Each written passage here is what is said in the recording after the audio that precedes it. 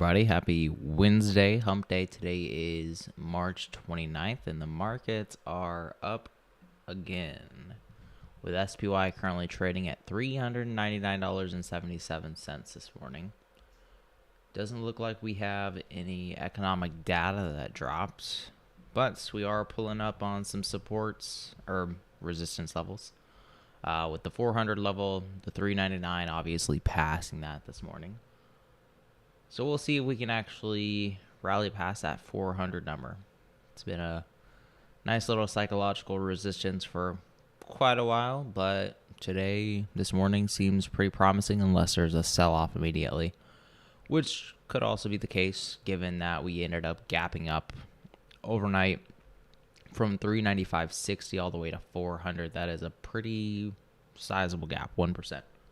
So let's watch how this thing plays out. The VIX is down to 1926. So if you're looking for a deal, I think that the VIX at 1926 is dirt cheap, but I have been buying UVIXY shares, so do have a little bit of bias there. And then the VVIX is finally down actually to 91, but obviously still elevated from where it was before at 73. We'll see where it is at open this morning.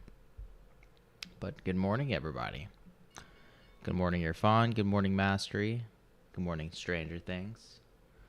We got Fed testifying again, Fed bar testifying this morning in about 30 minutes. Good morning, Donald. I ended up taking a trade on Lulu for their earnings report, and that ended up scoring me big, it looks like. They're trading at $365.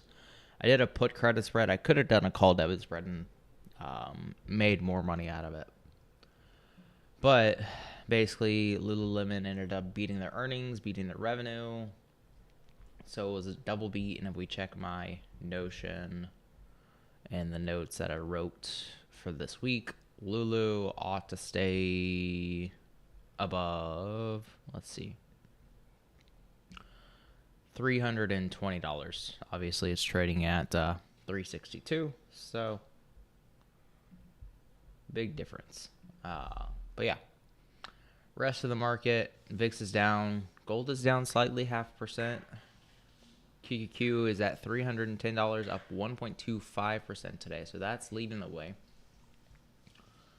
The 10-year is up another 1%, but it's at 3.6. So it's not really changed, it doesn't seem. Oh, I guess it has. So yields are headed higher and QQQ is headed higher. Usually that's not a good mix. So this could set up for a fall on QQQ, especially given that gap that we have overnight. Going from 306.40 or so to 311 right now. But you would be betting against the trend, betting against direction. Solidly above 50 RSI. So not a trade I would take on just yet.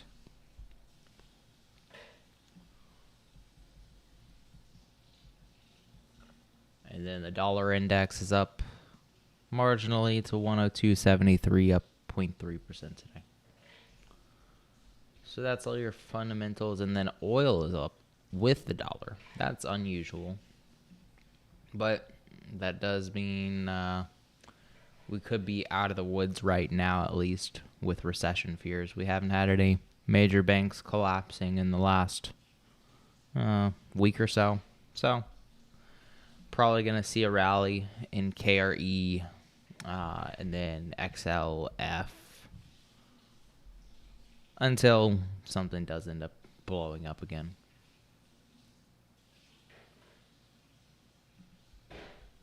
Anyway, let me head on over to that Lulu trade. Probably going to take profits this morning. Up $206. They're trading for 1 cent. I'm not sure if I'll be able to get out of them at a penny. Hi, Alcides. Good morning, everybody.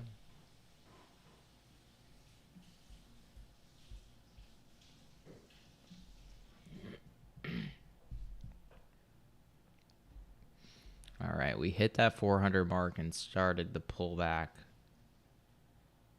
So we could maybe make a call credit spread out of it, or we could do a put debit spread, assuming that we're going to slip all the way down to 396. Obviously, risk reward for that 396 put debit spread would be much higher, but the odds for that much lower than just staying below 400.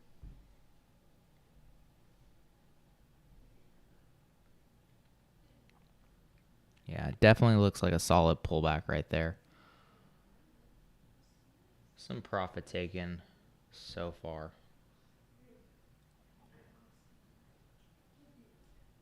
Looking at a call credit spread, assuming under 400, you're getting paid 40-cent credit. And it's at $399.50, so that's a good credit for what it is. Obviously, you are very close to the strike price, so you do run the risk of the volatility going to the upside.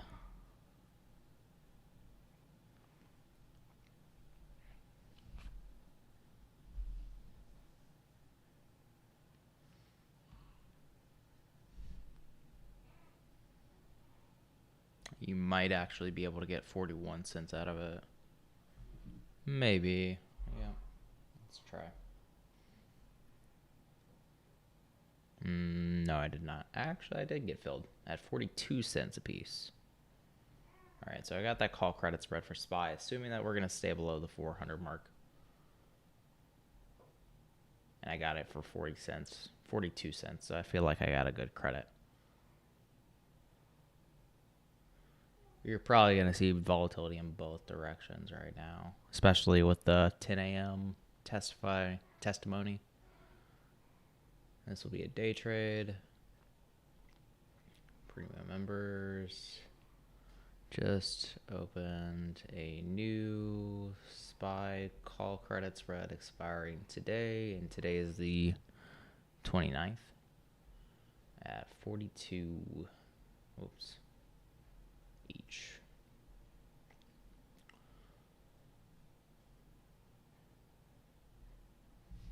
All right. So let's see how this bad boy plays out. Right now we're still above 50 RSI, so I am betting against direction here.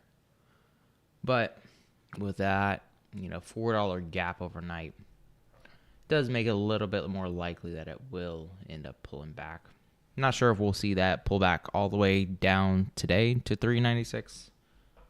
Could be a couple more days for that to happen, but it does help out. Let's see, QQQ is leading the way, up positive 1.4%. QQQ was a lagger yesterday, and it's been the lagger the last couple of days, so not too surprising that it's the leader today. And then IWM is at 174.80.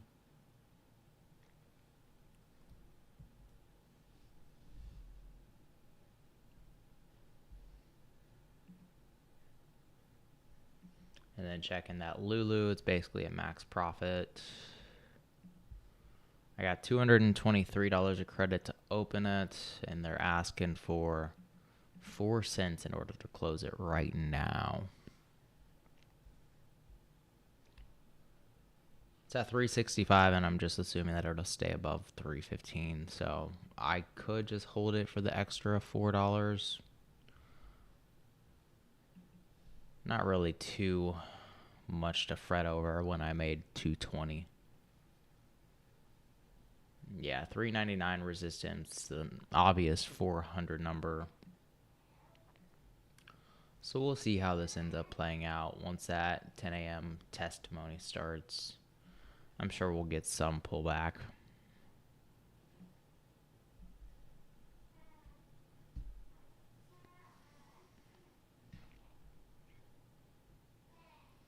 Kathy Wood says the economy is probably going into a hard landing, but the Fed doesn't see this. Oh, Kathy Wood.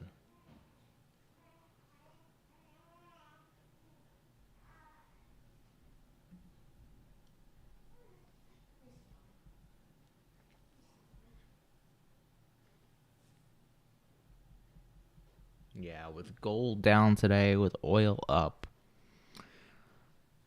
and the dollar positive. I think that's kind of the reversal of recession sentiment. So maybe that's the reason why you're up, 1% today. But I do think that 1% is a bit excessive. But with the volatility really high the last couple of weeks, it's not too out of the norm, I would say, to see up 1%. But this early in the morning does seem a bit odd, especially with no economic data, no news really. Let me actually check the news. I haven't yet.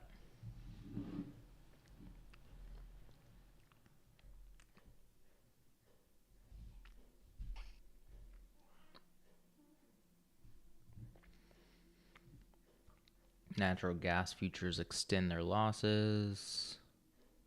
Prices fall to the lowest since September of 2020. Stock indexes up 1%. We already know that. Nikola Corporation has received orders for 100 Class 8 Nikola Tre hydrogen fuel cell electric vehicles. Oh, Nikola. I missed that stock. Trading at $1.49. Elon Musk, AI pioneer, signs open letter on AI development moratorium. Binance hid extensive links to China for several years. Billions in Signature Bank. Debt to be sold by Newark Group. Google is launching a new tool to let users scrutinize ads. It's not bad. I think they've already kind of had that, though. Germany boosts military support for Ukraine by 12 billion euros. Boeing shares rise 1.4% after CEO says back in talks with company for 100 new airplanes. So not really much good, crazy news that's coming out, but the market's just rallying. Just vibing. SPY up still 1%, trading at 399.56. Do I think Qs will hit 312 today? Well, let's see. I don't have any 312 resistance. The next resistance I've got is 314. It's already up 1.35%. I do think that we're going to see a pullback probably early in the morning, but could happen later in the day. In the afternoon would be my guess.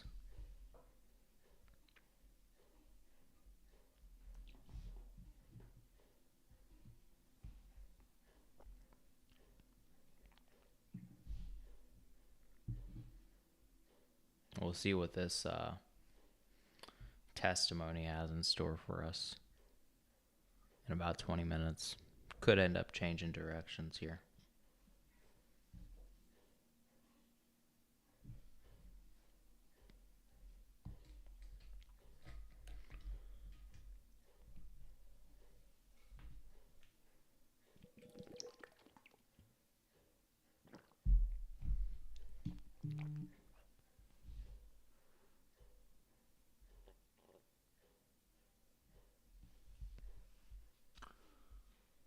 Let's see, IWM, probably going to take the max loss for that trade.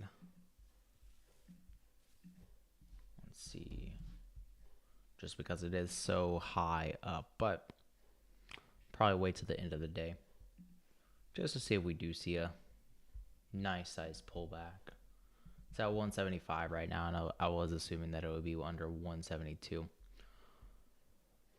So it would have to pull back $3 or like 2%. If volatility does tick back up, then that could happen. But with volatility of the VIX at 19, probably just going to take the max L.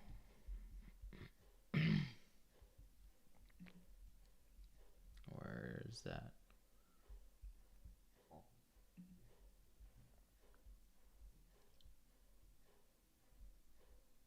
What stocks am I looking to buy this year? Probably the same ones that I've been buying.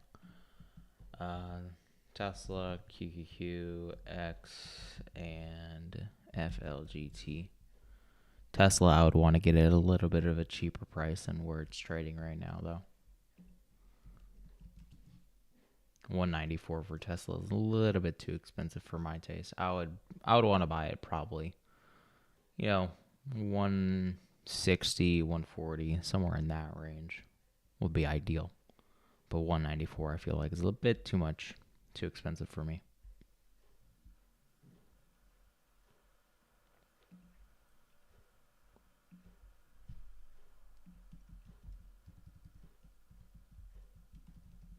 Probably take max loss.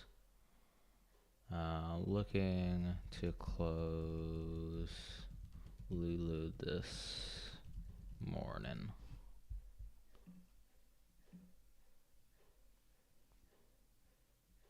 How do I close my Lulu spread? With Robinhood, they just have the close feature, but if you have to do it manually, you just go to the option chain and reverse what you did to open it. So I set my expiration date for the 29th, and I chose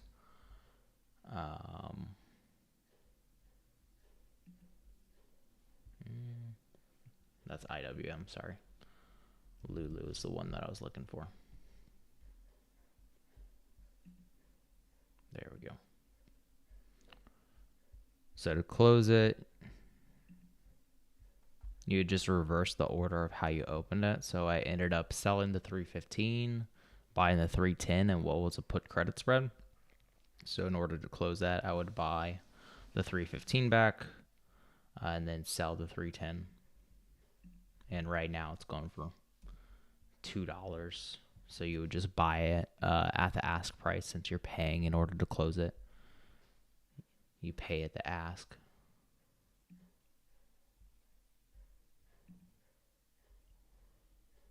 And now we got to two-factor authenticate, which is going to slow us down, but hopefully we can still get filled for that price. Robinhood, 431.068. Looks like Tesla is pulling back to 194, so maybe you get a pullback for the rest of the market. There we go. Closed out of it for 2. Opened it originally at like 223, so $220 profit. Discord. And we'll pull up SPY on the side so we can monitor that trade.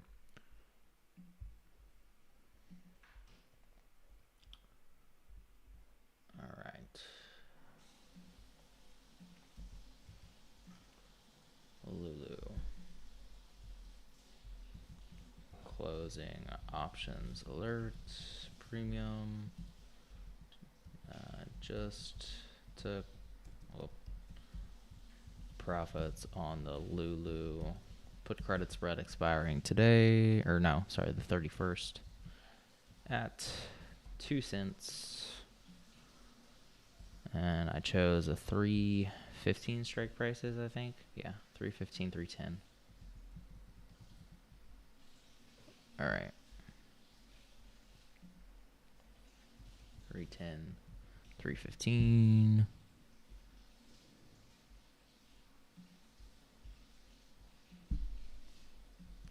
Originally opened at 223, 221 profit.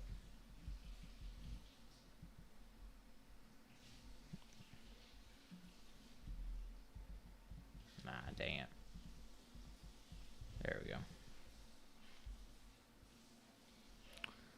All right, and SPY is just kind of catching a balance right now between 399.50 and 400. You might just end up trading in that range or maybe headed higher right before the testimony, but I think we're going to pull back after this morning. Fill part of that gap at least down to 396.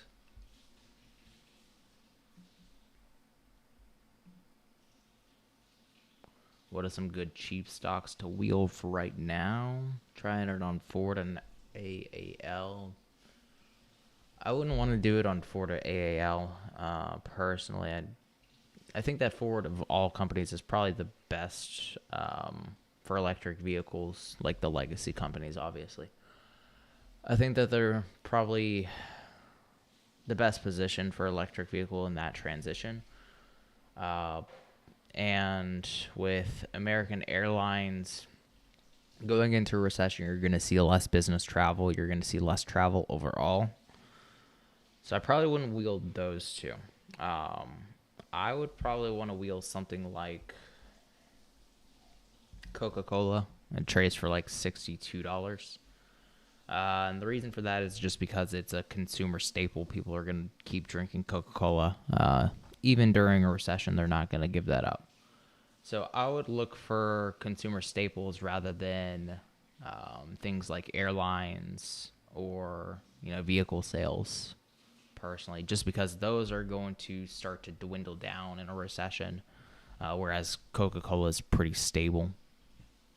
It could come down with the rest of the market, but it's going to come down less. So Coca-Cola would cost you roughly $6,000.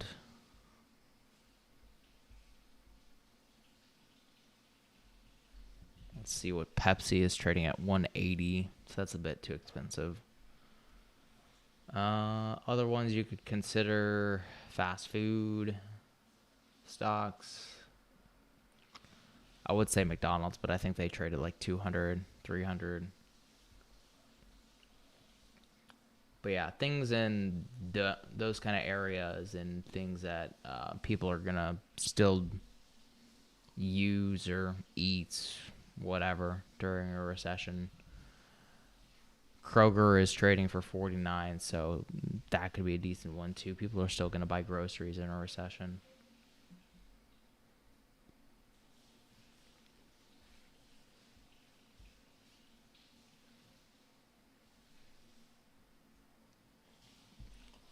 Yeah, I did end up touching 400 for a hot second. UNH. Let's see. UNH. United Health Group. So healthcare stocks still do well in a recession, so that could be a good one too. Trading at 471. And that's pretty cheap for a healthcare company right now. Usually with these healthcare stocks, these are trading like in the mid range of where they've been over the last year. So UNH is cheap relative to something like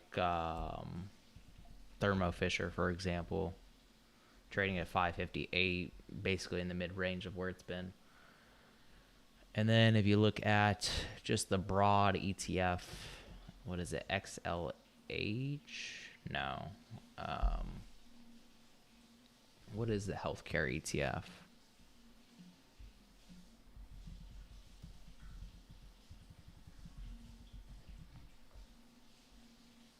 I forget what the ticker is. IYH. Yeah, so this one's basically trading in the middle of where it's been over the last year. So relatively, UNH is much cheaper than the rest of the healthcare stocks. So that could be a pretty decent buying opportunity. And I would expect that to come back to 500, because people are still going to need healthcare in a recession too.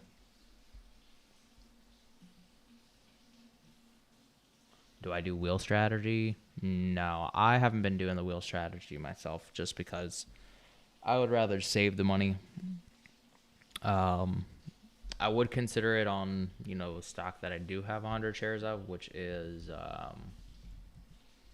Fulgent Genetics, but I'm currently upside down on that, and I'm trying to build my way up to 200 shares of it before I start selling cover calls, just in case you do see that growth throughout these genetic testing companies. I don't want to end up losing out or missing out on that. So I have 175 shares right now. So I'm building up to 200, and then I'll start selling one cover call. So collateral of 100 shares instead of the 200 that I own. Very similar to what QQQX does.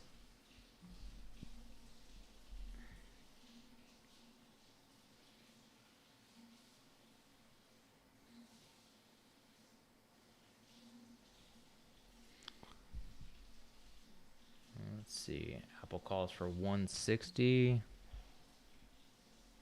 AAPL trading for 159.87. You're basically at the money right now. So pretty edgy. I think that Apple is expensive at 160 and above personally. But short term doesn't really matter so much. This could probably go back to the previous highs at like 161, 162. I could see that. Next Fed meeting, though, isn't until May. So don't really have to be concerned about that so much. Let's see. These SPY call credit spreads are down by 30 at the moment. SPY is still trading that 399, 400 range. Not really budging from it just yet. We got that testimony starting in about 6 minutes. Rest of the market, it's just kind of trading flat with SPY, it seems like.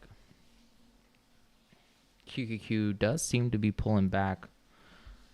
Just looking at the structure of these candles, that large wick to the upside, but then you had the large wick to the downside, so people are just buying it up, selling it.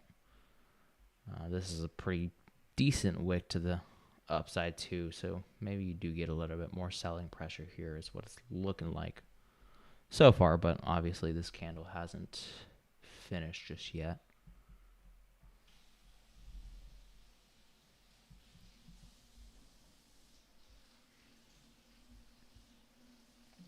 Let's check out the hourlies. Yeah, so looking at the hourly chart, you got that 314 resistance. The start of this candle is, let's see.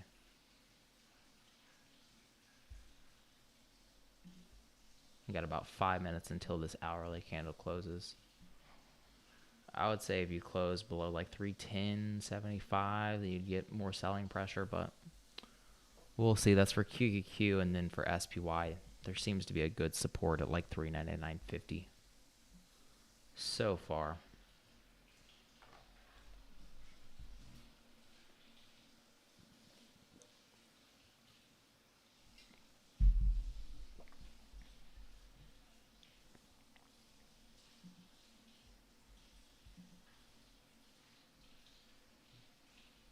What's a good strategy for hedging the impending recession?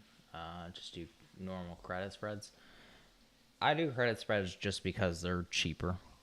Personally, I would rather save my cash. I'd say that probably the best thing that you can have in a recession is going to be cash. Just so you can, keep buying the dip, even though the dip is going to keep on dipping. I would say that would probably be your best position is hold a lot of cash. I have 20,000 cash in this account, and then I have another 10,000 in emergency savings. So in total, 30,000 cash of my 60,000 total net worth. So take that for what it is. I have about half my net worth in cash to keep on unloading.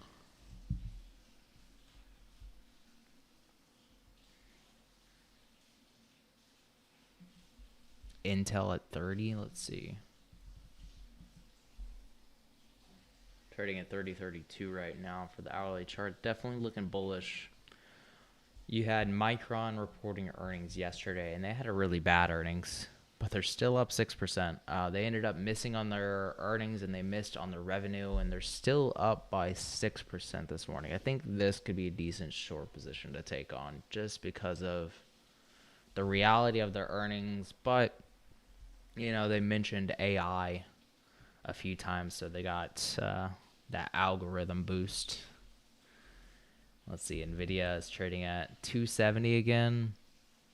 So I think that chips could be getting a little bit ahead of themselves again right now with NVIDIA trading at 270. But, that the AI hype is definitely something lately. And then Intel would just follow along with what the other chip makers are doing too, to some degree. Obviously, like Intel isn't as innovative or sexy as NVIDIA, but they would kind of follow the same pattern with Intel up 4% today Nvidia's up 2%. But yeah, this testimony is about to start in about 2 minutes. So let me pull that up.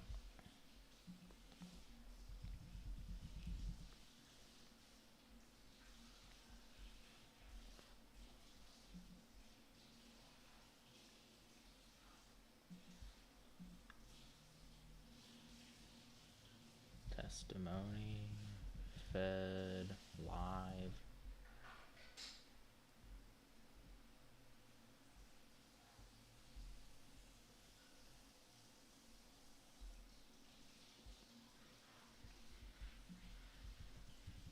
Testimony? Or should I type in bar live?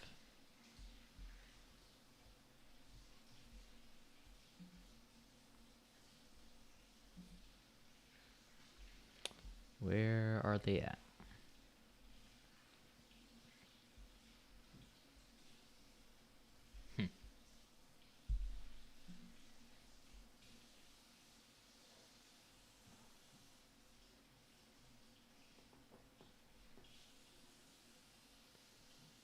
Oh, is it Yellen that's testifying today? I thought it was Barr again today.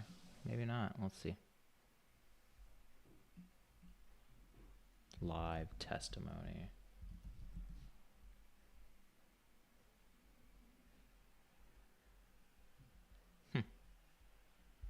Okay, well, maybe it is Yellen.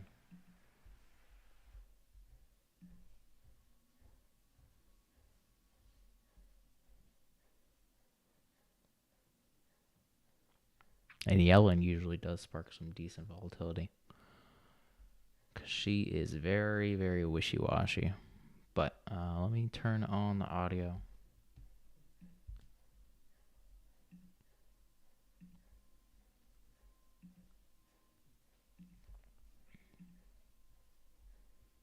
Okay.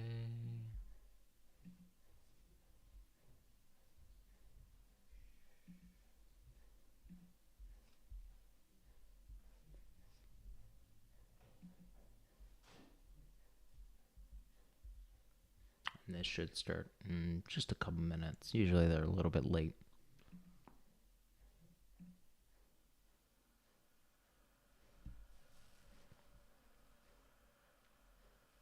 Yeah, UVixie cover calls are definitely a good idea if you're holding it for a long time. If you're holding it for weeks on end, I would say cover calls would be a good way to cover part of the cost of it.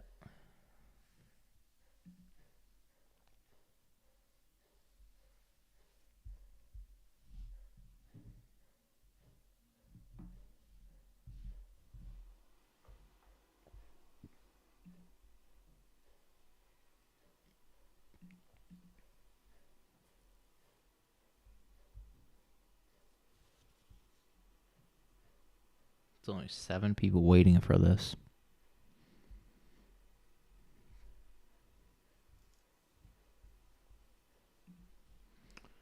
Let's see. Fed speech calendar. Pending home sales came in positive 0.8% for the month of February.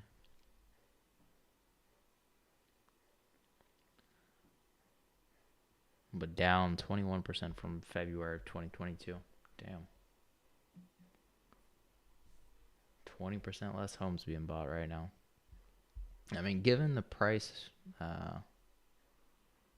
given the cost of mortgages, it's kind of surprising that it's only down 20%. But yeah, Barr is supposed to be speaking today. I'm not sure why it has Yellen here.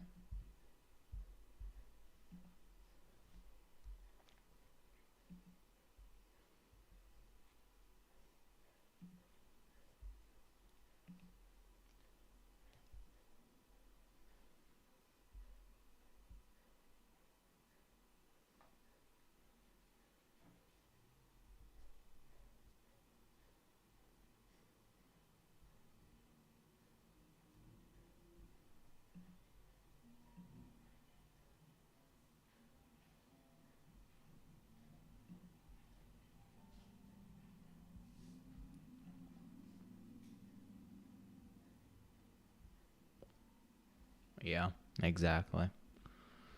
Unless you're going to go live out in like the Midwest, you're not going to be able to afford much of anything right now with the interest rates being as high as they are. You would have expected to see a pullback in the price of homes with the interest rate increases, but the pullback in home prices hasn't really matched like at all. So the cost of a monthly mortgage is up like 40-50%.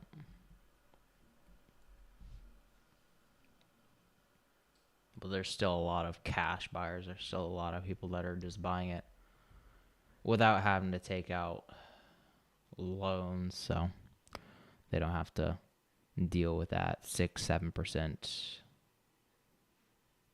mortgage rate.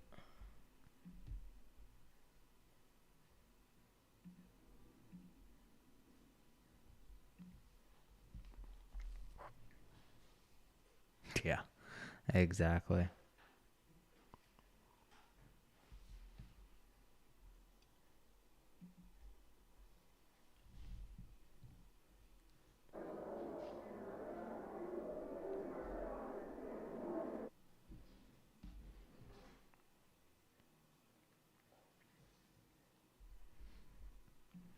What I was seeing is that there's a lot of selling going on in the west of the U.S., but not a lot in the east. So there was home prices in like San Francisco, San Diego, L.A., even like Arizona, stuff like that. Their home prices are down, but here over in the East Coast, they're still slightly up or like breaking even for the last year.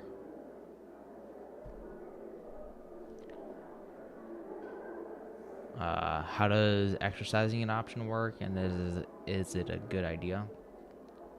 Well, it depends on what you want out of it. So most of the time, exercising an option doesn't make sense. Is there music that's playing on this? I hope I don't get copyrighted. Let me double check.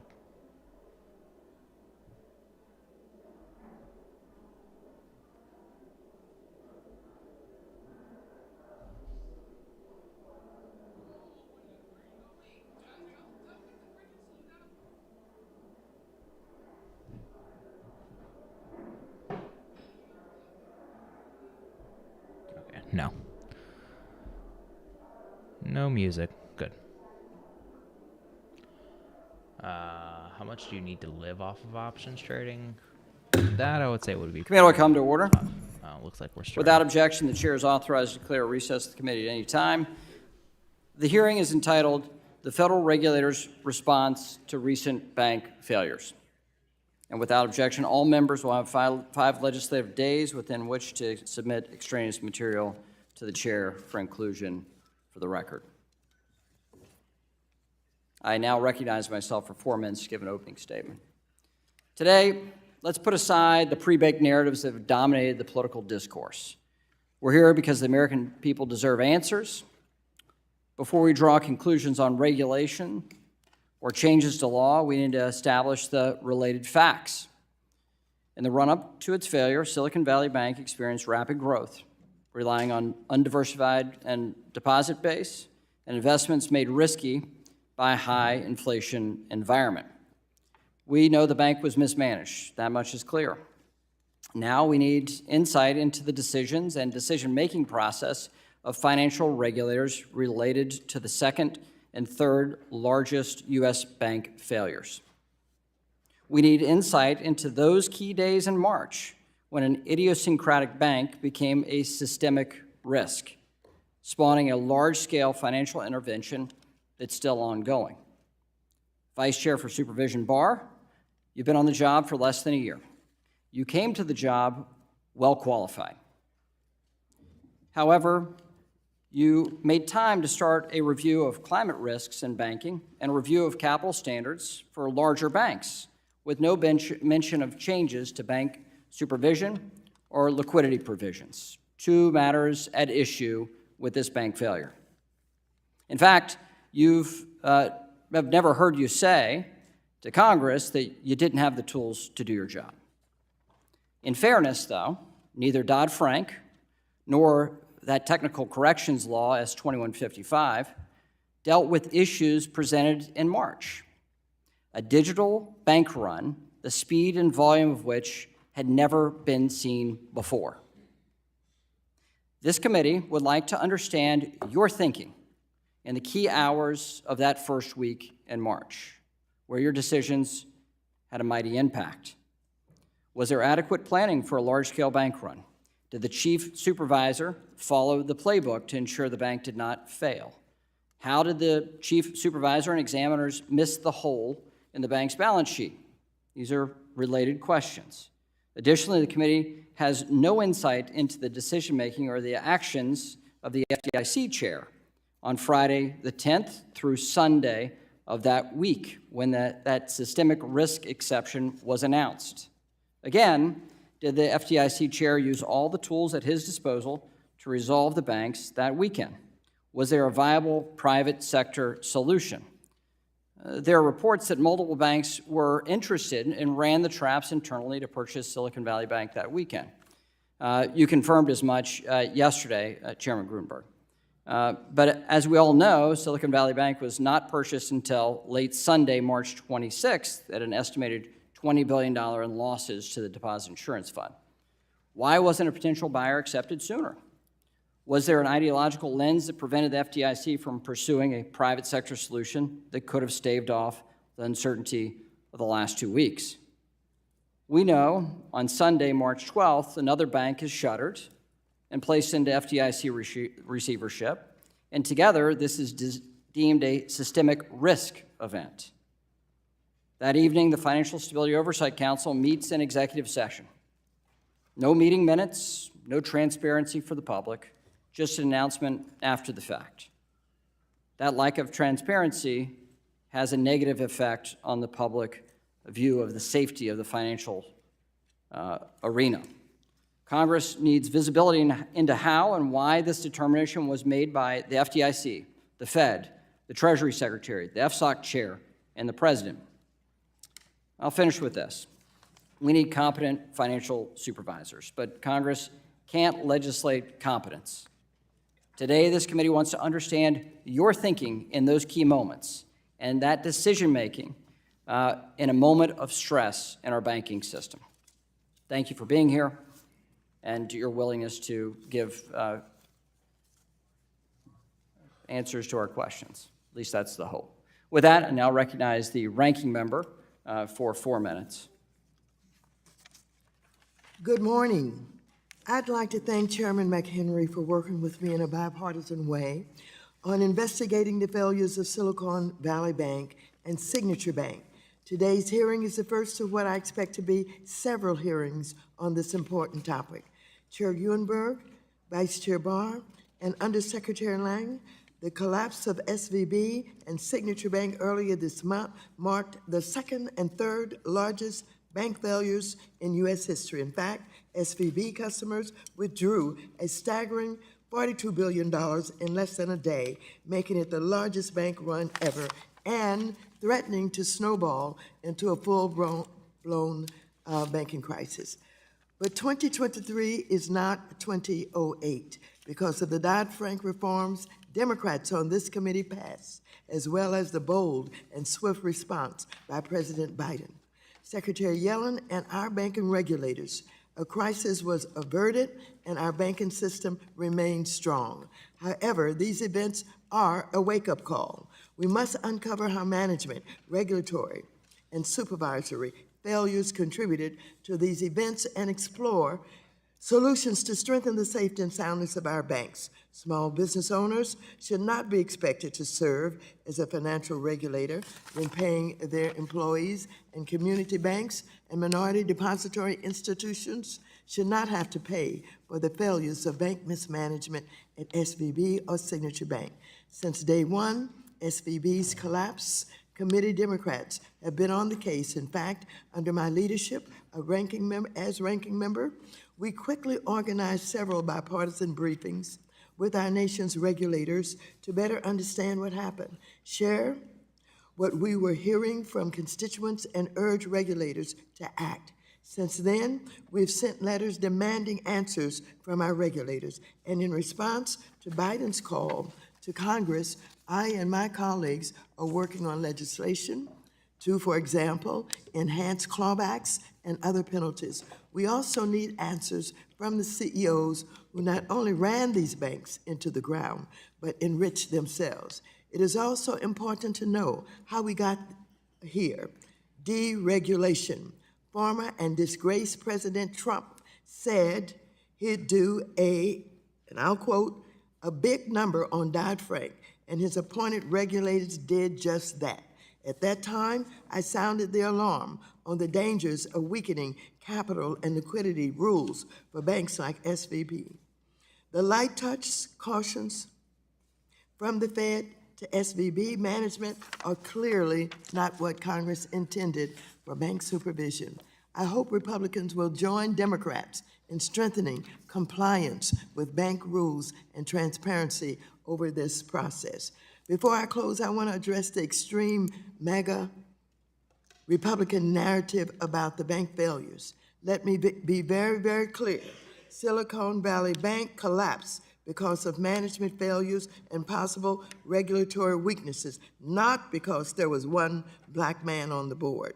We saw the same racist playbook during the 2008 financial crisis when some Republicans blamed the Community Reinvestment Act and loans made to people of color.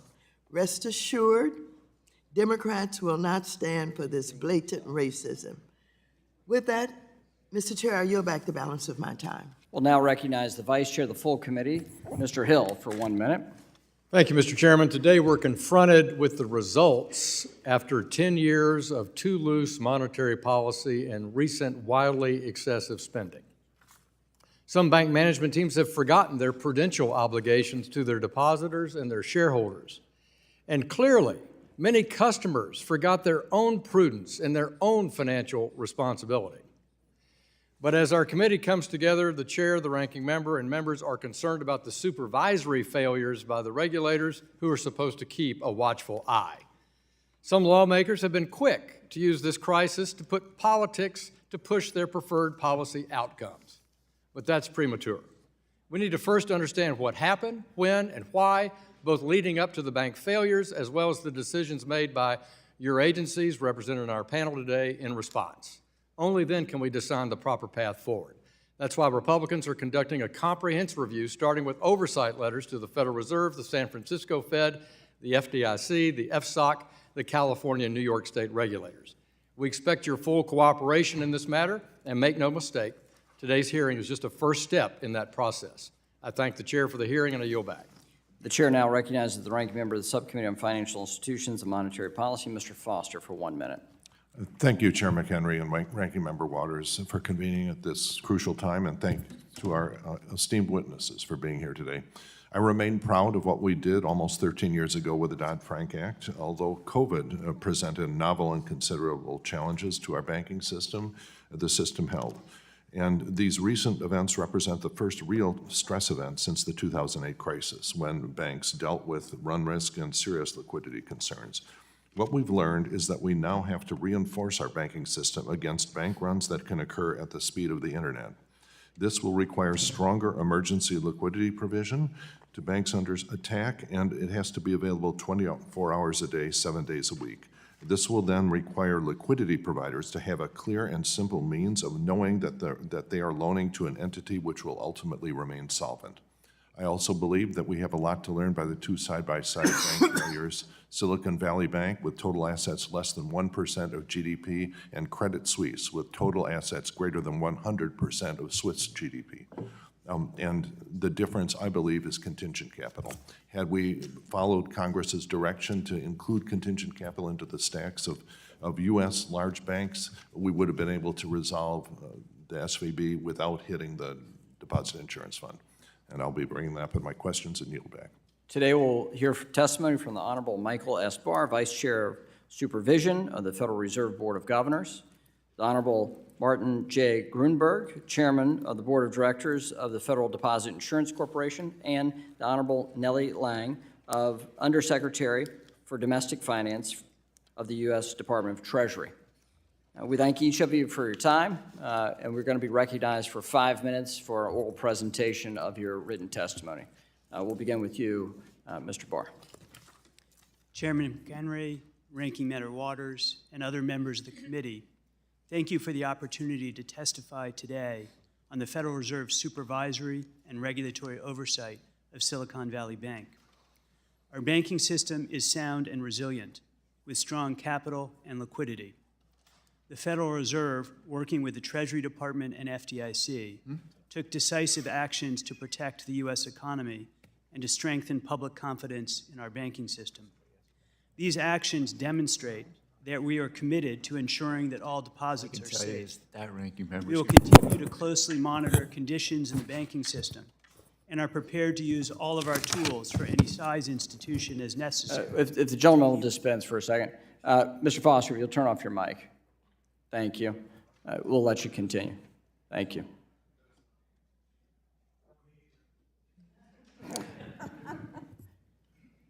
Shall I proceed? Oh, all right. Go ahead. If everybody will check your mics and make sure you're off. Did you just do that to Mr. Torres? All right. See, we can even have a sense of humor in the midst of serious stuff. We'll let you continue. Thank you, Vice Chair Barr. Thank you, Mr. Chair. We will continue to closely monitor conditions in the banking system and are prepared to use all of our tools for any size institution as needed to keep the system safe and sound. At the same time, the events of the last few weeks raise questions about what more can be done and should be done so that isolated banking problems do not undermine confidence in healthy banks and threaten the stability of the banking system as a whole. At the forefront of my mind is the importance of maintaining the strength and diversity of banks of all sizes that serve communities across the country. SVB failed because the bank's management did not effectively manage its interest rate and liquidity risk, and the bank then suffered a devastating and unexpected run by its uninsured depositors in a period of less than 24 hours. Immediately following SVB's failure, Chair Powell and I agreed that I should oversee a review of the circumstances leading up to SVB's failure. In this review, we are looking at SVB's growth and management, our own supervisory engagement with the bank, and the regulatory requirements that applied to the bank. The picture that has emerged thus far shows SVB had inadequate risk management and internal controls that struggled to keep pace with the growth of the bank. Supervisors began delivering supervisory warnings near the end of 2021.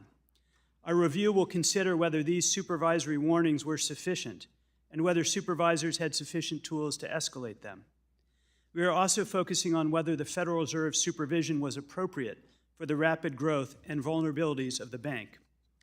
While the Federal Reserve framework focuses on size thresholds, size is not always a good proxy for risk, particularly when a bank has a non-traditional business model. Turning to regulation, we are evaluating whether application of more stringent standards would have prompted the bank to better manage the risk that led to its failure. We are also assessing whether SVB would have had higher levels of capital and liquidity under higher standards, and whether such higher levels of capital and liquidity could have forestalled the bank's failure or provided further resilience to the bank. We need to move forward with our work to improve the resilience of the banking system, including the Basel III endgame reforms, a long-term debt requirement for large banks, and enhancements to stress testing with multiple scenarios so that it captures a wider range of risk and uncovers channels for contagion, like those we saw in the recent series of events. We must also explore changes to our liquidity rules and other reforms to improve the resiliency of the financial system. In addition, recent events have shown that we must evolve our understanding of banking in light of changing technologies and emerging risks. Part of the Federal Reserve's core mission is to promote the safety and soundness of the banks we supervise, as well as the stability of the financial system, to help ensure that the system supports a healthy economy for U.S. households, businesses, and communities. Deeply interrogating SVB's failure and probing its broader implications is critical to our responsibility for upholding that mission. Thank you, and I look forward to your questions. We'll now recognize Chairman Grunberg. Thank you, Mr. Chairman. Chairman McHenry, Ranking Member Waters, and members of the committee, thank you very much for the opportunity to appear before you today to address the federal regulators' response to the recent bank failures. On March 10th, just over 2 weeks ago, Silicon Valley Bank, or SVB as it's known, with $209 billion in assets at year-end 2022, was closed by the California Department of Financial Protection and Innovation, which then appointed the FDIC as receiver.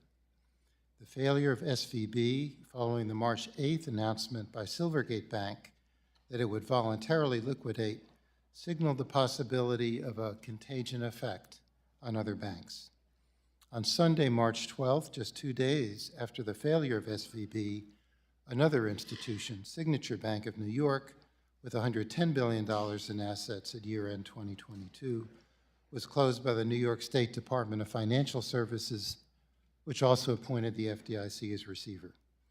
With other institutions experiencing stress, serious concerns arose about a broader economic spillover from these failures. After careful analysis and deliberation, the boards of the FDIC and the Federal Reserve voted unanimously to recommend, and the Treasury Secretary, in consultation with the President, determined that the FDIC could use emergency systemic risk authorities under the Federal Deposit Insurance Act to fully protect all depositors in winding down SVB and Signature Bank. It's worth noting that these two institutions were allowed to fail. Shareholders lost their investment, unsecured creditors took losses, the boards and the most senior executives were removed. The FDIC has authority to investigate and hold accountable the directors and officers of the banks for the losses they caused to the banks and for any misconduct in the management of the banks, and the FDIC has already commenced those investigations. Further, any losses to the FDIC's Deposit Insurance Fund as a result of uninsured deposit insurance coverage will be repaid by a special assessment on banks as required by law. The FDIC has now completed the sale of both bridge banks to acquiring institutions. My written testimony today describes the events leading up to the failures of SVB and Signature Bank and the facts and circumstances that prompted the decision to utilize the authority in the Federal Deposit Insurance Act to protect all depositors in those banks following those failures. It further describes the management and disposition of the bridge institutions that were established. It also discusses the FDIC's assessment of the current state of the U.S. financial system, which remains sound despite these events. And in addition, it shares some preliminary lessons learned as we look back on the immediate aftermath of this episode. In that regard, the FDIC will undertake a comprehensive review of the deposit insurance system and will release a report by May 1 that will include policy options for consideration related to deposit insurance coverage levels, excess deposit insurance, and the implications for risk-based pricing and deposit insurance fund adequacy. In addition, the FDIC's Chief Risk Officer will undertake a review of the FDIC supervision of Signature Bank and will also release a report by May 1. Further, the FDIC will issue in May a proposed rulemaking for the special assessment for public comment. The bank failures demonstrate the implications that banks with assets over $100 billion can have for financial stability. The prudential regulation of these institutions merits serious attention, particularly for capital, liquidity, and interest rate risk, and also the consideration of a long-term debt requirement to facilitate orderly resolution.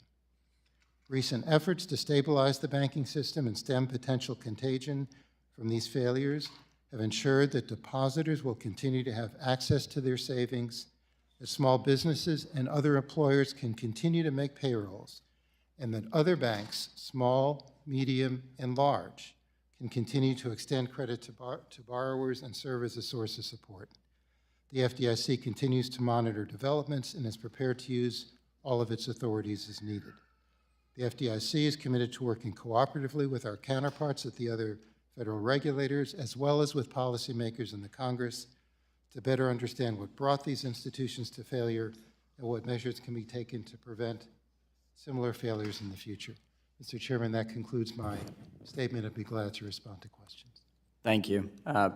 Undersecretary Lang.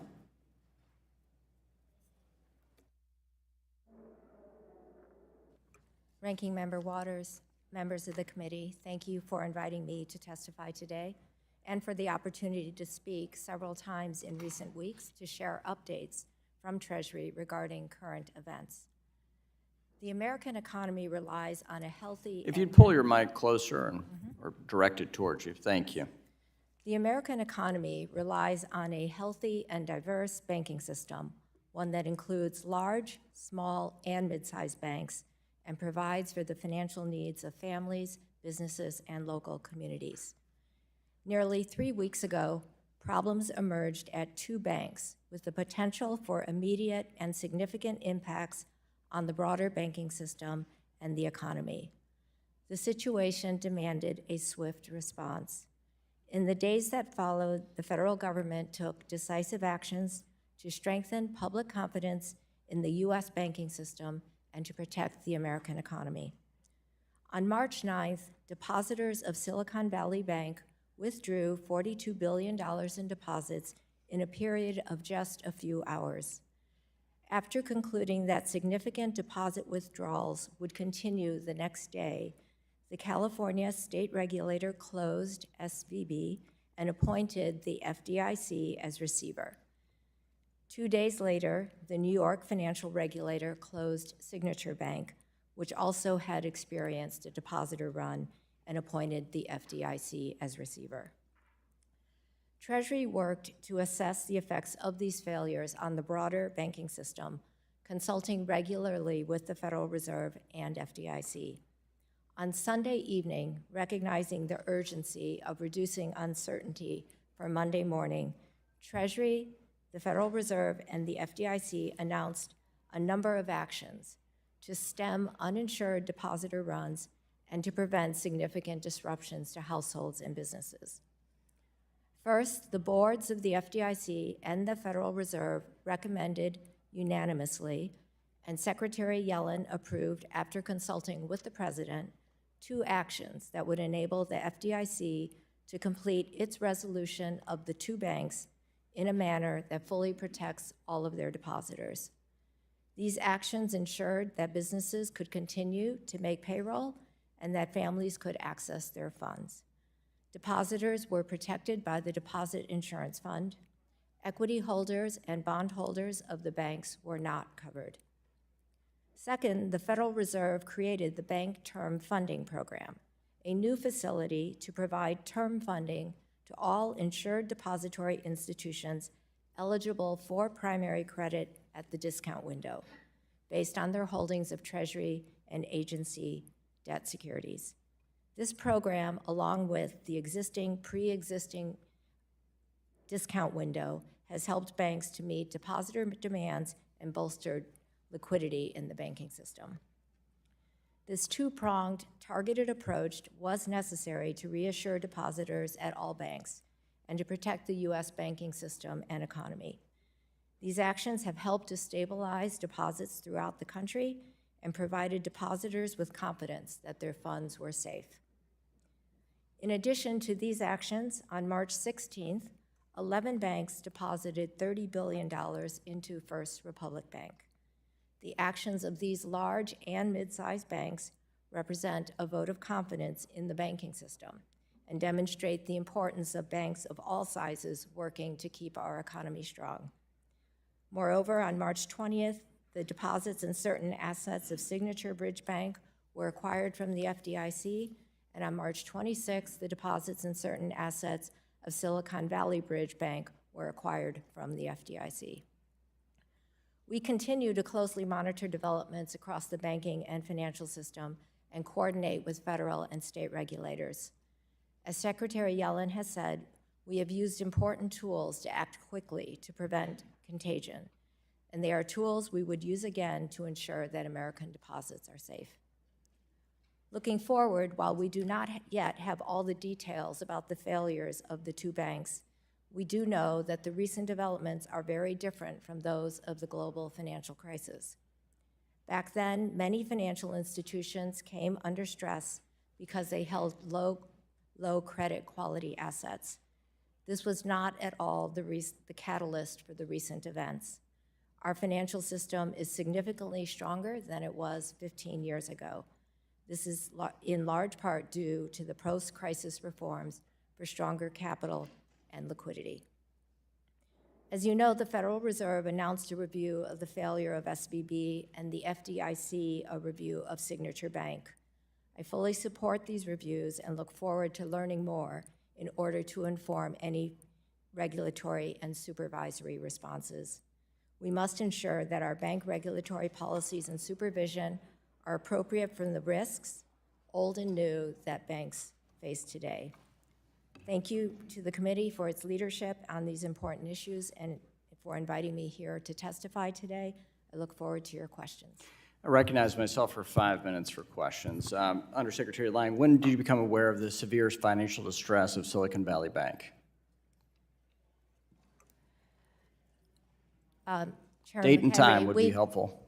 We became aware. When did you become aware? I'm going I to became you. aware of issues at Silicon Valley Bank on Wednesday or Thursday. Wednesday or Thursday? Yes. I would like to have a written response to when you became aware. You can search your email, that'd be helpful. Vice Chair Barr, when did you become aware? Thank you, Mr. Chair. When did you become aware of SVB's Yes, sorry. financial distress? I was going to answer that Thursday morning I received an email from staff indicating that Wednesday evening the bank had difficulty. Thursday morning. When did you become aware, Vice Chairman? I believe it was Thursday evening. Staff came into a meeting I was at. Thursday evening for Silicon Valley Bank. Okay. Along those lines, and you had a staff presentation in February that included Silicon Valley Bank and the distress because of rising interest rates on their portfolio. What did you do between that February staff presentation to you and the week of March 6th about Silicon Valley Bank? Staff presented on the interest rate risk. Yes, that's what I said. That was a February presentation. What did you do as Vice Chair of Supervision between that time and the bank, the week of the bank failure? Staff indicated that they were completing their review of the bank and of this broader horizontal review at that time, and I was waiting for the results of that review. Were you aware of Silicon Valley Bank raising capital the week of March 6th? I believe I became aware of that in this email that I described to you On Thursday morning, that they had successfully raised the capital, but they were facing financial distress.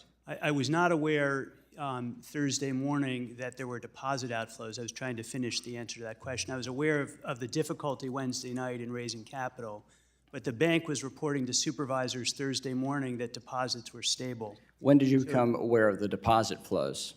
On Thursday? Thursday afternoon, late afternoon, I became aware of deposit flows, and Thursday evening that there was essentially a bank run. So Thursday afternoon, which could be mid-morning in California? Is that what you're suggesting? I believe it was around noon in California, and for me, around 3 o'clock. Okay. And did you make provision for the discount window or pledgeable assets at that time you heard of their distress?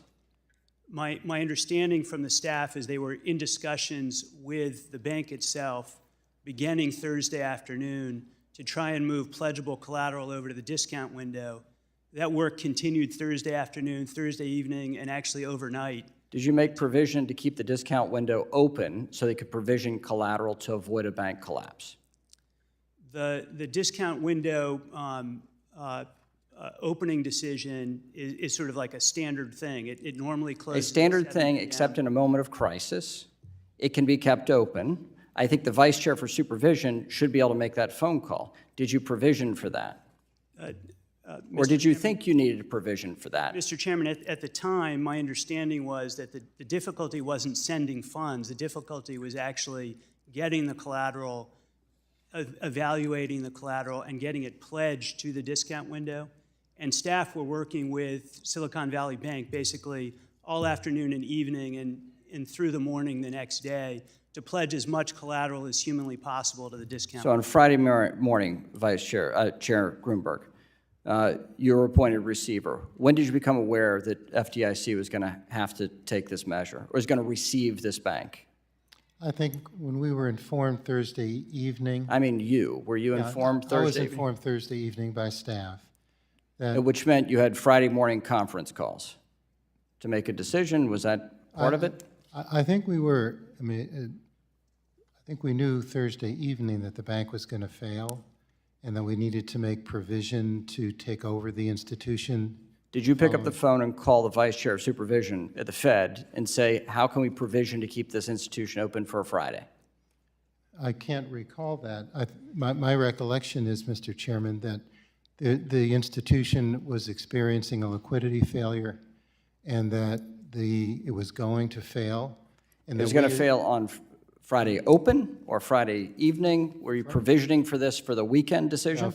No, I think the expectation and their experience was that the institution was going to be closed in the morning. At what point did you open an auction for Silicon Valley Bank? On Friday? I believe it was Sunday afternoon. Sunday afternoon, you opened for auction. So that weekend, what happened we only heard the announcement of Congress receiving this information at 11:20 on Friday morning. There was an idiosyncratic bank. And Sunday afternoon was the next pronouncement from any of you three on the panel, and it was a systemic risk designation. That's what shook the market for the last 2 weeks. That's the reason why we've had these extraordinary interventions in the financial system. And I want to know the key details of that weekend. I hope we can drill into those questions. Sure. With that, I'll recognize the ranking member for 5 minutes. Thank you very much, Mr. Chairman. Chair Grunberg, we know that SVB banked nearly half of all U.S. venture-backed startups, potentially tens of thousands of companies, which clearly posed a concentration risk to the bank. While most of the bank's depositors were small and mid-sized businesses, they also had large customers too, with the top 10 accounts holding more than $13 billion in combined deposits. Chair Grunberg and Vice Chair Barr, I'm concerned that depositors' decision to run or stay were not necessarily made on their own, but by the strong encouragement of their venture capital backers who sit on the boards and hold equity in their companies.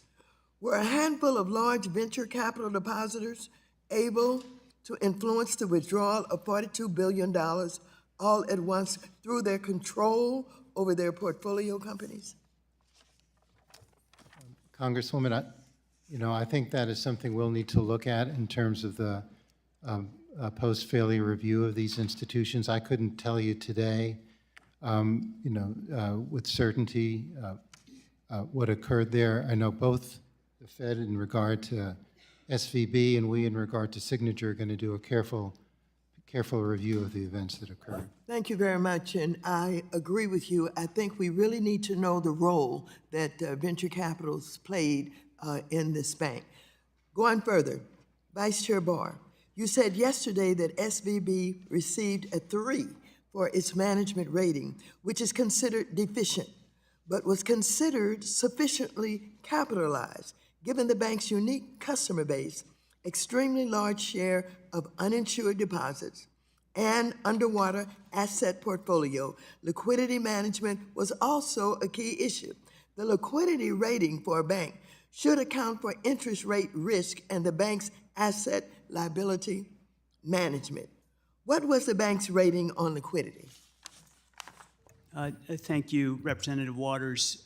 My understanding is in the summer of 2022, although the composite rating was a 3, that is not well managed, the liquidity rating was a 2, which would have been satisfactory. And one of the things we're looking at in the review is how that synced up with the supervisory matters requiring attention and matters requiring immediate attention with respect to liquidity that had previously been issued. So we're looking at whether those standards were sufficiently stringent, whether the firm should have been downgraded further, and whether further supervisory steps should have been taken. Whose responsibility was it, understanding the deficient rating, to do something? The Federal Reserve is responsible for supervising this institution. Did the Federal Reserve fail on that? I think that anytime you have a bank failure like this, bank management clearly failed, supervisors failed, and our regulatory system failed. So we're looking at all of that. Thank you. Vice Chair Barr, you said yesterday that SVB received a 3 for its management rating, and you just responded in a way that says, yes, that is true, and perhaps something should have been done, and you're going to look further at that. Are you suggesting perhaps legislation to deal with that? We're focusing in our review on our own supervision, ways that we could have done better as supervisors at the Federal Reserve, and ways that our own regulatory structure might have played a role with respect to the failure of this firm. So we're inward looking. It's a self-assessment, a prudent thing, I think, for us to do.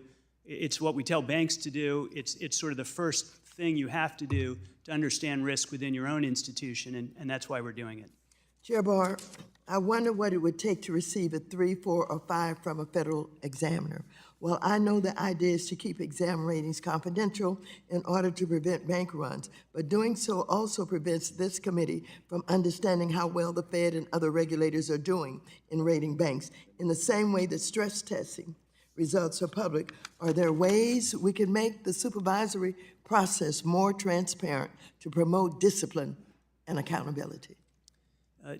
Thank you, Representative Waters. I think one of the things we're trying to do here today is to provide that accountability, and we'll do that in our report, which we'll do on May 1st. It will include confidential supervisory information. We normally do not provide that information, but given the fact that this bank failed and triggered a systemic risk exception, we're including that information, including exam reports. Thank you very much. Very important issue.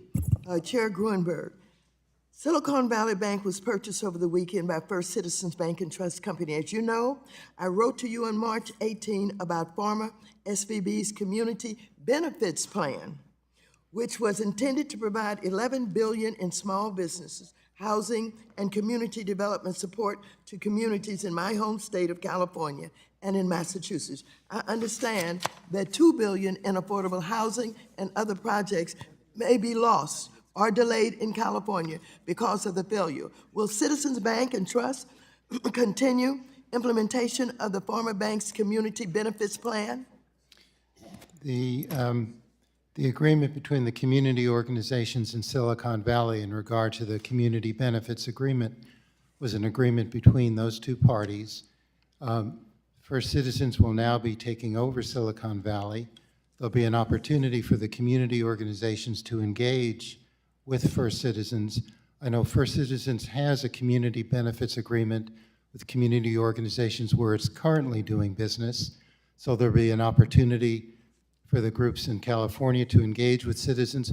And I would note Citizens is also subject to supervision under the Community Reinvestment Act, and so we'll be able to evaluate the degree to which Citizens is serving its communities pursuant to CRA. Gentlelady's time has expired.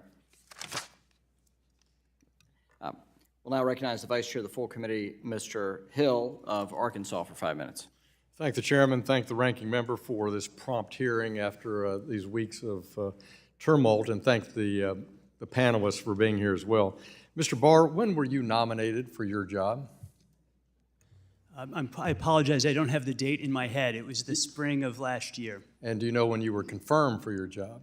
Yes, I took my post up in July of last year, July 2022. July of 2022.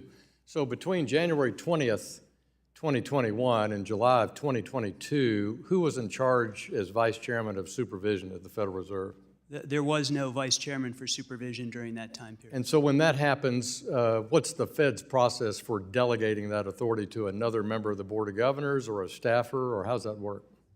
I apologize. I don't know the technical answer to that question. We'll have to get back to you with a written Yeah, response. if you get back to me, because what we're saying to my colleagues here is that from the turn of administration, we did not have a Vice Chairman of Supervision from January 20, 2021 until July of 2022, and that is precisely the time frames, colleagues, when this bank's business strategy went awry and was under this supervisory concern by the San Francisco Fed. So I just want to have that in the record.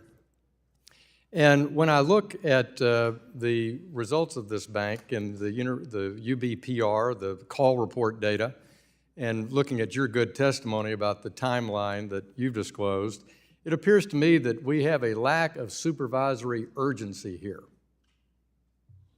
You outline that the trends in 2021 are what triggered concern by the Federal Reserve examiners, and I assume the state of California. We haven't heard from the state of California. We'd like to. But there was an exam in the summer of 2021, and then it took till the fourth quarter of 2021 to tell the bank we had some specific serious concerns, so that you met with the board then, not you, but the supervisors. And then the downgrades didn't come, and those tough visits didn't come till the summer of 2022.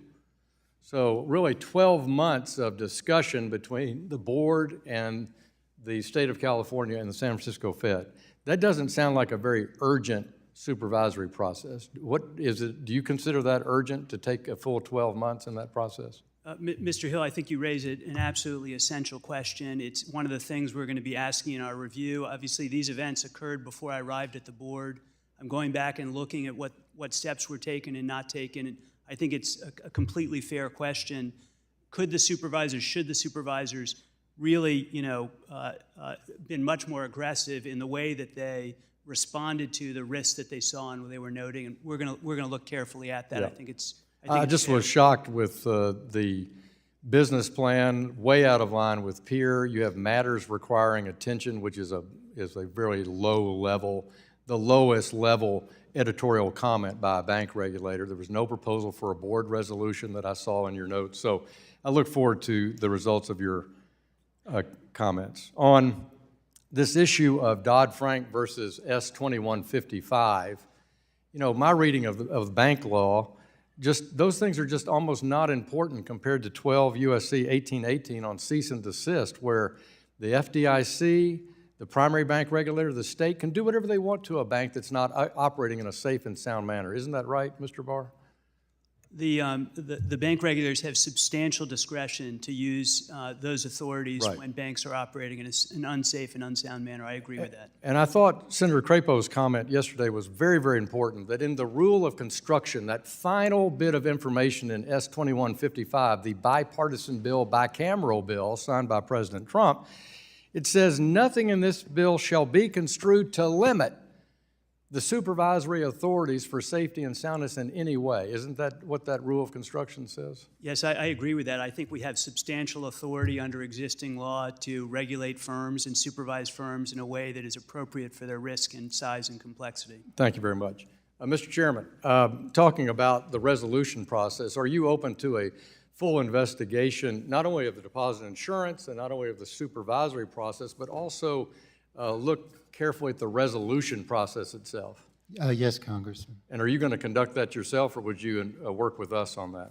Well, we would certainly be prepared to undertake that review and be transparent with you in regard to it. Something I want to see considered, and I argued this back in 2008 as a private citizen and banker, which is in the resolution process to consider non-bank buyers for these assets. Do you agree that's important? We should consider that? Yes, it is, Congressman. Thank you. I yield back.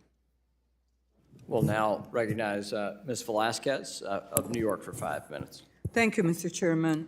Mr. Barr, the rescue of depositors in Silicon Valley Bank demonstrates that regulators think banks like Silicon Valley pose a systemic risk to the system, just like Gypsy do.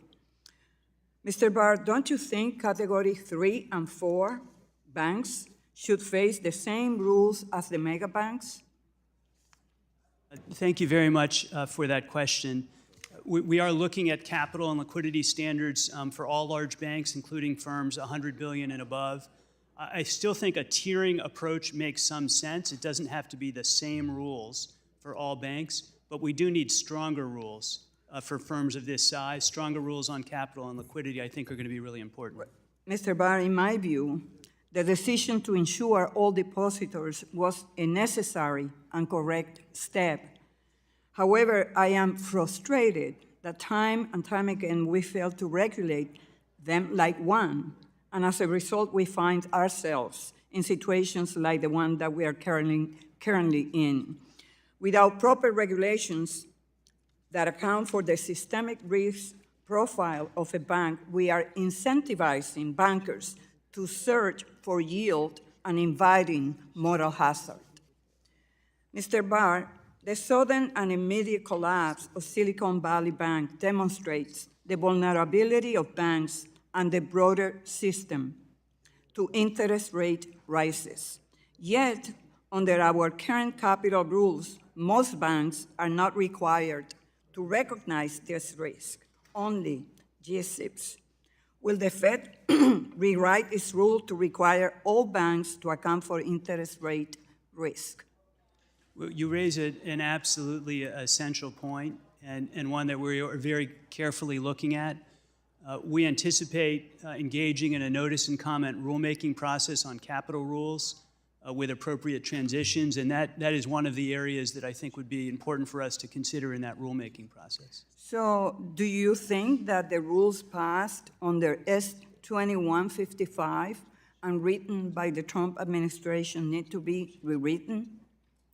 We're going to look as part of our review at not only our supervisory issues, but also at the regulatory structure that the Federal Reserve put in place in 2019 and see whether the size thresholds we used, the standards we decided to put in place, all of that is on the table. We're reviewing that. We're going to come back and provide an assessment of that on May 1st. Thank you. And Mr. Barr, the Fed has been raising interest rates more rapidly than it has in decades in an effort to lower inflation. It appears that many banks were unprepared for this. Can you explain how the Fed's bank supervision staff coordinate with its monetary policy-focused staff to ensure that banks are properly prepared for well-telegraphed shifts in monetary policy? Does the Fed see regulation and supervision as separate from monetary policy? The whole of the Federal Reserve staff communicate very well together. As you noted, the monetary policy decisions were very well telegraphed. The decisions were essential to meet our congressional mandate of price stability and maximum employment. And we need to make sure that we continue to pursue that. We have separate tools that we use, of course, and as I said in other contexts, interest rate risk management is a core bread and butter issue in banking. It's not an esoteric issue, an exotic issue, a complicated issue. It's a straightforward issue, and the bank management failed to do that here. Thank you. And during his news conference last week, Chairman Powell said that the FOMC considered a pause in the interest rate increases in light of the recent banking failures, but ultimately unanimously approved the decision to raise rates due to intermediate data on inflation and the strength of the labor market. How will the Fed balance its supervisory role with its monetary policy role as it considers future interest rate increase? We have really all the tools that we need on the macroprudential and microprudential side to assess financial stability and bank safety issues. And as I said, the banking system overall is sound and resilient. Deposits are safe. On the monetary policy side, we're going to be looking at incoming data. We're going to be looking at changing financial conditions, and we'll really make a judgment on a meeting-by-meeting basis about that decision. Thank you. Mr. Chairman, I yield back. We'll now recognize Mr. Sessions for 5 minutes.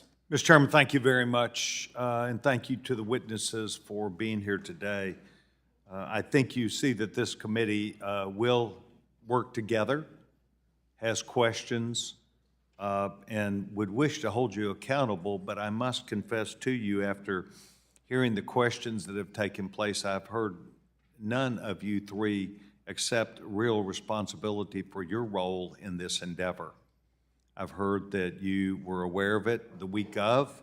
I've heard that notice was given of oversight back in 21, that a frailty was noticed.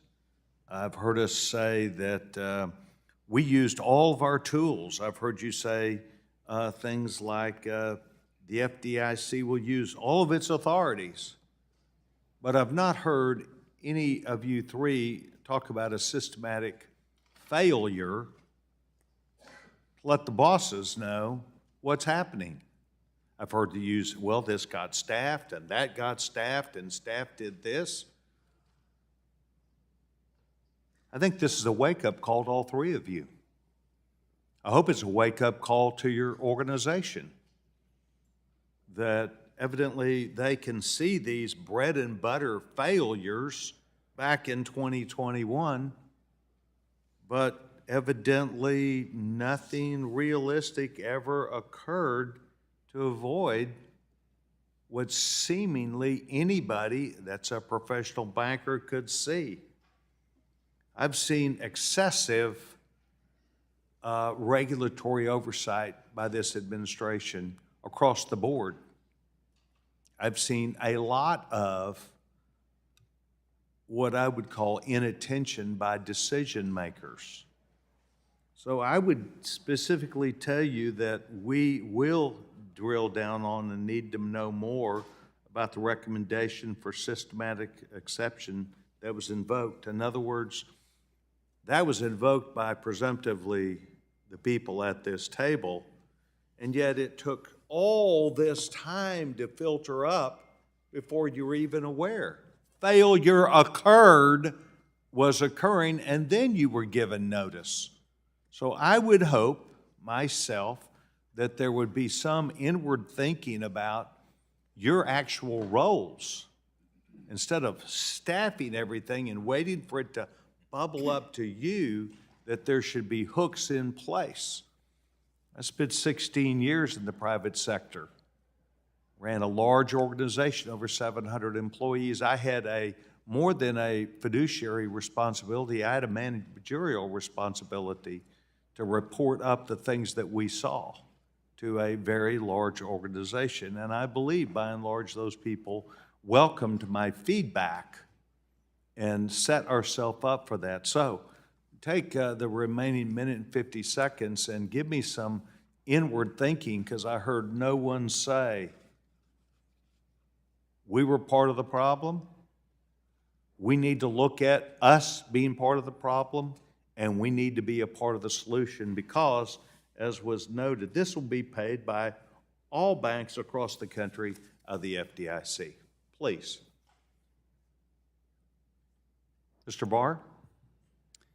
Thank you very much, Mr. Sessions. I agree with you. I think we need to take a good, hard look inside at the Federal Reserve, at our supervision, at our regulation. I think we need to be humble about that. And I think we are going to be unflinching in our review about that. Does that include your role? Absolutely. Absolutely. And I'm here today to be accountable to you for that purpose. Well, accountable is one thing, but coming back and actually admitting that you were part of the systematic failure is an entirely different process. People say, well, we'll hold accountability, but actually it's banks that are across the country that play by these rules and offer this money are the backstop. And while I don't want to argue against that, I do want to say I believe there's lots of room to say someone should have caught this as early as and done something back in early 22. Chairman? Congressman, I really don't mean to shirk responsibility here. I think we share responsibility. I think bank management had responsibility. I think we, as the regulators of the institution, had responsibility. I think we're going to conduct reviews to get the facts as to what occurred and a measure of internal as well as external accountability. My own sense here, in terms of the supervision of these institutions, from my perspective, is that both agencies, and I would include ourselves, were aware that there were issues at these institutions and trying to address them through the supervisory process. It's also my judgment, I think, and we're going to conduct a review to get all the facts here, if I may say. The gentleman can answer the rest for the record. With that, we'll now recognize Mr. Sherman of California for 5 minutes. Due to Dodd-Frank, our banking system is strong. Our regulators avoided a crisis by quick action this month. But the solution was not free. Some $22 billion of special assessments will be imposed on banks, That will lead to lower rates on certificates of deposit, perhaps 0.25%, perhaps 1/8%. And our entire economy has been hurt. It's been rattled by what happened this month. Our bank regulatory system has some real flaws. It's an undemocratic system in which FASB writes the accounting rules and doesn't even claim to be part of a democratic government. The Federal Reserve Board's regional banks, it's not one person, one vote, it's one bank, one vote. The bankers vote on who's on the regional board, and the bankers of my state elected the CEO of Silicon Valley Bank. Banks get to pick their regulators, state or federal, holding company or no holding company, Fed or OTC. They can use regulatory arbitrage, and every regulatory agency knows that if it gets a reputation of being too tough, the banks can flee and go to one of their regulatory competitors. Our accounting system for banks is absolutely perverse. If you make a Main Street loan, you're penalized under the CECL system, and you will always list that loan on your balance sheet as being worth less than you paid for the note. If you instead go to Wall Street and buy long-term bonds, you are rewarded. If the bond goes up in value, you can sell it or classify it as available for sale and recognize a profit and justify a bonus. If the bond goes down in value, you can hide it by listing it as held for maturity and list it at the original purchase price on your balance sheet, even though you know it's worth 20 or 30% less. The crypto billionaires fan the flames because they understood that if they can besmirch our banking and dollar system, crypto goes up, and they've made tens of billions of dollars. Silicon Valley Bank could have saved itself in 2022 by hedging its risk or selling its long-term bonds, but they knew that would cut profits and bonuses. They decided to take the risk, and here we are. And of course, our clawback provisions are inadequate. There's $600 billion of unrecognized losses on the balance sheets of American banks. That needs to be juxtaposed with the $2.2 trillion of capital American banks have. So we're overstating the capital of our banking system by perhaps a quarter. Mr. Barr, particularly watched your Senate testimony in which you basically said it was bank mismanagement for them to ignore the good advice your people gave them. It is also misregulation to let banks ignore that advice. You are not running a consulting operation. You are running a regulatory operation who can force banks to follow that advice. And interest rates go up, interest rates go down. Certainly the Fed in auditing banks ought to know that, especially when this is not a 100-year event. Interest rates go up, interest rates go down. I mean, 2023 has its peculiarities, but it's particularly ironic. It's the Fed that's raising the interest rates, and then the Fed that's not examining banks to see if they can survive if interest rates go up. The concern we all have is, are there other banks that could go under because they invested in long-term bonds that aren't worth as much as they paid for them?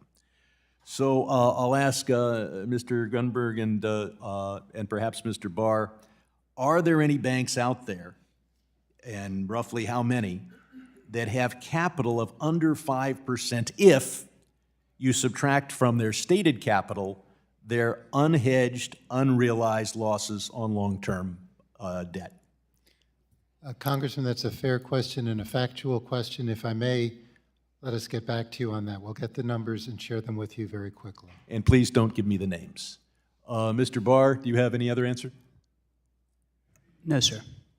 Mr. Gunberg, I know that you're going to be giving us a report about possibly expanding FDIC insurance this spring. I look forward to it, and I hope that you would consider $3 million of coverage, but only of non-interest-bearing accounts. Because when a bank is used as a utility for a checking account, we need that coverage. If people are making investments, we ought to be a little bit more careful, and I'll yield back. We'll now go to the Subcommittee Chair on National Security, Mr. Lukemeyer, for 5 minutes. Thank you, Mr. Chairman. Vice Chair Barr, for more than a year now, financial news has focused on Fed raising rates. There isn't a person in the financial services sector of the country that hasn't heard about it on a seemingly everyday basis since the beginning of 2022. Well, it has been the fastest rate increase in our country's history, which I believe is probably too fast. Chairman Powell has made his intentions very clear. No banks should have been caught off guard by rate increases. In fact, the Federal Reserve is in the same position themselves. Mr.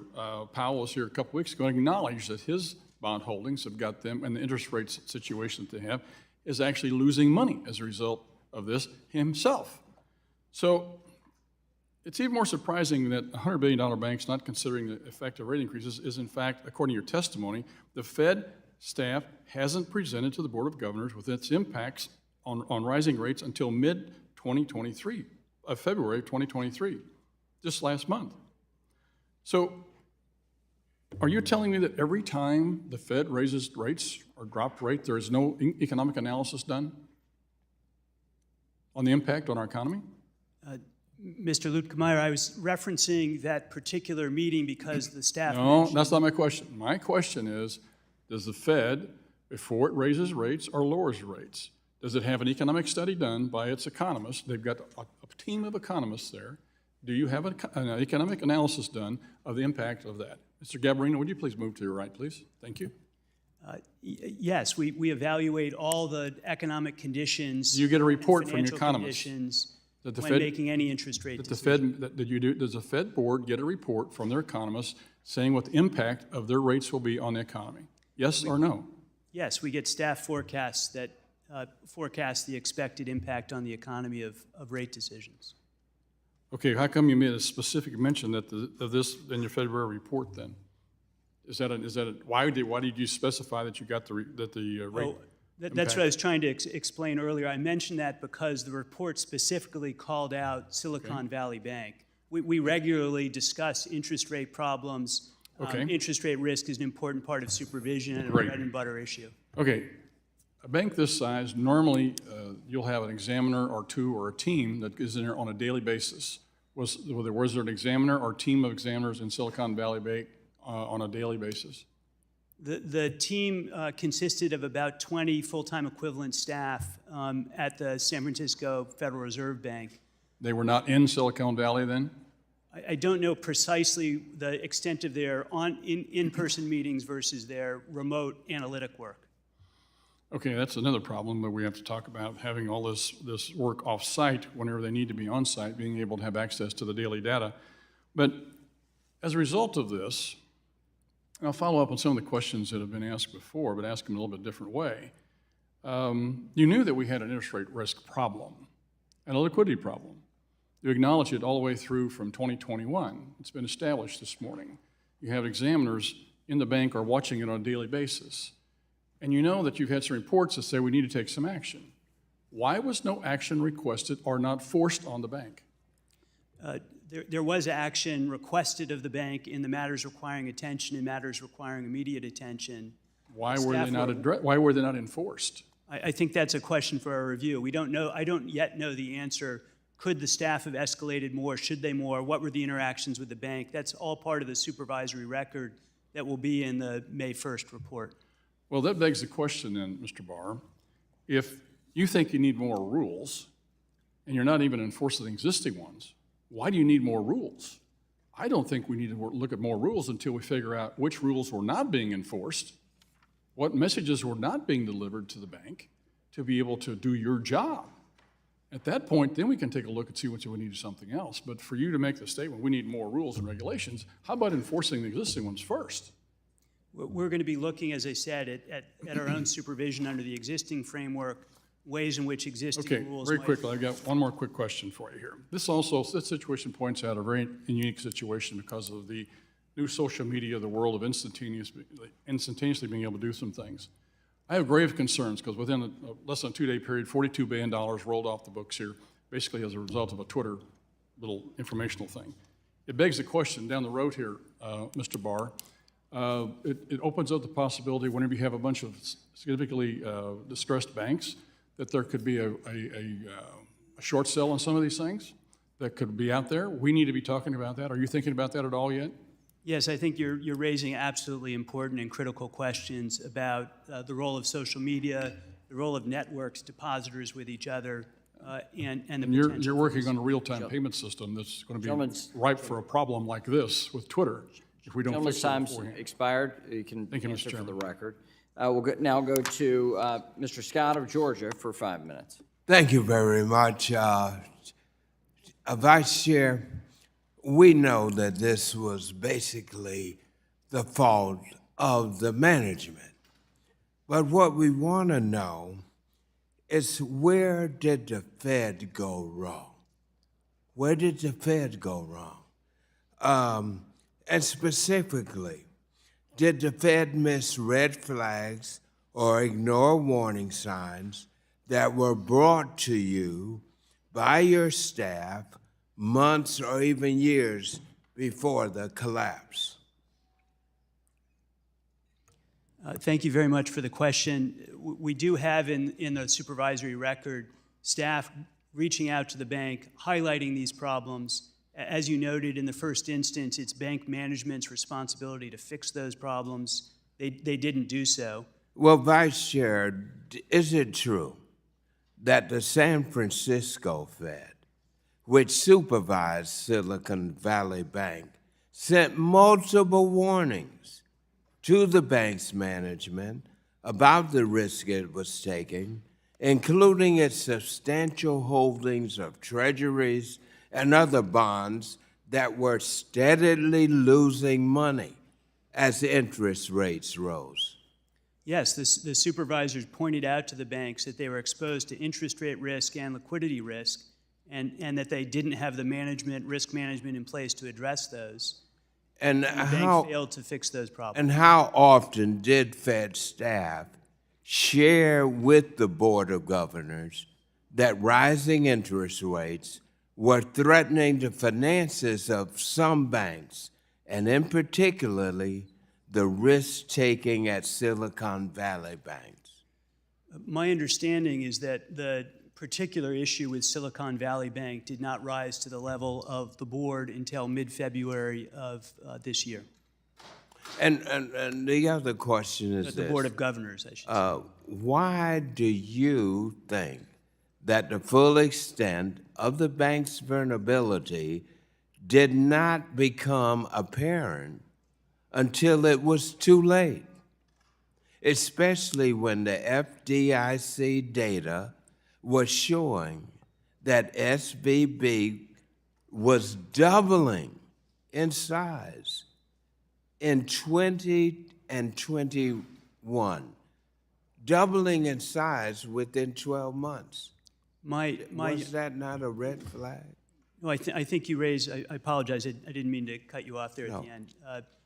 I think that one of the things we're looking at is that the way the Federal Reserve's regulations set up the structure for approach to supervision treated firms in the 50 to 100 billion range with lower levels of requirements, and had a phase-in period for firms that got above the 100 billion line. That meant that their transition into those higher standards took a long time. So by the time the group was actually looked at in an intense way by the group in the large and foreign banking organizations team, a lot of that growth and a lot of that activity had happened. And so, in a sense, it was very late in the process. And that's one of the things we're looking at in our review. Good. And I want you to know that I appreciate your recent announcement that a formal review into whether the Fed failed. It's good to admit failure. That is the first step for correcting the problem. And whether the Fed failed to properly oversee Silicon Valley Bank will take place, and more importantly, that it will be shared with us in the public. Is that true? Yes, that's absolutely right. We thought that it's really important as a first principle of risk management for us to do our own self-assessment. We have a team of people working on that self-assessment who are not involved in the supervision of Silicon Valley Bank. We're going to make all of those findings and recommendations public on May 1st. And let me also say we welcome other outside reviews, as this body is doing today, and others will as well.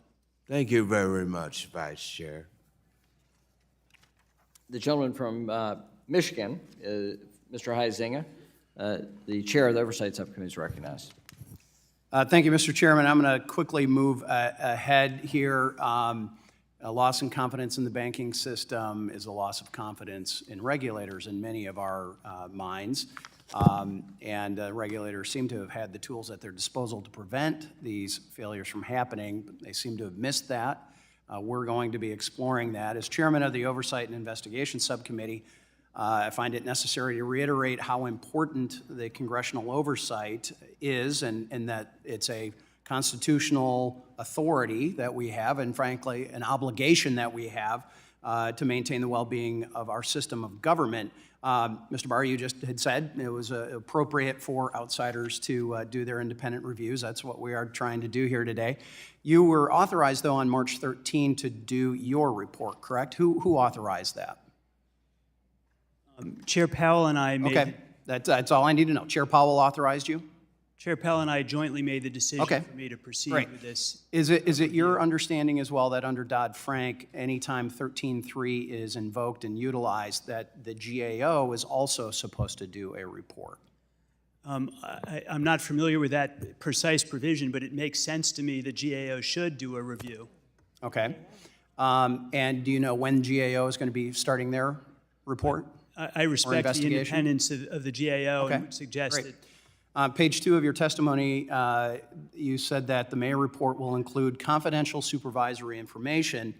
Will you be providing that CSI to the GAO? yes, consistent with Okay. normal practice. Right? Well, we might have to unpack that a little bit. Will you also commit to me and this committee and to the chairman that you will provide this committee with all those same related confidential supervisory information needed to appropriately assess on our end what happened? Yeah, the same information in the May 1st report will be available. No, not in the report. You're giving if you're giving that supervisory information for the GAO to do their review, not before you review it yourself and decide what is appropriate and not appropriate. I thought you just said that you would be providing GAO with all of that data and information that you will be using to make your report. Is that correct? We will make the information that we are using for the report available to you and to the GAO. And Okay, so we have and to your the public. commitment that you are going to be providing us with all of that raw, confidential, supervisory information so that we can do our job. The same information that we'd use for the GAO and for the public report. I'm not looking for the report, though. I want to make sure we've got the information. I'm trying to make sure that our semantics trying to aren't be getting careful played. we follow Okay. our- I will follow our rules. accept the answer that you are going to give us the exact same information in a timely fashion that you are using for your report. Fair? Yes. Okay, all right. Mr. Grunberg, I want to touch on the Treasury's commitment, the FDIC, to look at what was going on there.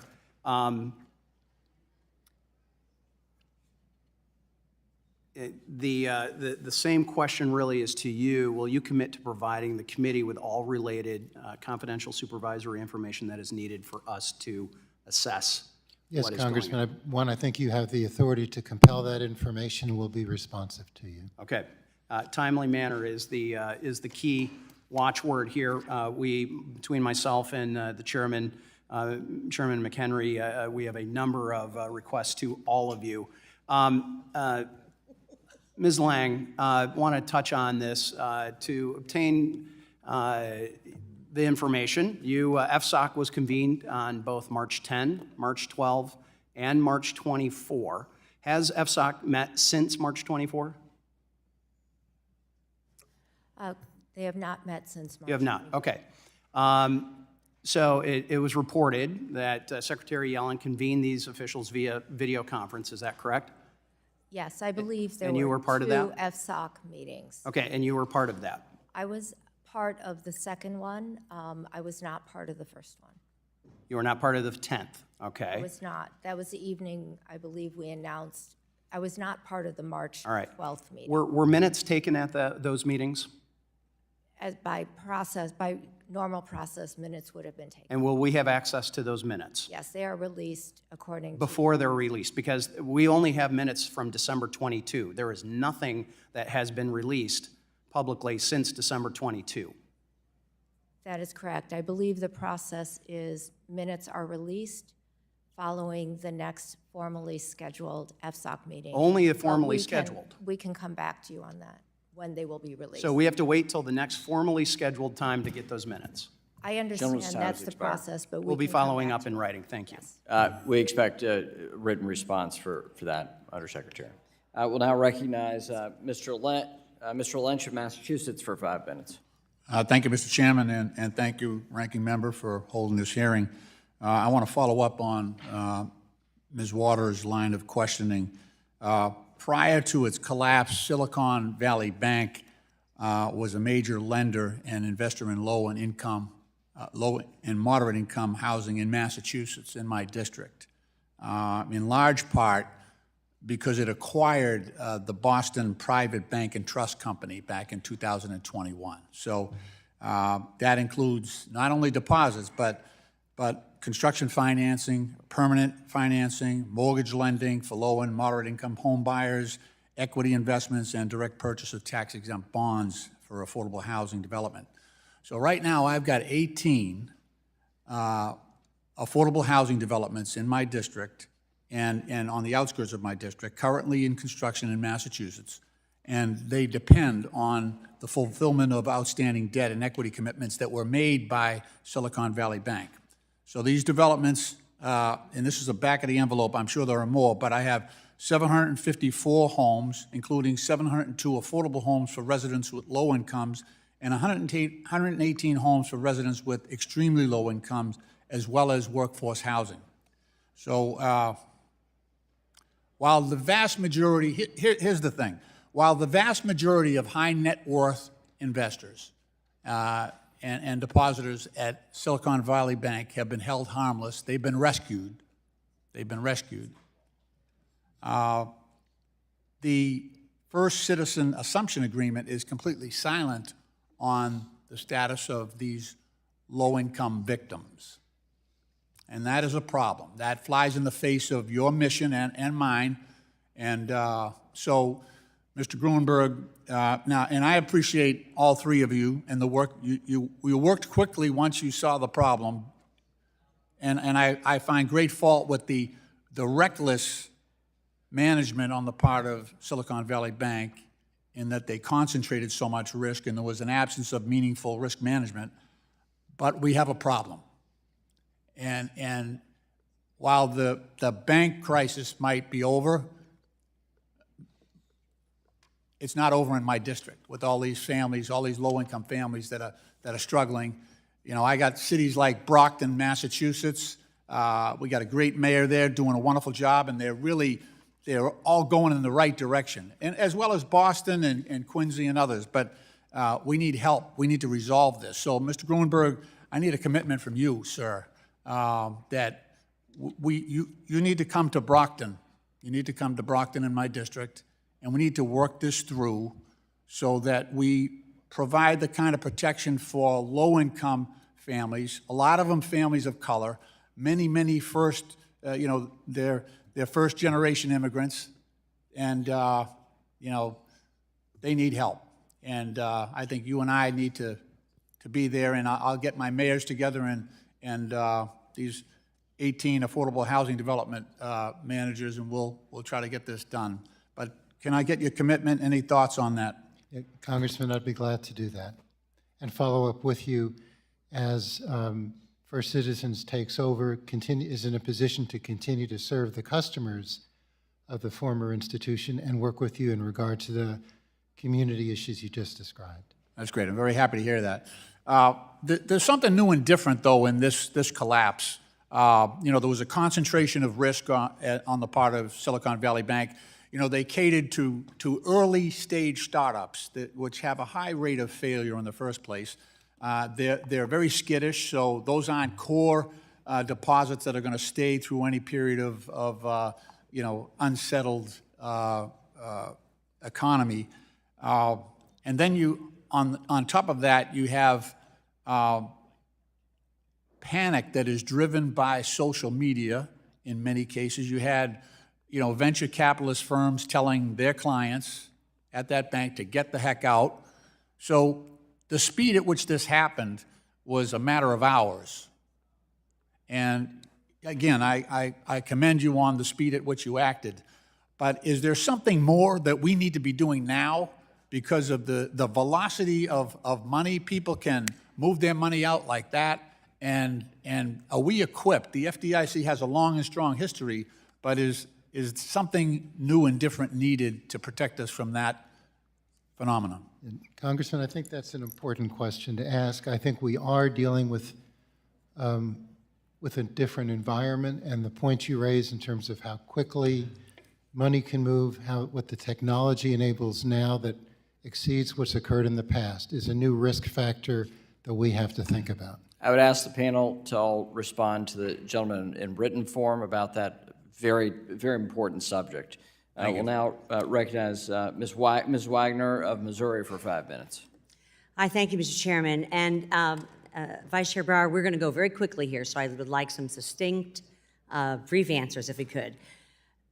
Vice Chair Brower, referring specifically to Federal Reserve supervisors, do you know how many citations, specifically the matters requiring attention, MRAs, and matters requiring immediate attention, MRIAs, that were issued to Silicon Valley Bank regarding its management of liquidity risk?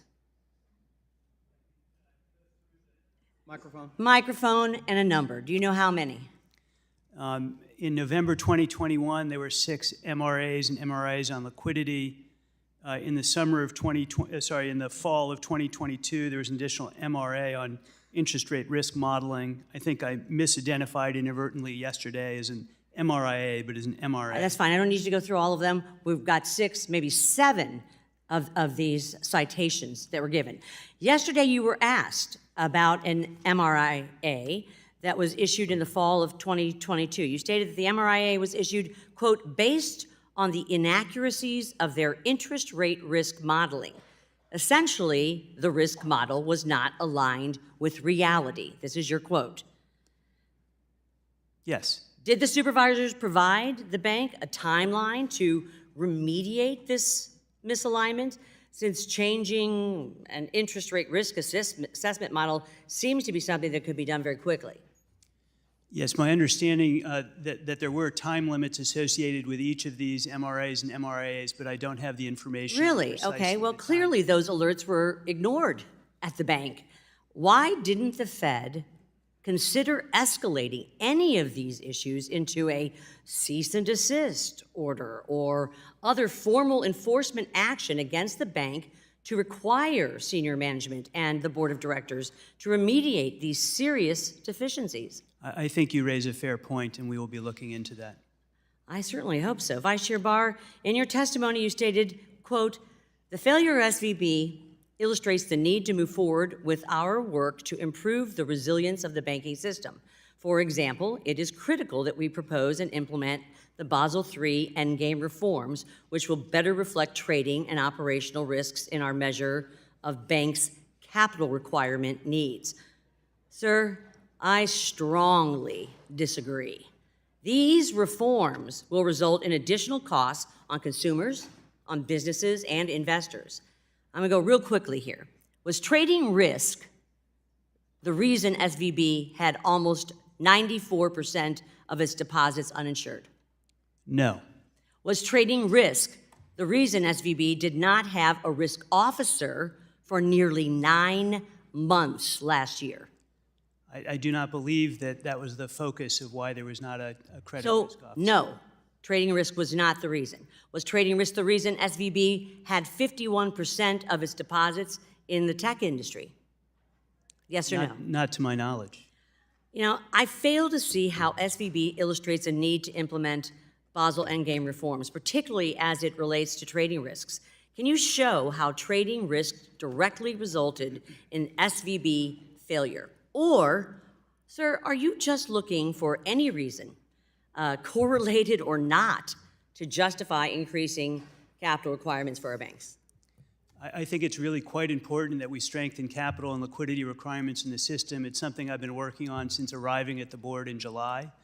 And I think that the work that we're going to do, that we will propose through notice and comment rulemaking, will make the financial system safer and sounder.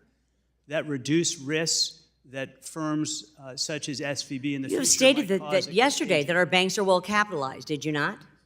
Yes, I have been consistent in saying that both that the system is strong, but that also we need to think about stronger capital rules, and I think that's appropriate given the. Well, we're going to have a hearty give and take on this. You know, I want to say this in closing. Despite U.S. regulators having clear knowledge of insufficient risk management, it seems that the examiners and your supervisors were asleep at the wheel, while signs that Silicon Valley Bank was heading towards a collapse were staring them right in the face for many, many months. Vice Chair Barr, I look forward to the release of your review of the supervision and regulations of Silicon Valley Bank so we can dig in some more on May 1st, and I hope that it provides more clarity to the events leading up to these bank failures. I thank you, and I yield back the balance of my time, Mr. Chairman. We'll now recognize Mr. Green of Texas for 5 minutes. Thank you, Mr. Chairman. I thank the ranking member, the witnesses for appearing. Witnesses, you have all made the case for mismanagement at Silicon Valley. If you disagree with this statement, please extend a hand into the air. Let the record reflect that all witnesses agree that mismanagement was occurring. I have before me a news article from what is perceived to be by many a reliable source, CNBC. The style of the article is, that would be the title, the style is Silicon Valley Bank employees receive bonuses hours before government takeover.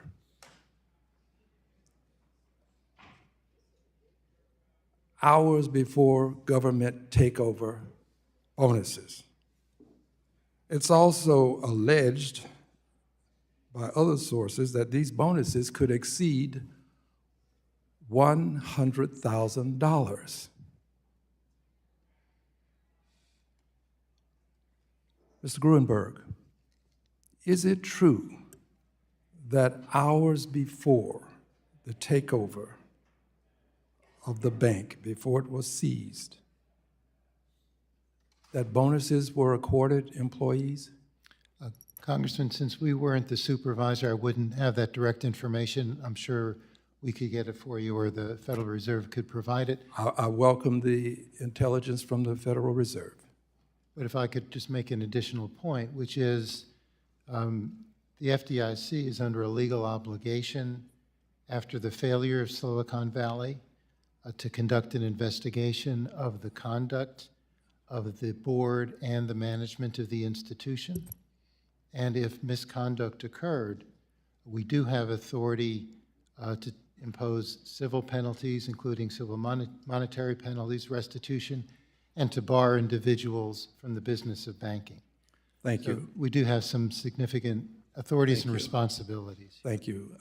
I yield to the FDIC. Excuse me, to the Fed. Thank you very much, Representative Green.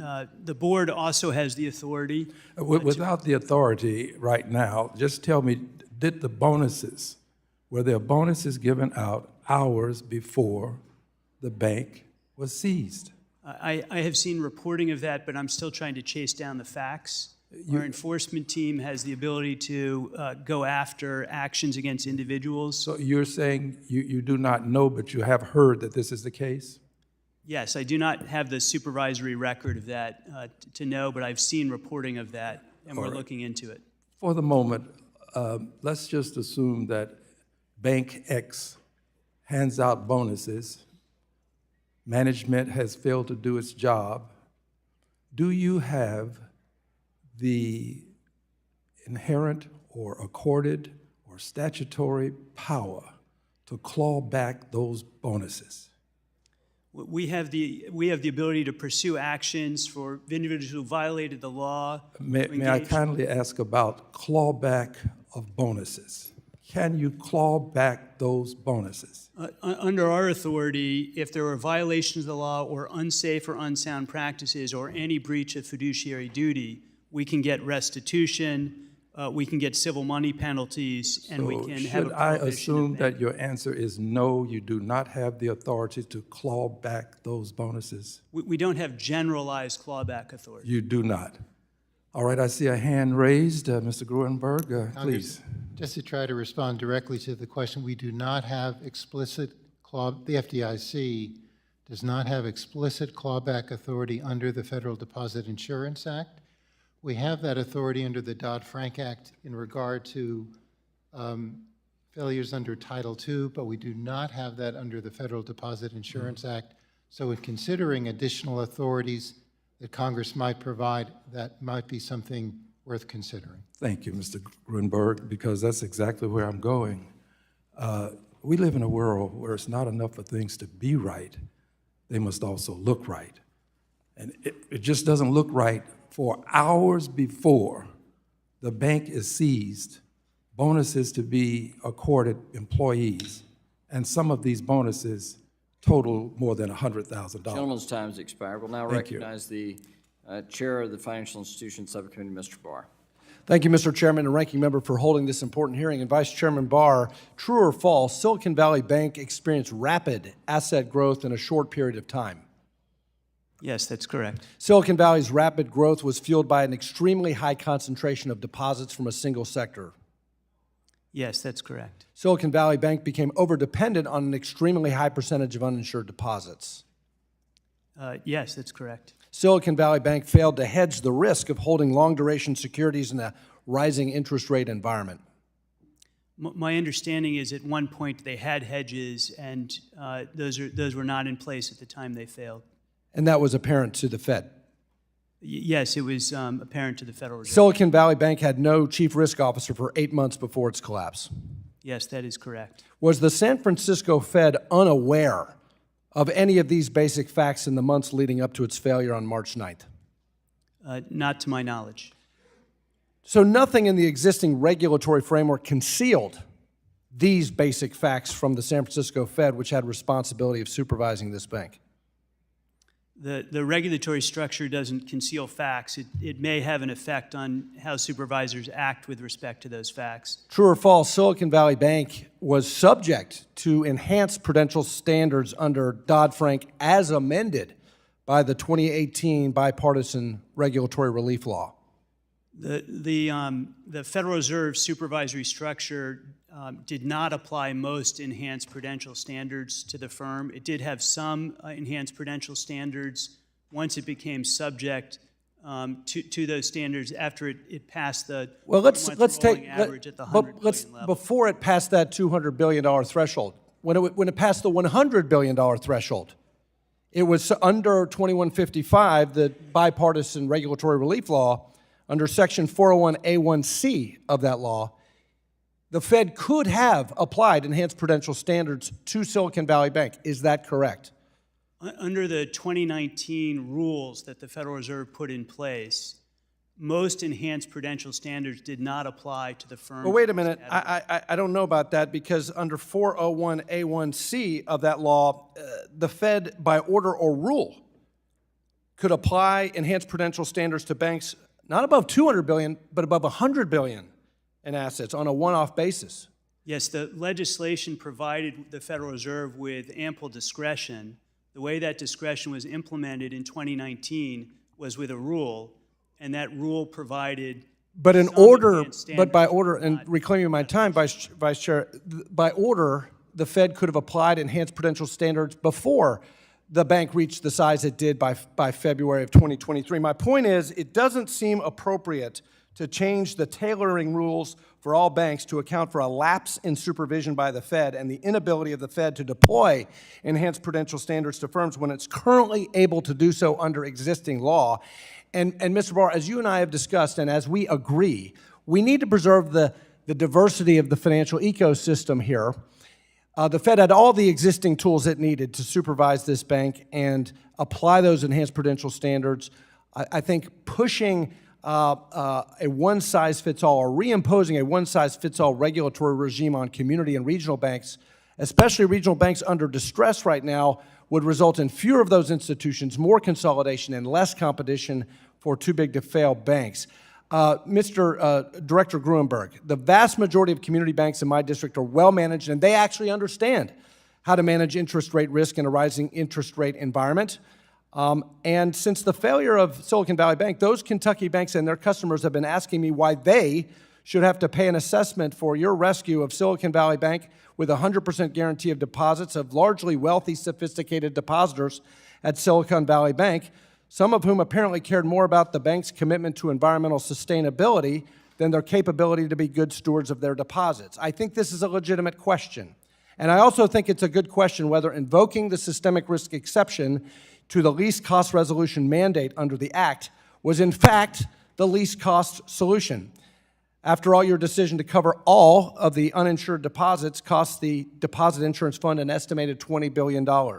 Will you commit to using your authority under 12 U.S.C. 1817 to establish separate risk-based assessment systems for large and small members of the Deposit Insurance Fund so that these well-managed banks don't have to bail out Silicon Valley Bank?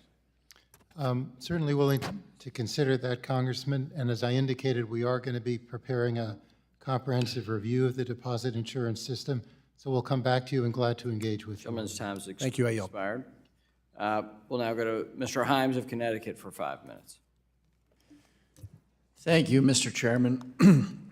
It's interesting to me to listen to my friends on the other side of the aisle who ordinarily spend all of their time trying to defund, destroy, and denigrate your organizations, now hold you entirely responsible for where we find ourselves today, despite activities within the bank that I think we all agree, and Mr. Barr, you have said were on the verge of outrageous. So I'd like to begin by thanking all of you and your organizations for the intense and sleepless actions you took beginning on March 9th. I don't know if you acted perfectly, and you don't know if you acted perfectly, but we all know that today the financial system appears to be stabilized, and we certainly know that Congress is not lighting itself on fire, crafting a massive publicly funded bailout as it was in the fall of 2008. I hope that we've dispensed with the absurdity that it was Silicon Valley's woke activities that drove this failure. And while I don't necessarily agree, Mr. Barr, with your predecessor's statement that blaming the bipartisan 2018 reform law is so nonsensical it isn't even wrong, the truth is that Silicon Valley Bank was crawling with supervisors and regulators who had been raising the alarm for a long time. And that's what's interesting to me about this whole episode. It was not a surprise. It wasn't a surprise to the regulators and supervisors who had been raising those alarms for years. It shouldn't have been a surprise to the management team who had been the target of those alarms. By the way, just as a side note, it was a surprise to the Wall Street research analysts who were paid very good money to evaluate Silicon Valley Bank. 24 Wall Street analysts covered Silicon Valley Bank. 11 had buy ratings on it, 11 had hold ratings on it. Only one analyst rated it a sell. More seriously, the credit rating agency, S&P Global, rated Silicon Valley investment grade right up until March 10th when it announced that it expected a bankruptcy. There's an uncomfortable echo of 2008. By the way, Mr. Chairman, I'd like to insert for the record unanimous consent, a remarkable article by Professor Raj Gopal of the Columbia Business School, which elaborates many of these points that I'm making. Without objection.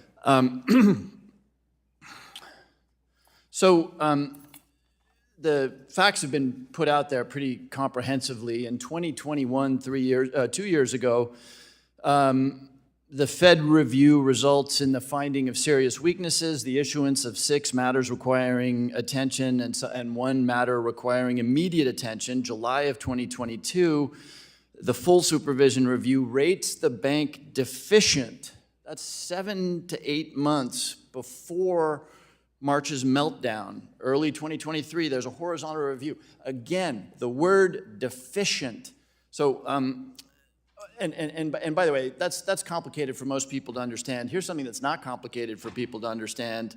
As far as I can tell, Silicon Valley Bank had precisely one individual who was a banker on their board, Mr. Thomas King. The risk committee of this bank, which tripled in size in 2 years, had no one. The risk committee had no one on the committee with any significant banking experience.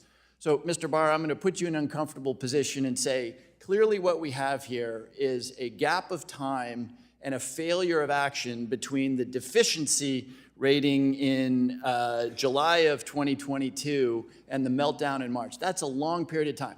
So I'm going to ask you for ideas, not necessarily good ideas. I understand that you're going to be uncomfortable to make recommendations, but clearly we need to tighten up the process by which good things happen after a finding of deficiency. So should that be left in your regulator's discretion, or should we act in such a way as to make actions mandatory subsequent to a deficiency rating?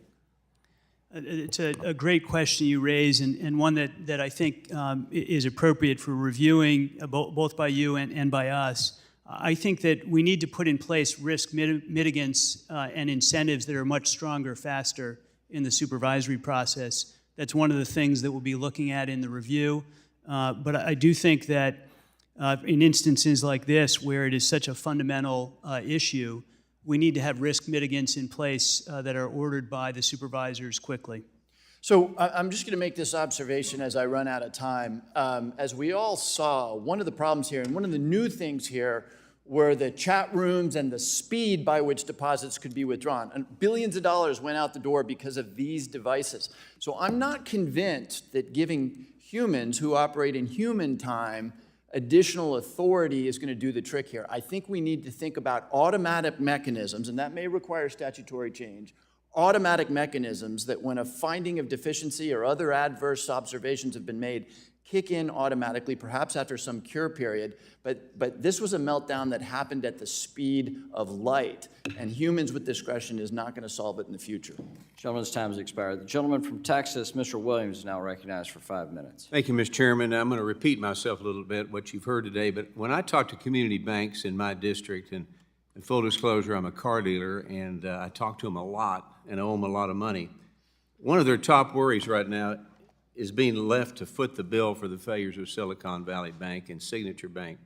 Community banks, which most of us live by, should not be liable to pay for the rescue of larger banks that gambled and made a risky bet. So community banks are relied upon Main Street, America, to be a lifeline and provide crucial banking services to small businesses. So these smaller banks, which we all need to have, are some of the most trusted institutions in the financial industry. So Mr. Grunberg, you talked about it before, but could you elaborate if smaller community banks in Texas, where I'm from, will be left responsible for bailing out the failed banks in California and New York, which we don't even know where they are? Thank you, Congressman. I'm keenly sensitive to the concern. Let me just say, under the law, the FDIC is required to impose a special assessment on the banking industry to recover any cost to the Deposit Insurance Fund from covering these uninsured deposits. And we have to do that by a notice and comment public rulemaking, which we're going to do in May. And just to be clear, the law gives the FDIC authority to consider the types of entities that benefit from any action taken or assistance provided, so that the FDIC does have discretion. And let me just say, without forecasting what our board is going to vote, we're going to be keenly sensitive to the impact on community banks. Take a look at it, because we all know that what they'll do is pass the cost on to someone like me. The Federal Reserve was supposed to be the primary supervisor over Silicon Valley Bank, but from all we've seen and heard today, they failed to do their job, and it's been reported that Silicon Valley's bank risk practices were on the Federal Reserve's radar. We've talked about that for over a year. In 2022 alone, Fed supervisors issued 3 findings on SFB's ineffective board oversight, weakness in their risk management, and flaws with the bank's internal audit function. So it should raise major concerns that the Federal Reserve, who is tasked with regulating and overseeing banks, knew about Silicon Valley's risky practices far more than a year and failed to take any corrective action. Now, Mr. Barr, what actions, if any, did the Federal Reserve take, and you talked a little bit about this, after issuing those risk findings? And how did the Fed Reserve become so complacent on its supervisory role and miss these warning signs? And I think that's what people across America really want to know. Thank you very much for the question. My understanding is that the supervisors identified the issues, they brought them to management's attention. The response clearly was not an effective response. Bank managers failed to manage the firm in an appropriate way. They didn't manage their interest rate risk and their liquidity risk well, even though it was pointed out by the regulators. And I do think it calls for a heightened need for more aggressive supervisory action to take care of these problems. But you all missed it too. I'm sorry? You missed it too. The supervisor staff were aware of the underlying issues. I think all of us were caught incredibly off guard by the massive bank run that occurred when it did on March 9th and 10th. The scale and speed of that, $42 billion going out the door Thursday afternoon. It was expected by the bank that $100 billion more would go out the next day. That's just an extraordinary scale and speed of a run that not anything I had ever seen before. Okay, out of all the banking supervisors, I would expect the Federal Reserve, and most of us would, to be the most aware of the impacts increased with rate hikes would have on the value of securities for banks. However, the Fed has stress tests, which we've talked about, which are conducted to determine how large domestic banks would perform under hypothetical and stable economic scenarios, currently does not test for the problems that caused Silicon Valley Bank to fail. SFB failed because of inflation, rapid increases in interest rates, and loss in value of government bonds. So even if SFB had been subject to testing, it would not have led to the changes that could have prevented their failure because the Federal Reserve is asking the wrong questions and not running scenarios that ultimately led to SFB's downfall. So real quick, Mr. Barr, how can the American people trust the Federal Reserve if you are not testing for all scenarios? How was the Federal Reserve so far off? That is a question that everyone asks again.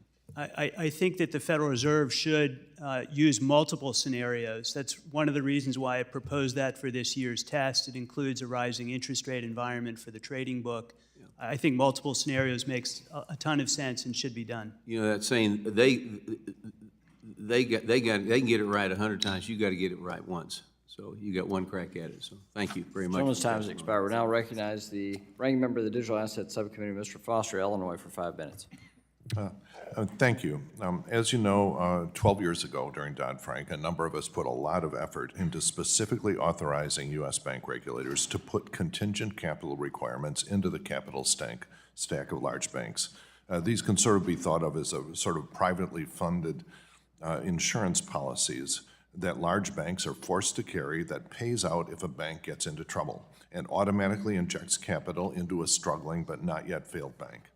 Now, for the last 12 years, U.S. bank regulators have completely ignored this authorization from Congress, which I have complained about in numerous hearings. But in the last 12 years, European bank regulators and others have used contingent capital successfully. And so now I believe that we have a lot to learn about two side-by-side bank failures. First, Silicon Valley Bank, a large bank by some measure, but with total assets less than 1% of U.S. GDP, and Credit Suisse, with total assets greater than 100% of Swiss GDP, too big to fail by any metric. Now, when a couple of weekends back, the U.S. banking regulators tried to find someone to buy SVB, they failed. The result was potential systemic risk and emergency intervention that has, by regulators, that's risked abandonment of a lot of market discipline and market chaos. And the Deposit Insurance Fund and eventually banks and their customers must take the hit. But when Swiss regulators tried to find a partner to buy out Credit Suisse, they succeeded. And at this point, it looks likely that the Swiss taxpayer and their DIF will be off the hook for this giant bank's failure. And the difference was contingent capital. Because when Credit Suisse got into serious trouble, their contingent capital triggered and injected $17 billion of equity into Credit Suisse. This was absolutely essential to finding a buyer for Credit Suisse, since, as you know, Credit Suisse was bought for about $3 billion, but only after the $17 billion of capital injection by their contingent capital instruments. So the Swiss contingent capital succeeded at its two design objectives. First, to prevent contagion, and secondly, to keep the Swiss taxpayer off the hook for the failure of a truly giant bank. Now, if Silicon Valley Bank had been forced to carry an appropriate amount of contingent capital, then capital would have been automatically injected sometime probably Friday at the latest. And it was very likely that a buyer could have been found over the weekend as well. And we would not be having this hearing today. In fact, it's possible that they would not have gotten in trouble in the first place, since Silicon Valley Bank would have had to answer not only to the regulators, but to the bond markets for their risky practices. When they went through their gigantic growth spurt, they would have had to issue a lot of contingent capital instruments, and I'm pretty confident that one of the wizards in the bond market would have said, this is interesting. This bank is, has very flighty deposits and essentially no risk management in place. Maybe we should charge a pretty big risk premium, and the markets might have detected that. So my question is this, Vice Chair Barr, as part of your holistic review of bank capital requirements, will you commit to finally seriously considering contingent capital requirements in the capital stacks of large banks? Thank you very much for your question, and I very much appreciated our conversations over the years on this very question of contingent capital instruments. Both the FDIC and we have issued an advance notice of proposed rulemaking of a different type of contingent instrument, a gone concern capital instrument that would be required for large banks. But I think it does make sense to consider alternative options, and I'd be happy to continue the conversations with you about that. Okay, and I would specifically appreciate it if your analysis included a counterfactual analysis of how much better off we would have been if regulators had listened to Congress and included contingent capital requirements into the capital stacks of these banks, because I think there's a lot to be learned from just the counterfactual analysis. I'd like to just close out by finishing up a little bit with questions about the non-responsiveness of SVB management to the early warnings they got. Is there leverage that we can provide you? An obvious one is to say all of these matters requiring immediate attention and so on are private. And what, for example, if they had to become public after 60 days if they were not resolved? Would that have lit a fire under the chair of the management? Are there other things? For example, you could say any management that had an ongoing, a pending MR, matters requiring immediate attention, we'd simply put all the bonuses in escrow. That would, I'm almost certainly get their attention. So are there, if you could include these sort of ideas, I'd appreciate it. If you'd submit for the record, Mr. Grunberg, Mr. Barr. Now recognize Mr. Emmer of Minnesota for 5 minutes. Thank you, Chairman McHenry. Thanks for holding this important hearing today. The collapse of 3 regional banks over the course of 2 weeks is directly related to failed Democrat policies. Record inflation as a result of reckless government spending led to historic interest rates that banks were not ready to manage. It appears financial regulators were not appropriately communicating financial risks of the high-rate economy with banks in their supervisory capacity, and this administration's political attack, quite frankly, from the highest levels of our government on the digital asset industry, which, by the way, had nothing to do with causing the runs, sparked fear, leading to bank runs at Silvergate, Silicon Valley Bank, and apparently Signature, bringing these core issues plaguing our economy and the broader banking sector to the surface. Let's not be fooled. Providing financial services to legal businesses in the U.S. should not be risky. But this past month has proven that the mismanagement of our monetary policy has apparently made it risky to put dollars in a bank. Mr. Grunberg, will the FDIC sell off Signature's deposits from digital asset businesses? Yes or no? We're returning those deposits to the depositors, Congressman. So, okay. Does the FDIC plan to sell the intellectual property for Signet? I believe that's already been sold out of the Bridge Institution, Congressman. All right. We would like to see that information. Will you commit that a bank that buys Signet will be able to use it to facilitate 24/7 access to the banking system for digital asset companies? I'm happy to look into that. I don't know who the buyer was, but be glad to look into it and follow up with you in regard. You're not going to block the buyer from doing 24/7 banking for digital asset companies, is that correct? If that's the nature of the acquisition, yes. And will you commit that a bank that buys Signet, or the bank that did, will be able to onboard new digital asset customers? Again, I'd like to look into the transaction, but I'd be glad to follow up with you in regard to it. When the FDIC sold off Silicon Valley Bank's deposits to First Citizens, did that include deposits from any digital asset firms or VCs in the digital asset space? I believe all of the deposits from the failed Silicon Valley Bank were transferred to First Citizens. Including the digital? All of them, yes. Were all of SVB's deposits from digital asset businesses, again, transferred to Citizens? That's what you're saying? My understanding, First Citizens assumed all the deposits of the failed. Has the FDIC ever communicated implicitly or explicitly, sir, to any banks that their supervision will be more onerous in any way if they take on new or maintain existing digital asset clients? No. Thank you. The FDIC estimates that resolving Signature Bank is going to lead to a $2.5 billion loss to the Deposit Insurance Fund, and resolving Silicon Valley will lead to a $20 billion loss to the Deposit Insurance Fund. When the FDIC sold Signature, it had the effect of closing Signet, which is an innovative payment system that facilitated 24/7 access to banking services. Frankly, a private sector innovation that apparently will be rivaled by FedNow. Signet is intellectual property that has significant value, so I do want to see that sale.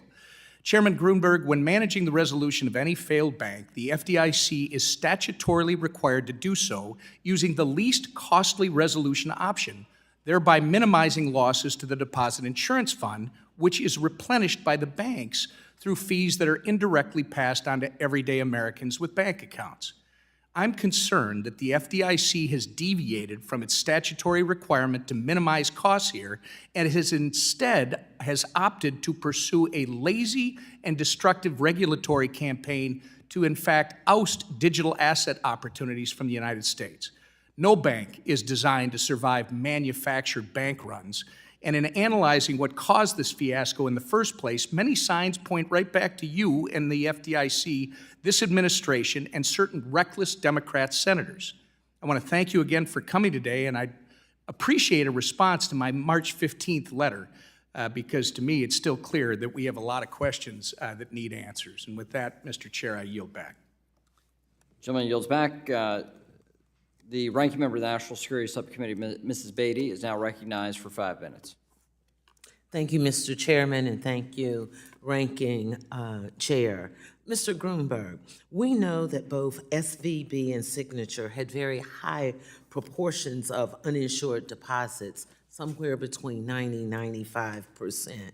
Can you share with us or explain to us what the typical ratio is for your average bank and how this factor played into the bank run that we witnessed on March 9th? Thank you, Congresswoman. It's an important question. I think fair to say these two institutions were outliers in terms of their exceptional concentration of uninsured deposits, both around 90%. In the regional bank space, between 105 or 600 billion, I think it's generally in the 40% category.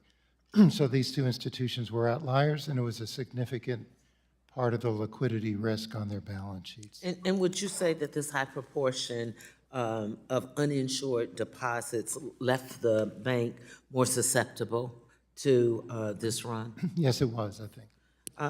Let me also have a follow-up question to you. We've heard many ideas proposed about modifying the $250,000, and we know in, I think it was 2008, with the Emergency Economic Stabilization Act, we went from $100,000 to $250,000.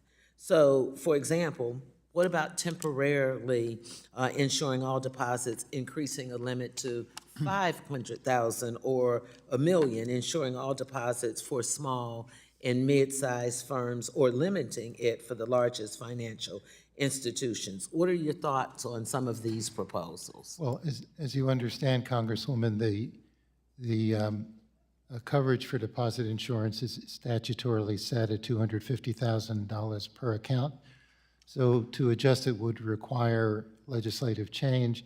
And as I indicated earlier, the FDIC is undertaking a comprehensive review of our deposit insurance system, and we'll come back with a report that we'll release publicly outlining policy considerations for. So is this one of them? And you can weigh in also, Mr. Barr or Ms.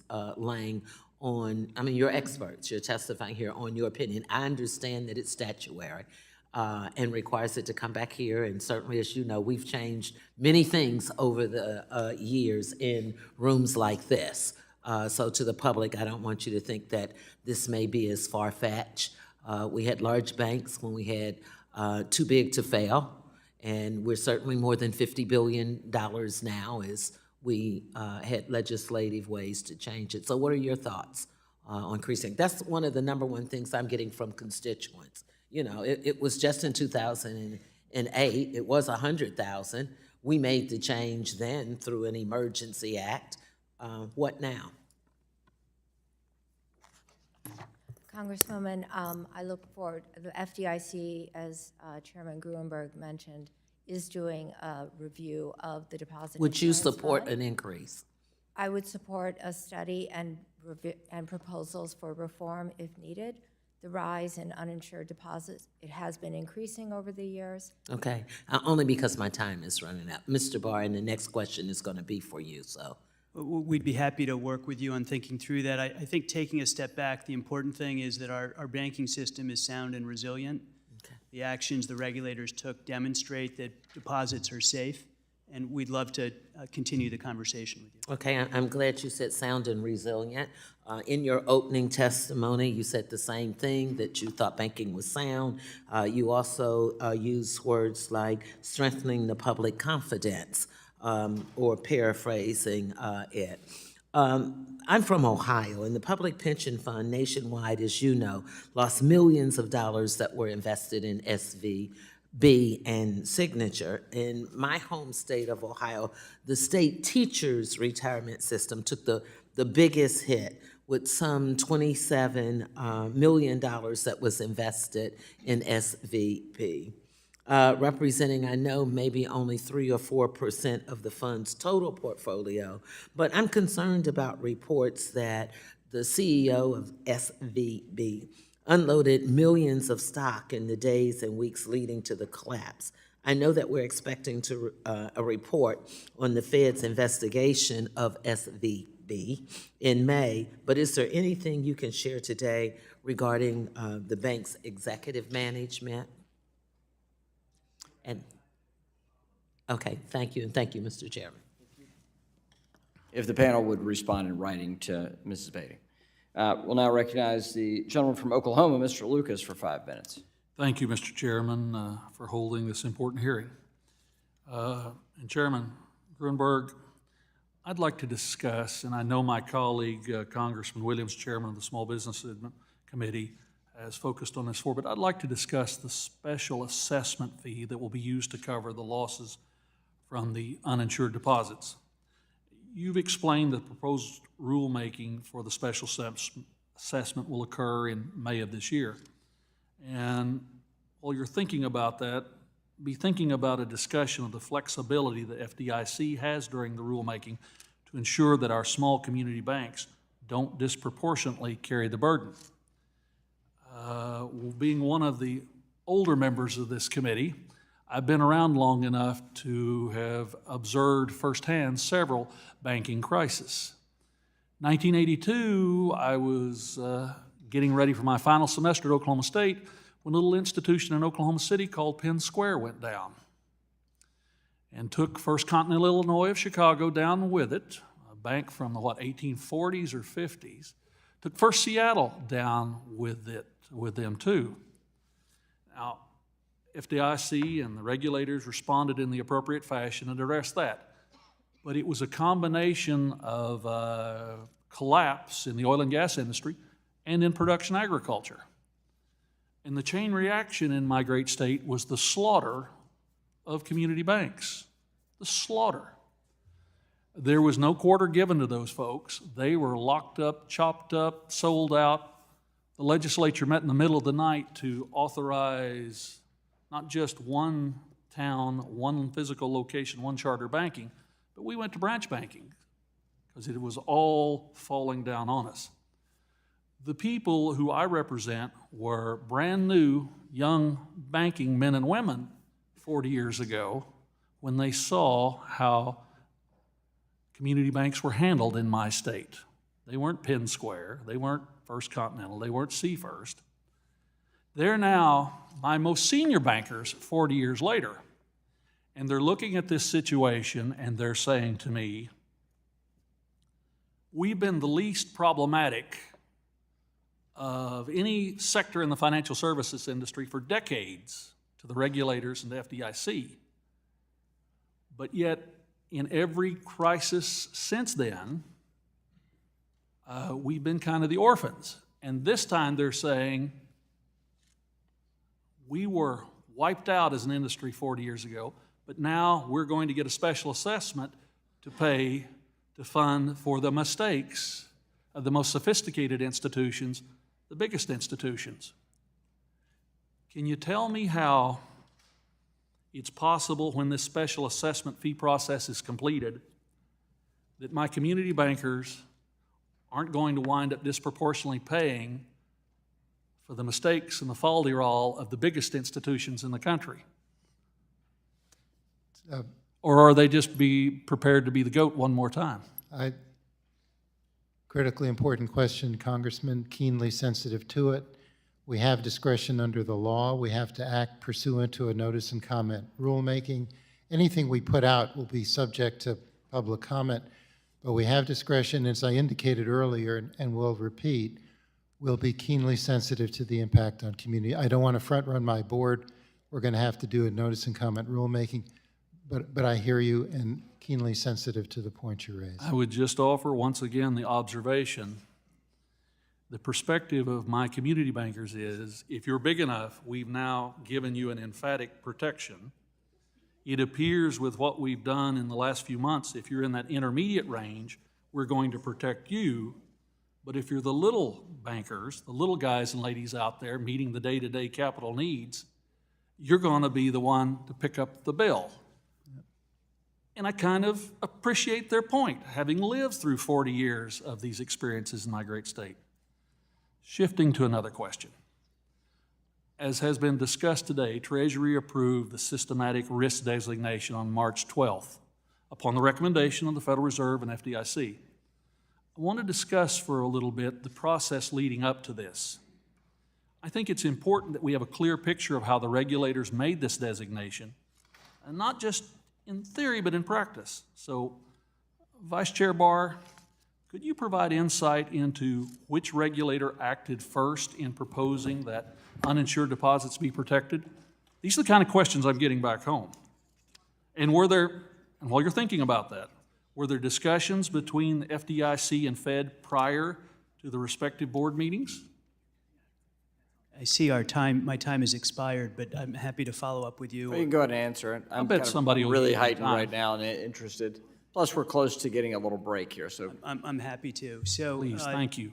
We were in conversations, all three agencies, over the course of that weekend, trying to think through what the potential ramifications might be in the financial system. It was a very difficult judgment to make. It involves, of course, information we're getting from around the system, from hearing from community bankers.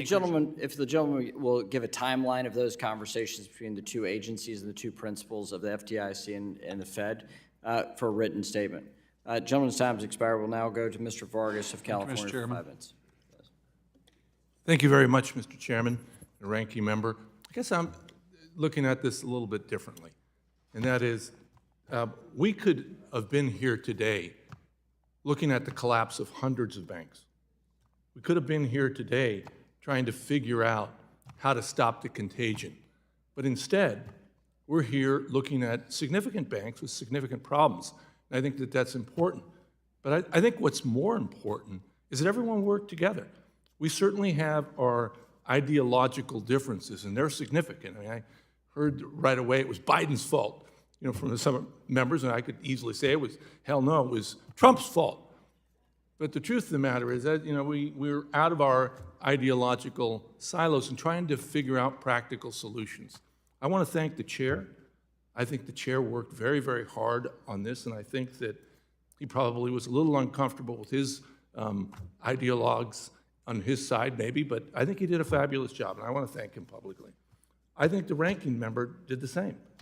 I think they worked very, very closely together to try to figure out, what can we do as a legislature to make sure that there's not contagion. I want to thank all of you. I think all of you acted very honorably, nobly as you should have, to try to figure out what's the solution here. And again, I appreciate that deeply. Again, we could be here talking about a disaster, an unmitigated disaster. I was worried about that. I mean, I worry about these things, and we're not. Instead, we're looking at these important issues. So now that we are, and I got that off my chest, I do want to ask you, Mr. Barr, you were quoted quite extensively for saying, let me get it correctly here, I don't want to put words in your mouth. To begin, SVB's failure is a textbook case of mismanagement. Was that a correct quote? Yes. Well, then why, the natural question is, to begin, why wasn't there a textbook case of enforcement? I think that's a good question, one we're exploring very much. The supervisors looking at the bank identified the problems with the bank. And the question is, did they identify them with enough level of urgency? Did they escalate appropriately? And I think that's what is an incredibly fair question we're looking at carefully. I expect that we're going to find that we need to have more of an emphasis on supervisors using the tools they have more promptly and putting in mitigants in place more promptly when they see problems at banks that they're supervising. Yeah, in fact, they had a number of MRAs, MRIAs, I guess, and it didn't seem like you did anything other than write a letter. I mean, it didn't seem like there was any enforcement. I mean, where was the stick? Yes, I think that's exactly the right question. Normally, in the supervisory process, when a supervisor issues an MRA or an MRIA, the bank promptly takes care of those matters. In this case, obviously, it didn't take care of them in such a way that it prevented its It seems like they blew you off.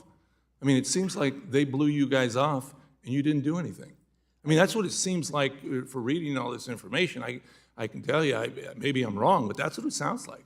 Yeah, I think that, again, we're looking at the whole supervisory record. I share your concern very much. I think it's something we're going to have to explore both in terms of the way the bank responded and the bank's responsibility for its failure, but also should regulators have used tools to escalate more promptly and quickly? I think that's a completely fair question. Okay. Chairman Bloomberg, in your hearing before the Senate Banking Committee, you testified that the collapse of SVB and Signature Bank demonstrate the implications that banks with assets over $100 billion can have financial stability issues. I think that's what you were quoted. Additionally, you stated that the prudential regulation of these institutions merits serious attention, particularly for capital liquidity and interest rates hike. Can you please elaborate more about what prudential regulations need to be reviewed? What steps can we take to mitigate the potential for similar bank failures? Thank you, Congressman. Look, I think we should start with supervision and how we supervise liquidity risk. And two big things in this episode was liquidity risk from concentration of uninsured deposits and the accumulation of unrealized losses on the balance sheets of our institutions, both of which go to fundamental management of interest rate risk, which is... Right, but the size, I'm talking about the size of the bank. I think that's significant. And I think it applies to all institutions. I think in the past, we've looked at these regional banks and smaller regional banks, and in terms of their prudential regulation, have treated them somewhat more lightly than the larger institutions. My time is expired. In light of this episode, we need to take a close look at that. Thank you. That was the point I was trying to make. Well, with the wind-up that Mr. Vargas gave, I just want to give him like 10 more minutes, so thank you. With that, we'll now recognize Mr. Loudermilk of Georgia for 5 minutes.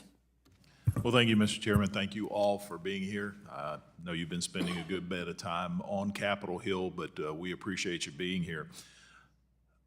One of the concerns that I've received from a lot of my smaller institutions, smaller banks, is with the extension of insuring deposits across the board, they felt vulnerable in that larger institutions may decide to pull deposits that they have in the smaller institutions because then they would be covered.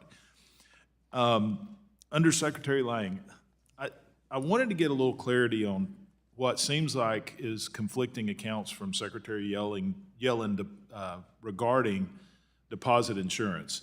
Now, on Tuesday, March 21st, the Secretary suggested deposits would be insured. She said, quote, if smaller institutions suffer deposit runs that pose the risk of contagion, then that was the end quote, then during her testimony to the Senate Finance Committee the very next day, the Secretary said she was not considering, quote, blanket insurance or guarantees of deposits.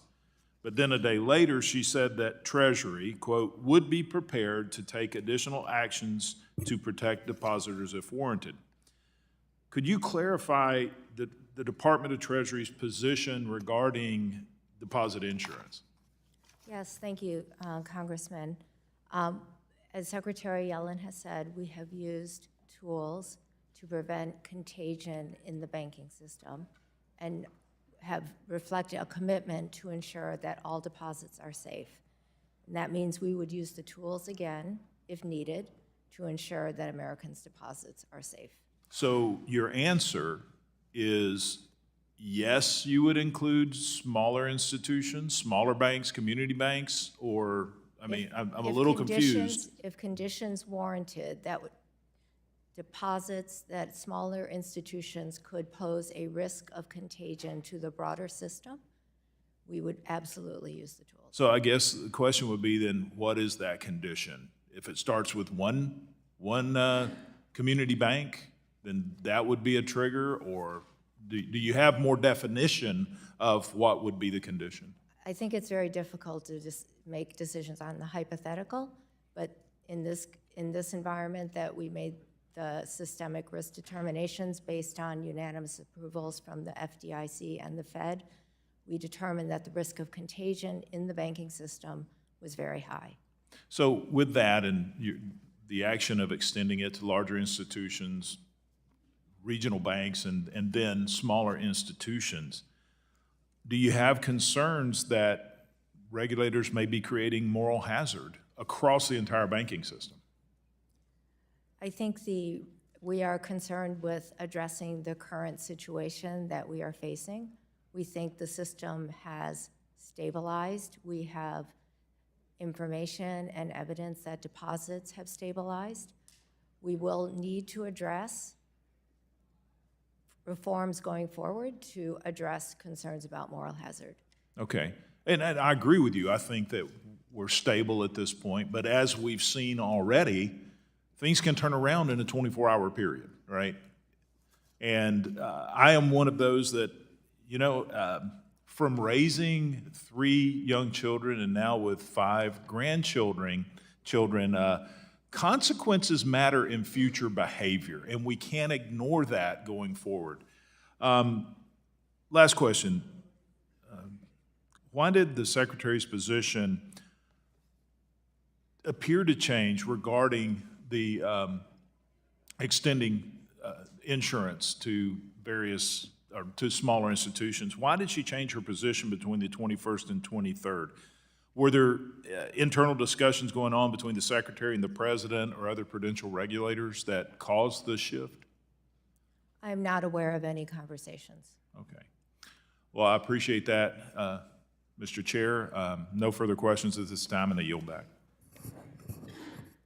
Mr. Caston of Illinois is recognized for 5 minutes, and after this end of the series, let me restate this. After these 5 minutes, we'll give the panel a little 5-minute break, stretch your legs, then we'll come back in and we'll finish with questioning. My expectation is that then we'll be able to get through this final segment, but I do think it's humane to actually give a panel this bit of break, and frankly, I need one as well. So, Mr. Caston, 5 minutes. like to thank the chairman for putting me on the inhumane end of that transaction. Vice Chair Barr, I'm trying to understand the calendar, and I've got just 4 or 5 questions for you, and I want to walk through the calendar as I understand it. If you disagree with anything I've got in the calendar, let me know. But otherwise, I'll just try to run through quickly to get to the questions. January 2019, SVB is notified by the Fed of deficient risk management. A year later, they're notified that their risk management is not up to large bank standards. About 2 years after that, April 22 to 23, SVB no longer has a risk officer, but in their 2023 proxy statements, they say that they have doubled the number of risk meetings from 9 to 18. Given the prior concerns from the Fed, did the Fed participate in or otherwise have visibility into any of those risk meetings at SVB in that window? The calendar you described, the dates didn't, they are some of them in the future. I think that we might need to look at the calendar reconciliation together, or maybe I misheard. No, I'm just going up to January of this year was the last date. From April of 22 to January of 23, there was no risk officer, but a doubled frequency. Did the Fed participate in any of those risk meetings within SVB during that 9-month period? I don't have yet the full supervisory record, so I'm not able to answer the question, but we will have that information in the May 1st. Okay. Do you know if they were at any time cited for violating Section 165 of Dodd-Frank that requires banks over $50 billion to have a risk officer for the 9-month period when they did not? The deficiency downgrade that occurred in the summer of 2022 focused on a wide range of risk management practices at the firm and found them to be deficient. Okay. Moving back to the calendar, Q3 of 2022, their 10Q showed that their held-to-security bonds were $15.9 billion undervalued relative to mark-to-market, and they had $15.8 billion in equity at the time. 3 months later, their 10K for the year showed a slight improvement. They only had a $15.1 billion overvaluation of their bonds and $16.3 billion in equity.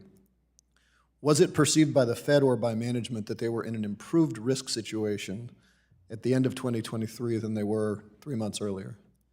I don't know the answer to the question with respect to how the management of the firm were viewing the situation.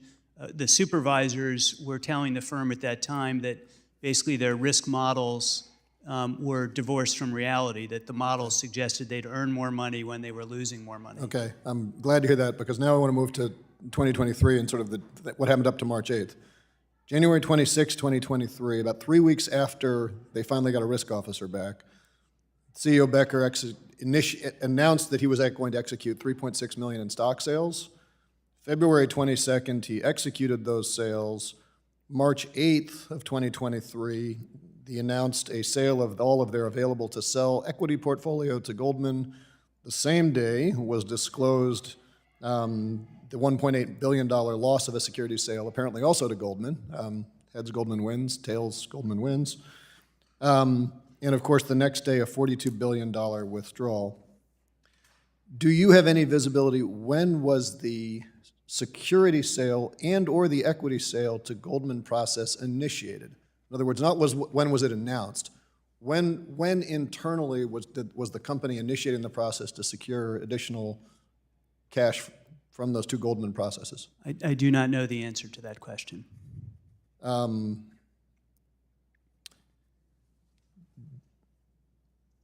imagine you probably also don't know whether the January 26 sale was cleared with their risk officer, who had been on board for 3 weeks when the January 26th announcement was. I don't yet have full visibility into that transaction. I hope that we'll be able to get as much detail as we can as part of our review. Okay. Do you know, if I'm Becker, I'm obviously in a lot of trouble. You've got a deposit base that is extremely well-heeled and very sophisticated. Was there any outreach to the depositors during this period to ask them either to provide equity infusions to the bank or other forms of capital prior to the run of the bank? I do not know.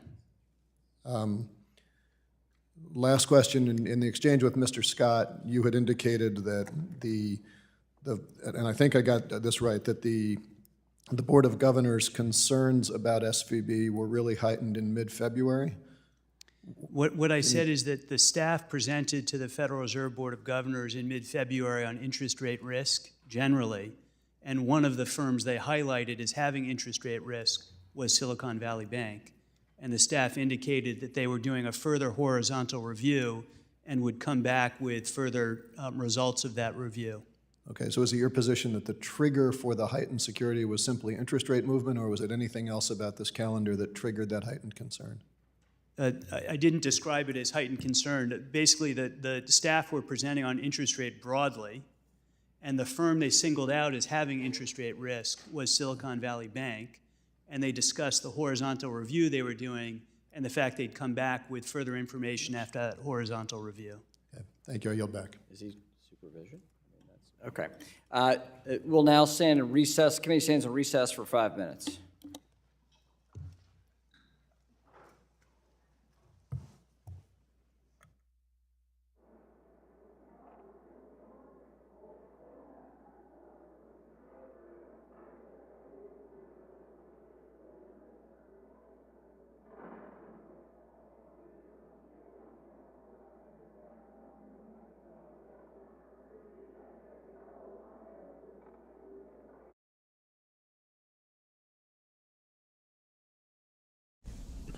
Well, I guess we will sit around for 5 minutes and wait on them to come right back. SPY's trading at 400 right now, so not really moving much so far this morning.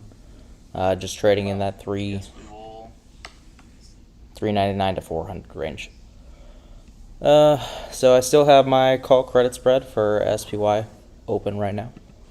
Currently at a small loss of $6, so basically just breaking even for it right now. But my expectations probably by end of today we'll pull back to 399, maybe falling down to like 398. I think that the 400 level right now at least just seems unsustainable for the market. Maybe if you give it a couple more days we could hold the 400, but doesn't seem likely yet. He said it again, who's up for the drinking game? Oh, you gotta love. Sound and resilient. If you drank on that, you would have finished a full bottle of vodka by now.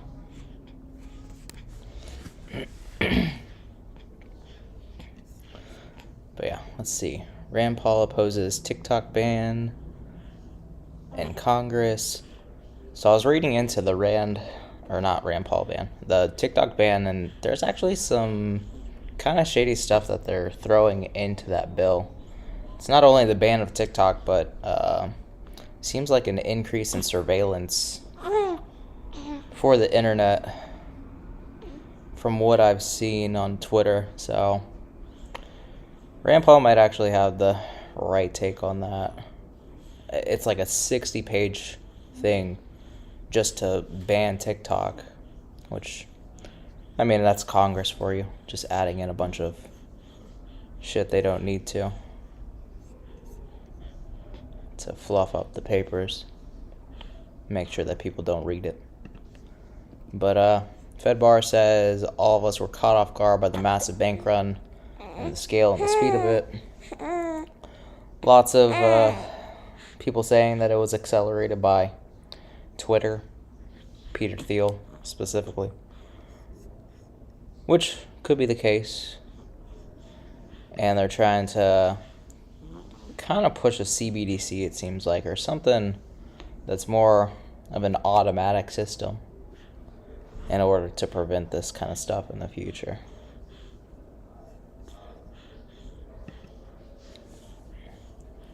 But yeah, still holding on to that call credit spread. Breaking even at the moment. And we'll wait until the committee reconvenes in a few minutes. Lunch breakers are trying to sell off. Yeah, it is 12:30. It's just not letting it pass that 400 mark. 400 is lava.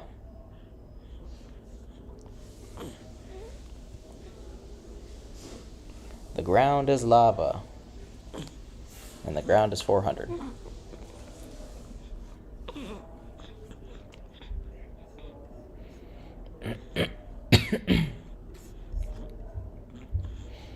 But yeah, looking at the other indices, QQQ found a double top at about 312.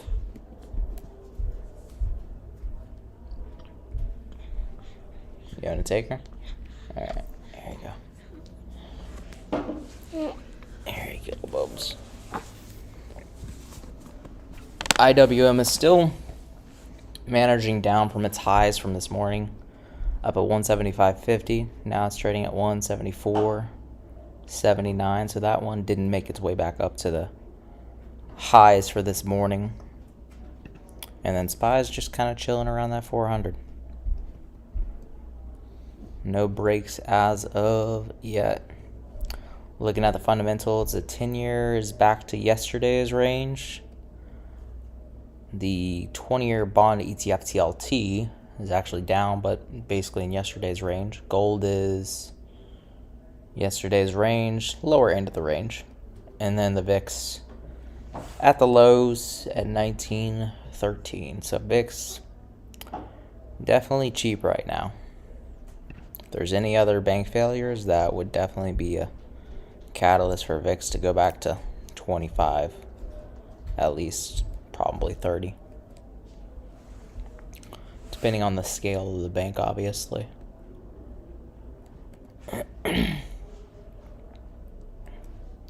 Dollar index is also headed up, currently at 102.74, which is above yesterday's highs. So with that up and the oil flat, not getting the same recession vibes that we've been feeling the last couple of weeks. And then, yep, SPY is just trading at 400. Pretty boring stuff, very similar to what we saw yesterday. We didn't end up coming down at the end of the day. My guess is we probably end 399 or 398. 398 might be outside of the range. Yeah, we're only expected to move 170 by the end of the day, so hitting 398 might be a bit of a stretch for right now.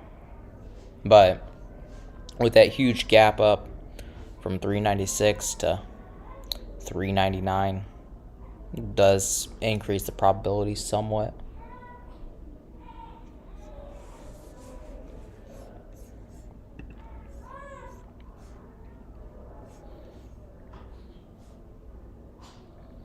Still no Congress.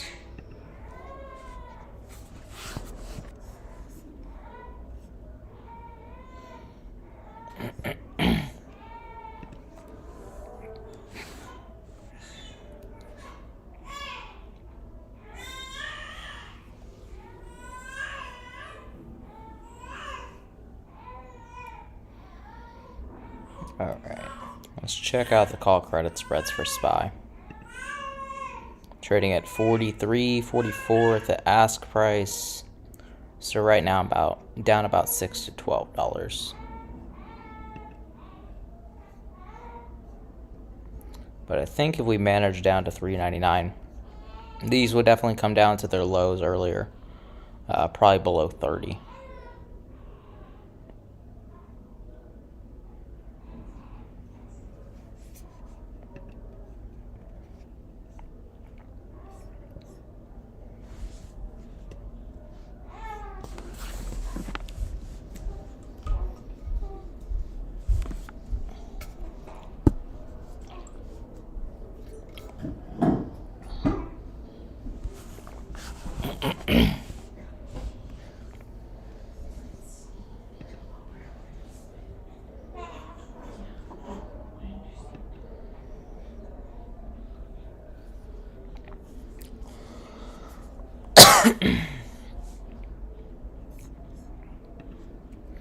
QQQ seems to be slipping a little bit more than SPY right now. It was up 1.55%, now it's only 1.46. So I think this will be the first giveaway if we do end up selling off from here, just because it is up the most out of any of the indices this morning. Let's check out Micron is up 6% still after their horrible earnings. Lulu is still up at 363. So both of the earnings plays that I had, or earnings stocks that I had for this week, did really well. Micron, though, I think if we give it time, this will probably go back to 55. Not sure how much time you would want to give it, though. That's the million-dollar question. You could probably set it out for a month, maybe to the we're in March, so gave it the June expiration date, but obviously you'll pay more for that extra time. Let's see. I don't want to exit out of that and lose it. MU, Micron, currently trading at 63. And if we go out to June, actually if we go out to May, that's a month and a half. Assuming at 55, you'd buy the 60, sell the 55. You're paying 126 to make up to 375. That's actually good risk reward for that long of an expiration. But of course, looking at Nvidia, that would be my concern, because Nvidia has been overpriced for a very, very long time. But it's still headed at that 260, 270 mark. It's at like 150 price to earnings with the rising interest rates. But the hype around artificial intelligence is kind of just keeping it afloat. And that's the same thing for Micron too. They ended up mentioning AI in their report, and they're a little bit bullish. They think that they've seen the worst for the chip industry, but I don't think that they've seen anything yet. So I think I'm going to take this one. Since it's up 6% today, their earnings was pretty bad.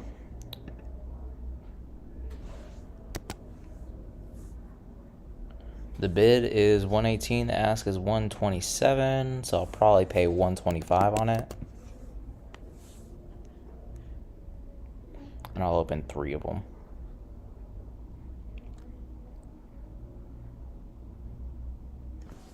Let me actually do it on my phone so I can see the strike prices in the screenshot.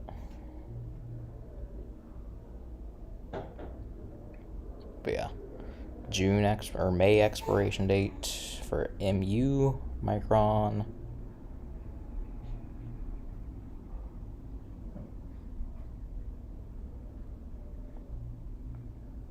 May 19th.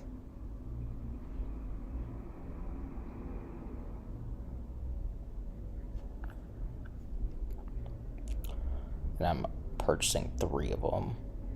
125.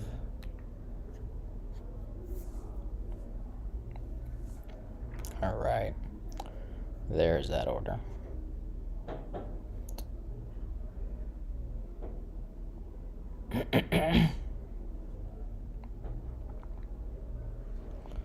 New options alert. This will be a swing trade since it's so far in expiration. Premium members just opened. The committee will come to order.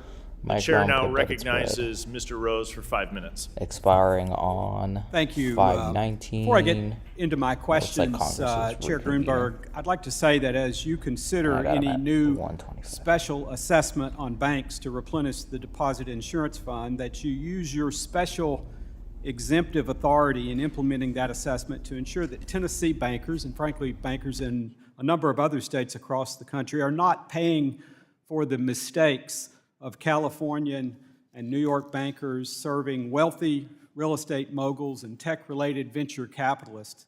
Tennessee bankers understand how to manage risks and should not be punished for the mistakes of those in our coastal banks. Now I'd like to jump right into my questions as time is limited. Chair Greenberg, the value of First Citizens Bank is up over 50% over just the last 5 days and is still rising. Shareholders have benefited by $3 billion by last calculation. Chair Grunberg, why did the FDIC cap its potential gain on First Citizens stock at $500 million? I think it was a negotiation, Congressman, and that's what we were able to work out. And so why not allow the federal government to recoup more of its losses? Why not and share in this outsized gain at First Citizens? I wouldn't argue with that, but we had a negotiation with the acquiring institution, and that's what we came out with. Okay. You think you had good negotiators at the table? Maybe we could have been better. I don't know. Okay. And Chair Grunberg, did you receive any pressure from the White House or other elected officials not to allow for consolidation of large or mid-sized banks with Silicon Valley Bank as part of the review process of potential bidders? No, Congressman. Okay. Vice Chair Barr, as you know, as committee members, we have been undergoing a series of briefings with regulators, both at the state and federal level, on these bank failures. Earlier this week, I learned that the California banking regulators were conducting their examinations of SVB remotely. Vice Chair Barr, can you tell us whether or not the Fed was also conducting its examinations remotely or on-site and in person?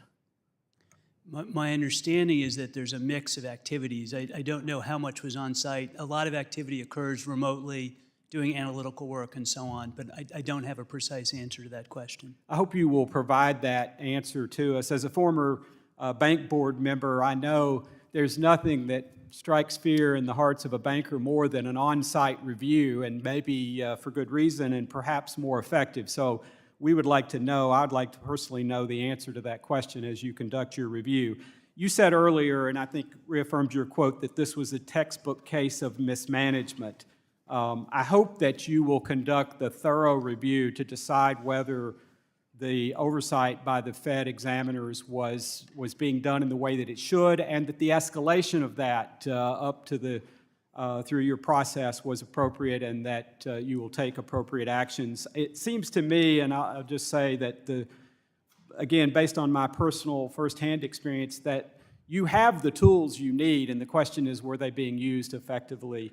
And I hope that in the days ahead, weeks ahead, we get to the answer for that question. Under Secretary Liang, earlier my colleague, Mr. Loudermilk, was questioning you about some of the comments of Secretary Yellen. And I guess I'm still a little bit confused, because I think what I'm hearing both from the Secretary and maybe from you is that if it's a systemically important bank that's failing, that there's going to be perhaps a more strident effort to make sure that no one loses. But if it's a less significant bank, like maybe the one that I was a director at, that perhaps the concern won't be as high. And can you clear that up for me, and am I mishearing what you and the Secretary are saying? Yes, Congressman. The point that we've been making is that we would use the systemic risk exception or our and tools to prevent contagion in the broader system if a bank were to fail. And that could be a bank of different sizes, and it would be designed to keep all American depositors safe. You understand, no doubt, the confusion that these statements leave some of us with. And so I just wonder, do you have confidence in Secretary Yellen at this stage? Absolutely. And so, as I think about what I've heard today, earlier Al Green, I know it's not a quote of my mother, but it's a quote I heard often, is that it doesn't just have to be right, it has to look right. And so as I leave you, gentlemen and ladies, this afternoon, I would just say the American people are watching, and I think right now we have grave concerns about whether the regulatory process looks right. And so I hope you take that to heart as you conduct the review of what you're doing. I don't think, my personal conviction is that you don't need new tools, that you need better craftsmen using those tools to accomplish the purposes that you have. And so I commend that to you. As a former bank board member, I feel like if Silicon Valley Bank had had the supervision that I feel like our bank got, that we wouldn't be here today talking about this. Thank you, and I yield back. The gentleman yields. The gentleman from New Jersey, Mr. Gottheimer, is recognized for Thank you, 5 Mr. minutes. Chairman and Ranking Member Waters. The conditions at Silicon Valley Bank in the months leading up to its failure set the stage for a classic run on the bank. What was not typical of the situation, though, was the speed and intensity of the run, as we've talked about. Depositors driven by panic on social media platforms and armed with online banking tools capable of rapidly moving large sums of money withdrew nearly $42 billion in deposits within 24 hours on the 9th of March. Under Secretary Lang, do you think social media and online banking tools have the potential to increase the intensity of future runs? And if so, what do you think the appropriate response from Treasury, Congress, and regulators should be? Congressman, I do agree that the runs that occurred at Silicon Valley were unprecedented in speed and size, aided by social media technology. Those are new risks that challenge the banking system and the financial system, and are those that we'll definitely need to be considering and working with Congress on those issues. So you're working on that? Yes, we've been working on how to think about the payment system, how to think about fintech and digital assets, and this has now also become apparent. Thanks. I'd like to work with you on that. If that's okay, I'll follow up. Thank you. Some members of Congress are using the failures of Silicon Valley's bank management and bank supervisors to criticize the bipartisan 2018 amendment to Dodd-Frank that ended the one-size-fits-all approach to bank regulation. Before Dodd-Frank, we had a system of too big to fail. We don't want a system, in my opinion, where banks are too small to succeed. Those that say Congress eliminated annual stress tests and other prudential safeguards need to read the bill again. The bill tasked the Federal Reserve with crafting rules for banks like SVB with more than $100 billion in assets. And Section 104 of the 2018 amendment to Dodd-Frank says clearly, quote, the Board of Governors may, by order or rule, apply any prudential standard established under this section to any bank holding company with assets equal to or greater than $100 billion if the Board of Governors determines the prudential standard is appropriate to mitigate risks in the banking system and promote safety and soundness. End quote. The Federal Reserve could and should have applied annual stress tests to banks like SVB, but it chose not to. While stress tests are an important component, it's clear that the existing Fed supervisory tools are equally, if not more important. During a Senate Finance Committee hearing earlier this month, Treasury Secretary Yellen was asked about supervisory stress tests, and her response was, quote, supervisory stress tests focus on capital and not on liquidity. In these bank failures, liquidity played an important role. When Secretary Yellen was asked whether stress tests would expose management failures of banks, she replied that, quote, that's the purpose of supervision, concluding that supervision is critical. Vice Chair Barr, do you agree with comments made by Secretary Yellen that supervision is critical to identifying the failures of bank management? And there was clearly there was a huge hole in Fed supervision of SVB. Can you talk about that a little bit, please? I think supervision and regulation both play an important role in overseeing bank management. And obviously in the first instance, and in the last instance, it's bank management that's responsible for running the bank. And in this case, it did it in a way that caused its failure. We are taking a careful look at the role of supervision and regulation and not forcing managers to do a better job in running their own bank. Just digging in a little bit more, the Wall Street Journal reported that the Fed had concerns about the risk management practices at SVB as early as 2019. You admitted in your testimony that the Fed knew that there were issues at SVB for years and only started a more in-depth review in February 2023, which I worry was too little too late. When exactly does the Fed give these supervisory reviews some more muscle and step in to prevent disaster? And can you talk a little bit more about what happened here and what you're trying to learn? Thanks. Thank you. A great series of questions. You know, the Federal Reserve's system of supervision and regulation is based on a tailored approach where firms between 50 and 100 billion are really part of the regional banking organization group. Firms 100 billion and above are in the large and foreign banking organization and group. And even within that, there are distinctions between firms at 100 to 250 and 250 and above. And I think part of the problem is that that framework, which really focuses on asset size, is not sensitive to the kinds of problems we saw here with respect to rapid growth and a concentrated business model. That's one of the reasons why, you know, earlier this year I announced that we were going to have a novel supervision group that really focuses on these kinds of issues. So to that point, do you think, you said yesterday before the Senate that the Federal Reserve has broad authority to apply additional prudential standards to banks with more than 100 billion in assets like Silicon Valley Bank. Is this a situation where the Fed needs different authorities, or has the Fed simply chosen not to use the authorities given by Congress? Like where should you be jumping in? We're going to look at our own framework, our own supervision, our own regulation. I think that self-assessment is really a critical part of risk management. As I mentioned earlier, we have a team of staff working on it who are not responsible for supervising SVB. We're going to look at our own structure and suggest reforms. Thank you. I yield back. Gentleman yields. The gentleman from South Carolina, Mr. Norman's recognized. Well, thank each of you for testifying today. Let me ask a very simple question. You know, we had a $209 billion bank in assets, have a total meltdown from March 8th through March 26th. 18 days, you had a bank basically, from all outward appearances, was strong to the taxpayer, to the investor. And over those 18 days, it was a meltdown. Now, the warning signs that have been mentioned at this hearing, like the 6 citations, like the absence of a chief risk officer for 8 months, like the deficient government and controls, the signals were there for a bank that was in trouble. When the chairman started it off, I didn't see a sense of urgency from any of y'all on things to do other than we contacted staff or we contacted the immediate supervisors. When I was a director on the bank, if one of these citations had been issued, somebody's head would roll. We'd be having a conference call. Give me some assurance that I'm wrong, or I guess give me some assurance what specific actions you would take if this is duplicated. Because you had $20 million lost in the insurance fund, which the calls I'm fielding in my office are from the smaller banks, and you know, a lot of people denying the taxpayers are going to take the hit. The taxpayers are going to take the hit at the end of the day because they're the ones that make the profit for the banks to pay the fees to the FDIC.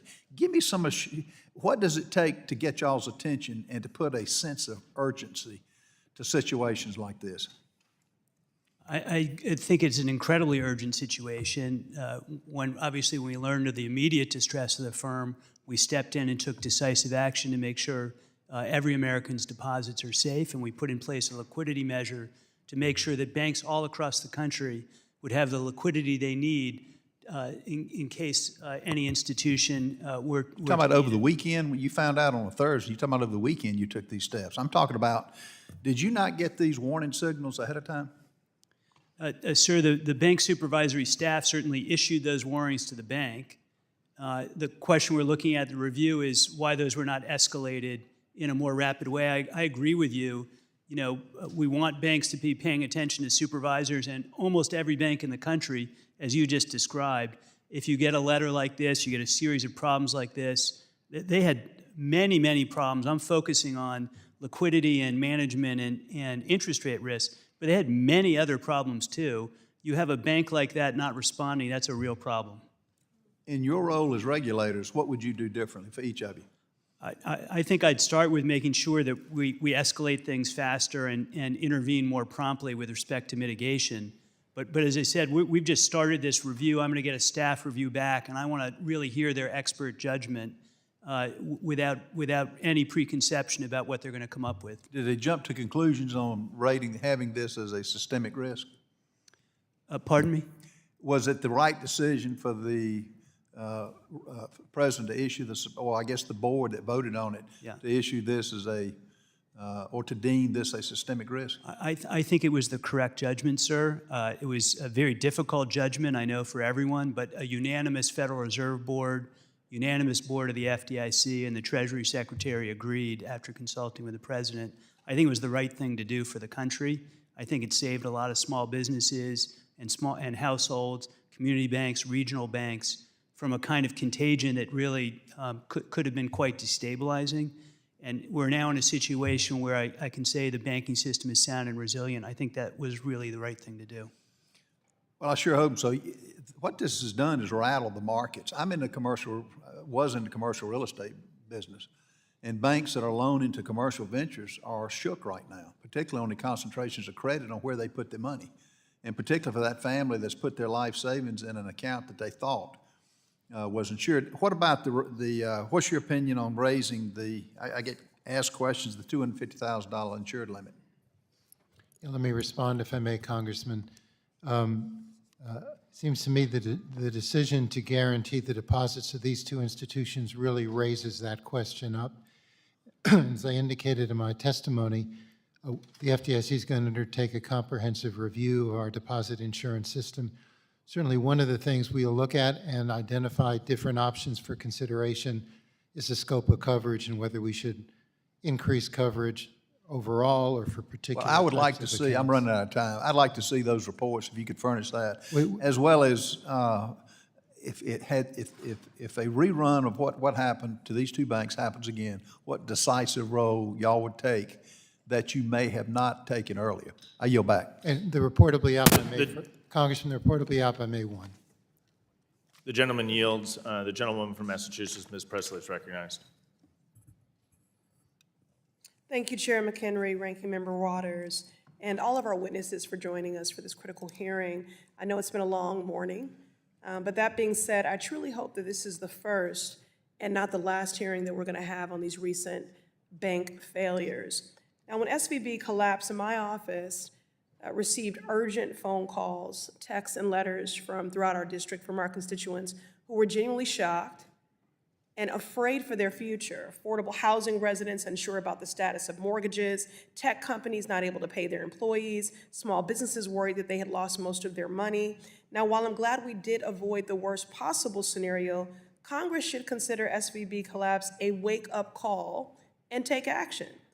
After the 2008 financial crisis, Congress stepped up to enact Dodd-Frank, a comprehensive package of regulations in order to prevent bank failures and systemic risks that hurt the economy. However, in 2018, the Republican majority in Congress passed a deregulation bill that stripped away crucial requirements and got rid of enhanced prudential standards. Donald Trump and Republicans, including some of my colleagues sitting in this very room, celebrated signing this dangerous piece of legislation. The 2018 deregulation law specifically made it easy for SVB and Signature Bank to engage in risky management practices with little to no oversight, and we must rightfully assign some of the responsibility for this bank turmoil to deregulation efforts. Vice Chair Barr, when Congress passed the deregulation bill in 2018, which was lobbied for by banks like SVB, is it fair to say that it reduced supervision requirements by the Fed for small and medium-sized banks? The overall effect of the law was for the smallest banks to reduce regulatory burden, for banks within 50 to 100 billion in range to limit the Federal Reserve's discretion with respect to those institutions. But for institutions over 100 billion, the Federal Reserve retained discretion to do something different. It chose in 2019 to put in place a set of rules that I think had the effect overall of reducing supervision and regulation of such firms. Right, so it definitely did. The deregulation bill relaxed requirements for stress tests and resolution plans. The dangerous and irresponsible nature of this deregulation bill was completely predictable. In no way was this turmoil inevitable. The then Federal Reserve Governor Brainard opposed it, as well as both of you, Vice Chair Barr and Chair Gruenberg. And yet here we are. In the aftermath of the collapse of SVB and Signature Bank, it's clear that the Republican deregulation bill shares the blame alongside Treasury, the Federal Reserve, and the FDIC due to the lapses in supervision and oversight. Chairman Gruenberg, for folks who are concerned about the future of small and medium-sized banks in this country, what assurances can you give them? Well, Congresswoman, as a general matter, our small and medium-sized banks remain in good condition, including their liquidity. And I think the actions we took did help to stabilize the system. And I think, as I indicated, any expense by the Deposit Insurance Fund to cover uninsured depositors will be imposed through a special assessment on the industry, and we have discretion to tailor that assessment to the institutions that most directly benefited. So we're going to try to be thoughtful in this process. Thank you, and I'm requesting that each of your agencies provide my office and this committee by May 1st a list of recommended regulations that need to be enacted to strengthen the banking industry and to prevent future failures. The story of SVB's collapse is the story of a Republican administration in cahoots with the banking industry to weaken our financial regulations, but it is also a story of regulators' failure to do their number one job, regulate banks. And since I'm accused of this often, I think I will close with a wokeism. The American public are tired of the super wealthy pocketing bonuses and leaving working class folks hiding the bag for their fiscal mismanagement. They're even more tired of Congress allowing them to do it. It is time to regulate. Thank you, and I yield. The gentlewoman yields back. The gentleman from Ohio, Mr. Davidson, is recognized. Thank the chairman, thank our witnesses, appreciate your endurance here today and yesterday. And as I listened to my colleague ask questions, I know my constituents are tired of seeing Washington, D.C., Congress in particular, socialize risk and watch profits be privatized. But they're also tired of people that don't listen. So I think one of the things that, Mr. Barr, when I was listening to what you said, yesterday and today, S2155 isn't the reason that these banks failed.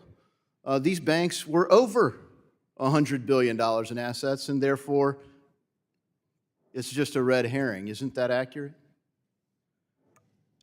What I would say is that the Federal Reserve's rules issued in the wake of 2019, in the wake of the legislation that were issued in 2019, they did have the effect of lowering supervisory and regulatory standards for firms, but the Federal Reserve retains the discretion to have different rules. And one of the things that I think would be my job going forward is to put in place rules that are appropriate for that size institution. We have the discretion to do that. Yeah, thank you. And so obviously, it wasn't the regulation per se that failed, it was the regulator that failed. And I want to understand the context in which that occurred. So over the past year and a half, we've seen a substantial increase in the federal funds rate.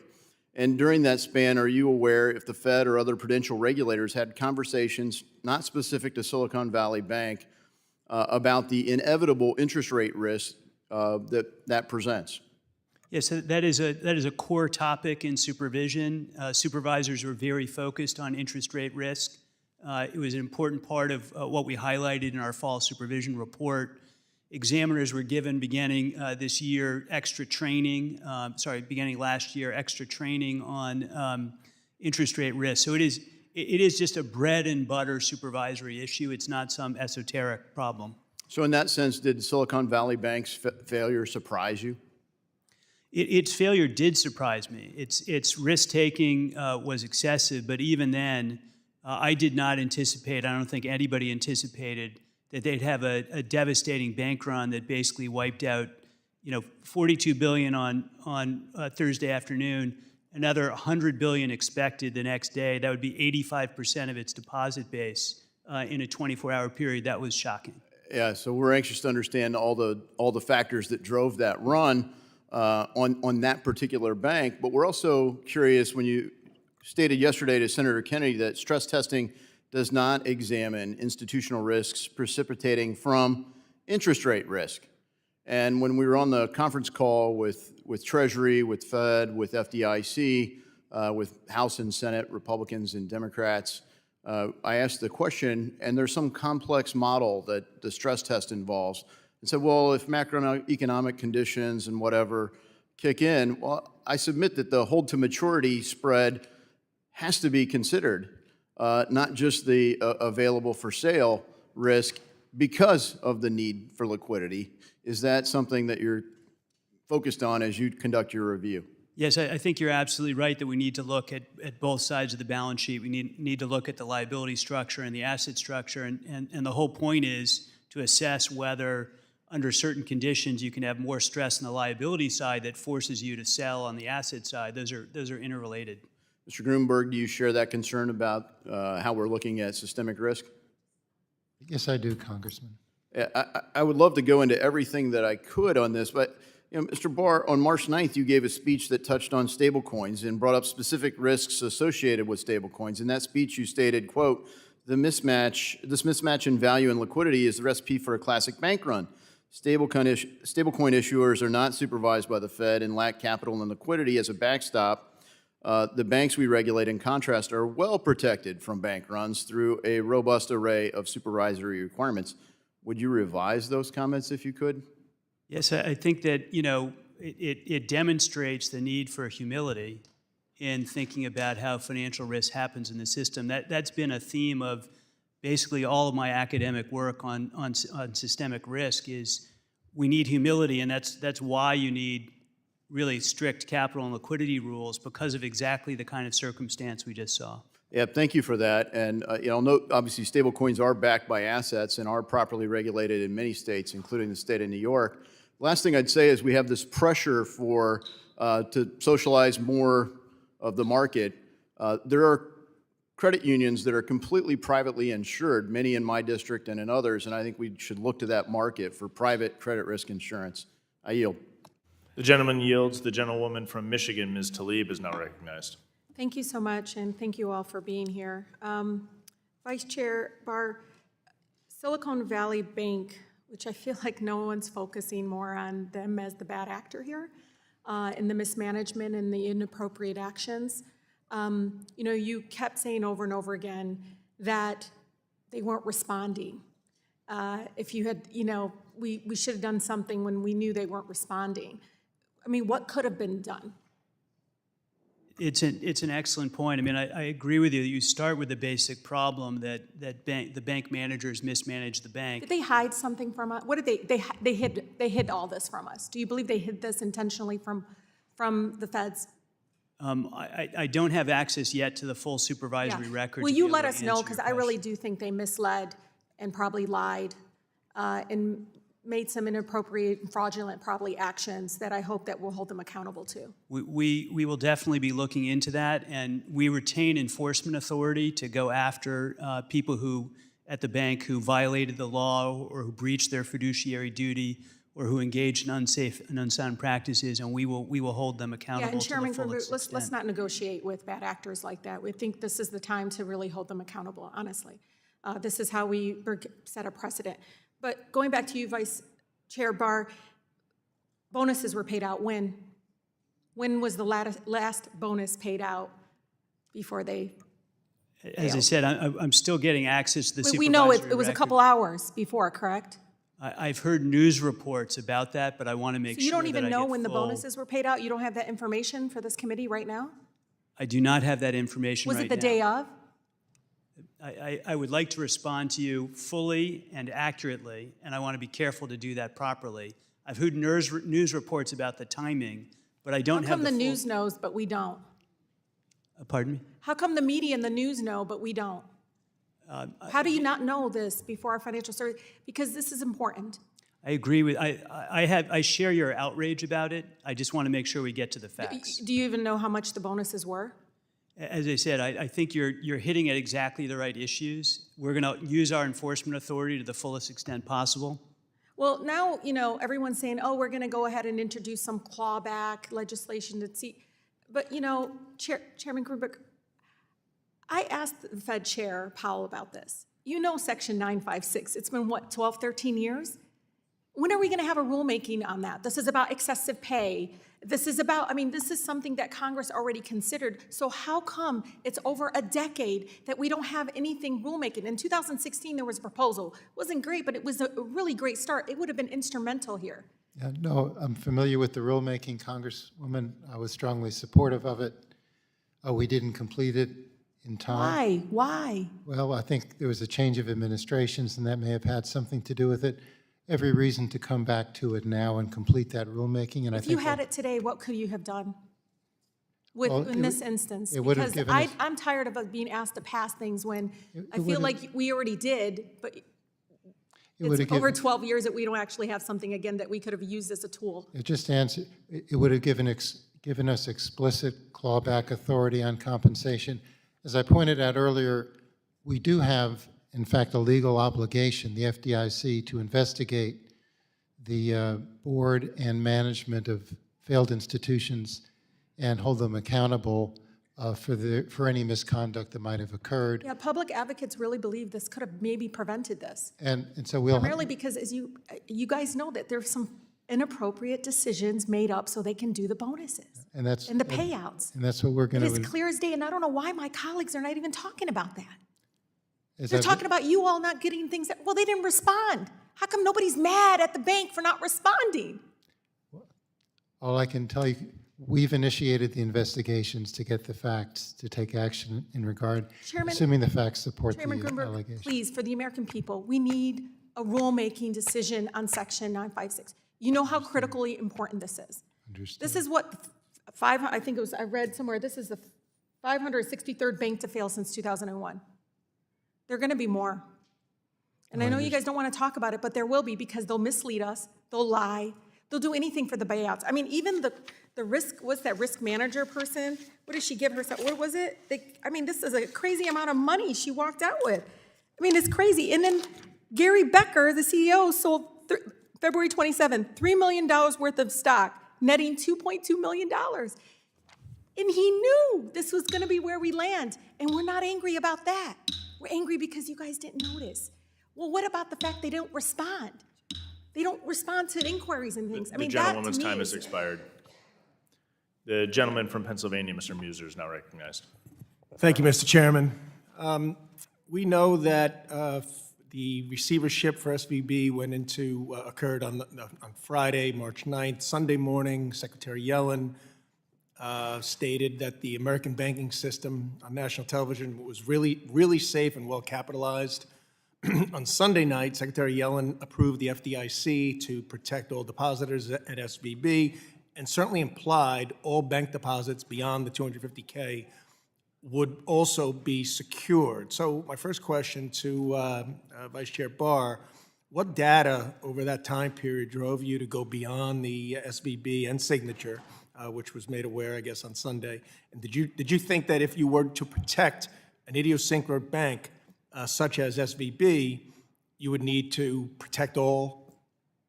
What data drove you to imply that all bank deposits would be secured? The decisions that we made that weekend were obviously in a very compressed period of time. They involved not only gathering information about what's going on in the economy, but also the exercise of judgment. It was our judgment collectively on the Federal Reserve Board, unanimous decision of the FDIC and the Treasury Secretary, that we needed to do that to protect contagion from infecting healthy banks in the system, community banks, regional banks around the country. It is a judgment call. It was based on the information we had at the time. I think it was the correct decision. I don't want to prolong it, but so there was actual data from other banks that they could be in jeopardy from we were systematic learning, problem. I'm sorry, I didn't mean to It cut being you a off. systematic problem as opposed to a unique problem. As I said, it's a human judgment, but the information we were getting from other regional banks suggested pressure that was building. It may have been the right call. I'm just wondering what data drove Secretary Yellen to go from, hey, everything's okay, to 8 hours later, no, we're going to protect all deposits. I'm going to move on. Chair Grunberg, it was stated that as well as all bank deposits being secured, no cost to taxpayers. I understand the FDIC fund is understood to pay for it, as you stated, per law. But will FDIC rates go up on community and regional banks? And aren't banks taxpayers too? Oh, they certainly are, Congressman. As I've explained previously, just to be clear, the action covered uninsured depositors at those two institutions. And the FDIC is required by law that any loss to the deposit insurance fund as a result of those uninsured deposits has to be paid for by a special assessment on the banking industry.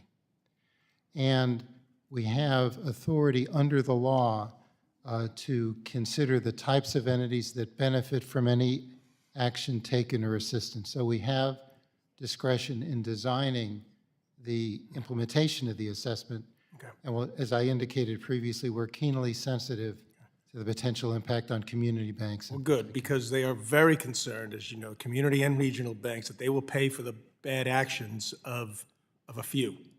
And I'm glad you're very much aware of that. So, Vice Chair Barr, excessive spending by Congress, QE, the Fed doubling its balance sheet from $4 trillion to $9 trillion, no surprise to you, followed by the quantitative tightening. Many banks holding excessive treasuries were highly devalued and devastated in the case of SVB. The November 21st, there are reports that the Fed, on November 21st of 2022, there's a report that the Fed was aware of the balance sheet issues of SVB. Were you, I mean, this is the 16th largest bank in the country, 57% of its portfolio was in treasuries being devalued. Why wasn't there more enforcement taking place? I think it's an excellent question. We were aware and focused at the supervisory level of interest rate risk in the firm and liquidity risk of the firm. I don't think the supervisors expected, I don't think anybody expected a devastating bank run of the kind I described before, with 85% of deposits fleeing or expected to flee in a 24-hour period. 16th largest bank, you can see why people find that unacceptable from an enforcement standpoint. Lastly, I only have 10 seconds. There's a high concentration of commercial real estate loans out there owned by small banks, potentially as loans will be. I'll follow up with you on that one in writing. I yield back, Mr. Chairman. The gentleman yields. The gentleman from New York, Mr. Torres, is recognized. Thank you. When interest rates rise, long-term securities become less valuable, but deposits become more valuable. If you have a stable deposit base, the gains from the deposits can offset the losses from long-term securities. But if you have an unstable deposit base, like Silicon Valley Bank, there's no built-in offset. Silicon Valley Bank had a uniquely uninsured, unstable deposit base that made it singularly susceptible to a bank run in the age of social media. So, Vice Chair Barr, should a bank with an unstable, uninsured deposit base like SVB be subject to a higher standard of regulation than a bank with a stable, insured deposit base? Representative Torres, I couldn't have said it better myself. I think you described the situation exactly correctly. And the unique... Flattery will win you no points, but sure. It's just the truth. I wish I had said it that way. But no, I think there are unique risks to this kind of heavy uninsured deposit base. And for most banks in the country, as you described, they handle their interest rate risk properly. They have stable deposits. I know all of you, and when you talk to your banks and you go back home across the country, they're doing okay. But you agree that the rigor of regulation should depend not only on size, but on deposit stability, yes? I do. Regarding commercial real estate, the rapid rise of work from home during COVID has driven down office property values, and the rapid rise of interest rates have driven up financing costs, creating a perfect storm. Office buildings with declining property values are set to be refinanced at far higher interest rates. There's reportedly $2.5 trillion in commercial real estate debt coming due over the next 5 years, a substantial share of which is office debt. Chair Gruenberg, to what extent do you worry about the office loan portfolio representing a ticking time bomb in the banking system? It presents a risk. It's one the FDIC has talked about and identified publicly.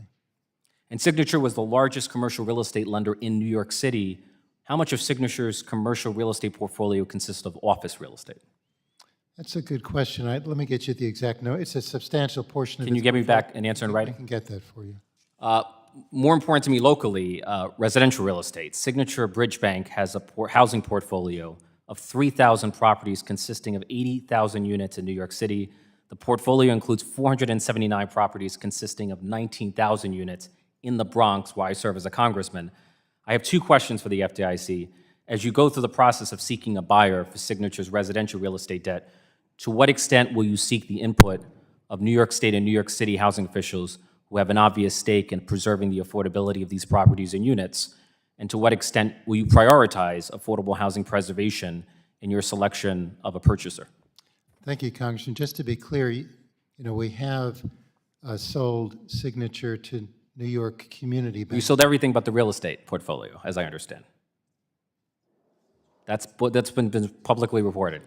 I take your point. No, we'll be glad to work with you and other local officials in New York in regard to the disposition. I appreciate that commitment. Sure. I'm not advocating the following course of action, but I want to provide you with a hypothetical. The banking system is reportedly sitting on more than $600 billion in unrealized losses from securities, and those losses will only rise with rising interest rates.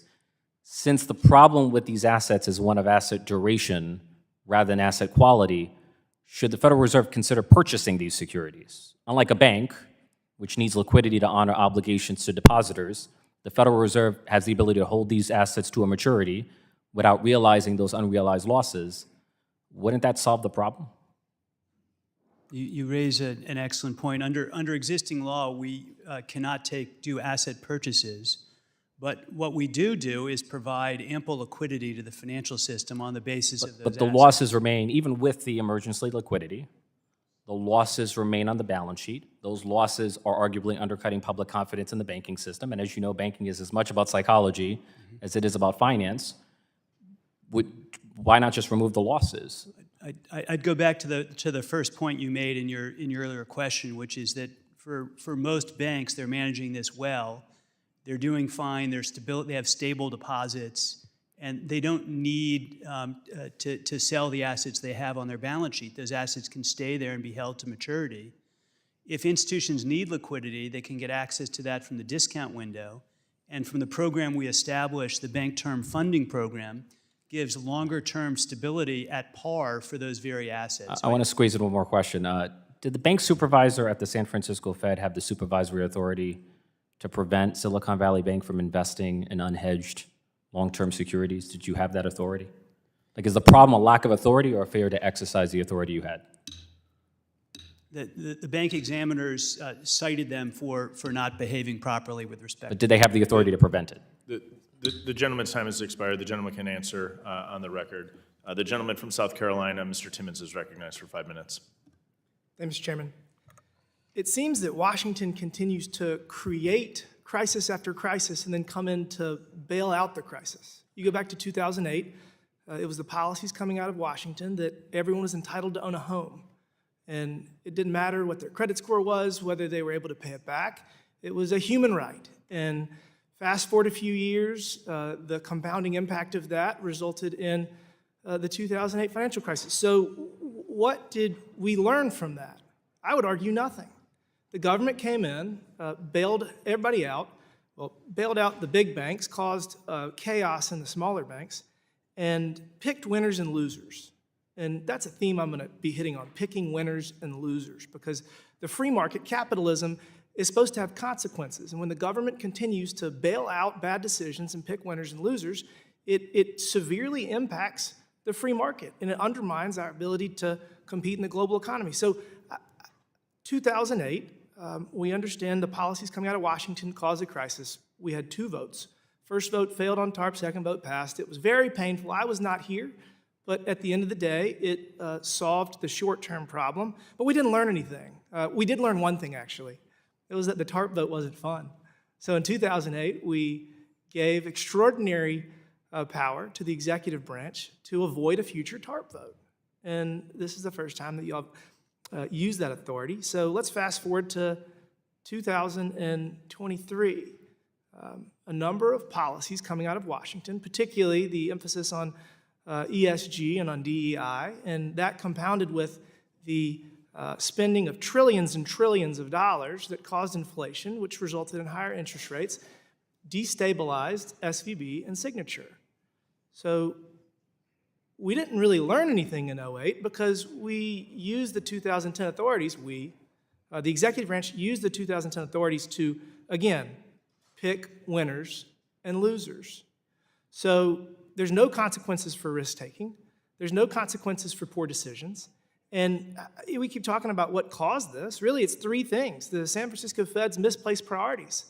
Last fall, when every other Fed was sending out notifications regarding interest rates and inflation and the impact on future stressors of the banking system, they were still sending out DEI and ESG updates.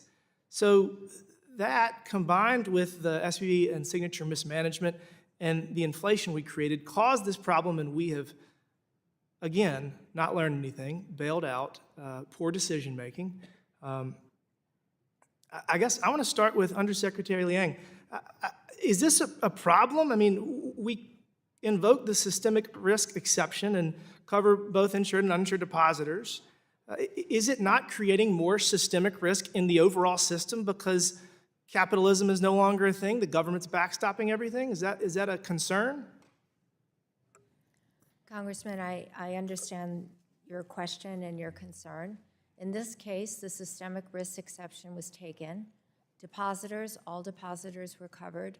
Shareholders and debt holders were not.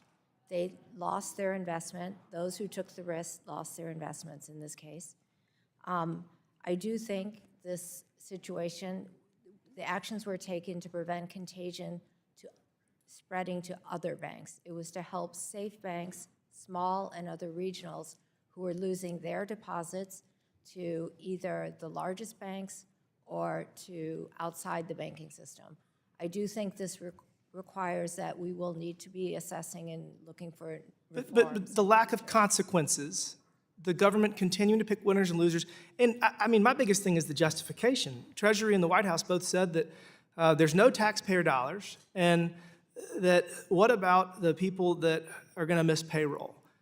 Neither one of those were necessarily true, because it is taxpayer dollars, because the increased premiums from FDIC is going to be passed down to Americans all over the country.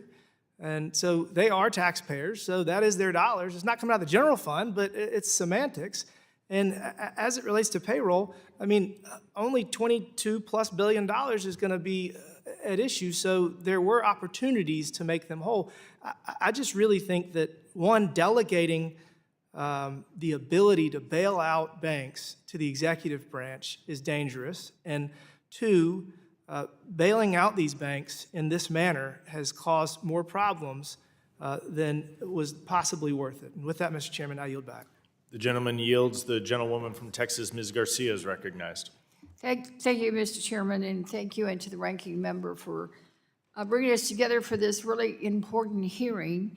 And I just first wanted to start with just a quick question to the three of you, because I've been troubled by the word of the use crisis. I know I shared that with the ranking member the other day, that, you know, I never saw this as a crisis. Perhaps it was a boo-boo, maybe a major boo-boo, but not a crisis. I don't think that, personally, that two bank failures equals a crisis. So I just want to quickly ask each one of you just a yes or no. Do you think this is a crisis, Mr. Barr? As I said at the outset, I think our system is sound and resilient. Is it a crisis or a yes or no? I think that it was appropriate use of the systemic risk exception to prevent a crisis. Is it a crisis, yes or no? As I said, I think that where we are now, the banking system is sound and resilient.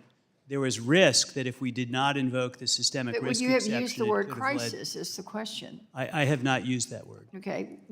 Chairman Greenberg? I think we were at risk of crisis, and I think the actions that we took have stabilized the system. Ms. Yang? I agree with that. The actions we took stabilized the system. Well, I think you're right, and I think that's what we should focus on the swift action over a weekend, no less, and how we were able to avert a crisis, and how we were able to prevent contagion, and how we were able to frankly just save those banks, but potentially other banks. And I know that recently, as a ranking member mentioned, there's been some notion that it's the woke policies that have done this. And I know that some extreme MAGA Republicans, like Florida Governor Ron DeSantis, have even suggested that it was the ESG policies, and frankly, with zero evidence. But yet they continue with some of this rhetoric. Vice Chair Bart, yes or no again, do you believe that ESG investing played any role in the failure of Silicon Valley Bank? No. Mr. Greenberg? No. Ms. Liang? I do not have the information that the supervisors have, but I would, my strong preference would be no. Right. Well, you know, as I said, there's been no evidence, and thank you for reaffirming that, because you will recall that the claim that ESG invested was caused by the failure of Silicon Valley Bank is really strongly reminiscent of the claim back in 2008 that the financial crisis then was because of the Community Reinvestment Act obligations. So very similar. The Financial Crisis Inquiry Commission examined this claim and rejected it, as did researchers within the Federal Reserve. Vice Chair Barr, will you remind us what researchers at the Fed have concluded about attempts to blame the housing and foreclosure crisis on historically disadvantaged communities of color? The research showed that there is no basis for the conclusion that low-income, moderate-income consumers, households, were responsible for causing the financial crisis. Okay. Do you think that the communities of color, the disadvantaged communities, and particularly people in my district that is 77% Latino, should be concerned that this bank failures and some of the remedies that are being put in place may cause a lack of capital, the lack of opportunities to be able to buy homes? Will it impact mortgage rates? I think the steps that we took together to stabilize the economy and provide public confidence in the banking system are of assistance to low and moderate income households and to all Americans around the country. But do you think there will be some negative impact on interest rates and the ability to borrow, to buy and purchase homes? My estimate is that the bank's reaction to the current economic circumstances are likely to lead to a reduction in credit availability overall. That's something that we're watching very carefully at the Federal Reserve. Right. And Ms. Singh, I had a question for you about crypto, and I know that there's an additional bank that is going through some process of voluntary liquidation. What role did crypto play in all this? I don't believe crypto played a direct role in either of the failures. So that, yeah. Was there an indirect role? I know that Signature had activities involved in digital assets, but I don't believe that is the main. The gentlewoman's time has expired. The Mr. witness. Chairman, I will follow up with the three panel members on this issue. Thank you. I yield back. The gentleman from New York, Mr. Garbarino, is recognized for 5 minutes. Thank you, Mr. Chairman. Mr. Chairman Grunberg, I want to talk a little bit about Signature Bank. Can you describe the condition of Signature Bank at the time of its receivership and what evidence you had that showed Signature was also facing a liquidity crunch on March 10th? And what was Signature's available funding at the time New York State DFS closed the bank and placed it at FDIC receivership? Congressman, we can get you the specific data, but the fact is that on Friday night, that bank had real difficulty meeting its obligations at the end of the day and barely met them by the 5:30 closing time. And I think both New York State and the FDIC, who jointly had responsibility, did not think that the bank could open and make it through the day on Monday. I think that was the determination. And that's why New York State on Sunday decided to close the institution. All right, and you can get me the specific numbers? Yes, we can. Thank you very much. And now I want to focus, I want to follow up on something that my colleague Tom Emmer asked before. When New York Community Bank Corp. assumed its Signature's deposits in some of its loans, it refrained from including roughly $4 billion of deposits related to Signature's digital assets banking business. As a result, Signature's real-time payments network remained under FDIC Commission's receivership. It was reported early yesterday evening that the FDIC sent a notice to depositors whose deposits were not included in NYCB's bid, informing them that any accounts not closed by April 5th will be automatically shut and depositors will receive a check in the mail. Can you walk me through FDIC's reasoning for this decision? Yes, Congressman. So the winning bid for Signature by New York Community Bank's subsidiary, Flagstar, was for all the deposits except the winning bid chose not to bid on the digital assets. And there were about $4 billion of those. And we provided those depositors a couple of weeks to determine what they might want to do. And we sent them a notice that we'll return their deposits to them by early next week, I believe. So in your response to Tom Emmer, you mentioned that Signet was was included in the sale of Signature Bank, while the deposits were not. It is my understanding that you still currently are looking for, so you're still currently looking for a buyer. So just so I'm clear, the digital deposits are being returned to their deposit holders. It's my understanding that Signet was not acquired. Okay. And remained in the receivership, and is in the process now of being marketed. So Signet is still under FDIC Yes, receivership? it's in the process. Thank you very much. Chairman Grunberg, I also want to bring this up. In the Senate banking hearing yesterday, there was an exchange between Senator Van Hollen and Vice Chair Barr on the guidance on guidance issued in 2018 and codified in 2021 when Randy Quarles was Vice Chair of the Supervision of the Federal Reserve Board of Governors. This has become a target of some, even though this initiative doesn't limit any action an agency can take. It simply clarifies which actions will be accomplished through regulatory measures and which through supervisory measures. You stayed silent during the entire exchange, but I recently read an op-ed in the Wall Street Journal written by Randy Quarles, which has said that both you and Lael Brainerd voted for this guidance. Is that true? Did you vote for this guidance? Yes, we did, Congressman. Okay. Thank you very much. And one more question. Sorry.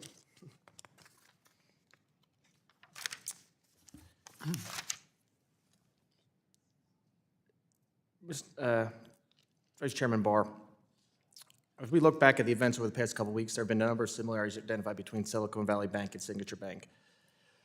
The first of which is being the high concentration of deposits well above the FDIC insurance limit, with reports showing that 90% for Signature Bank and 87% for SVB.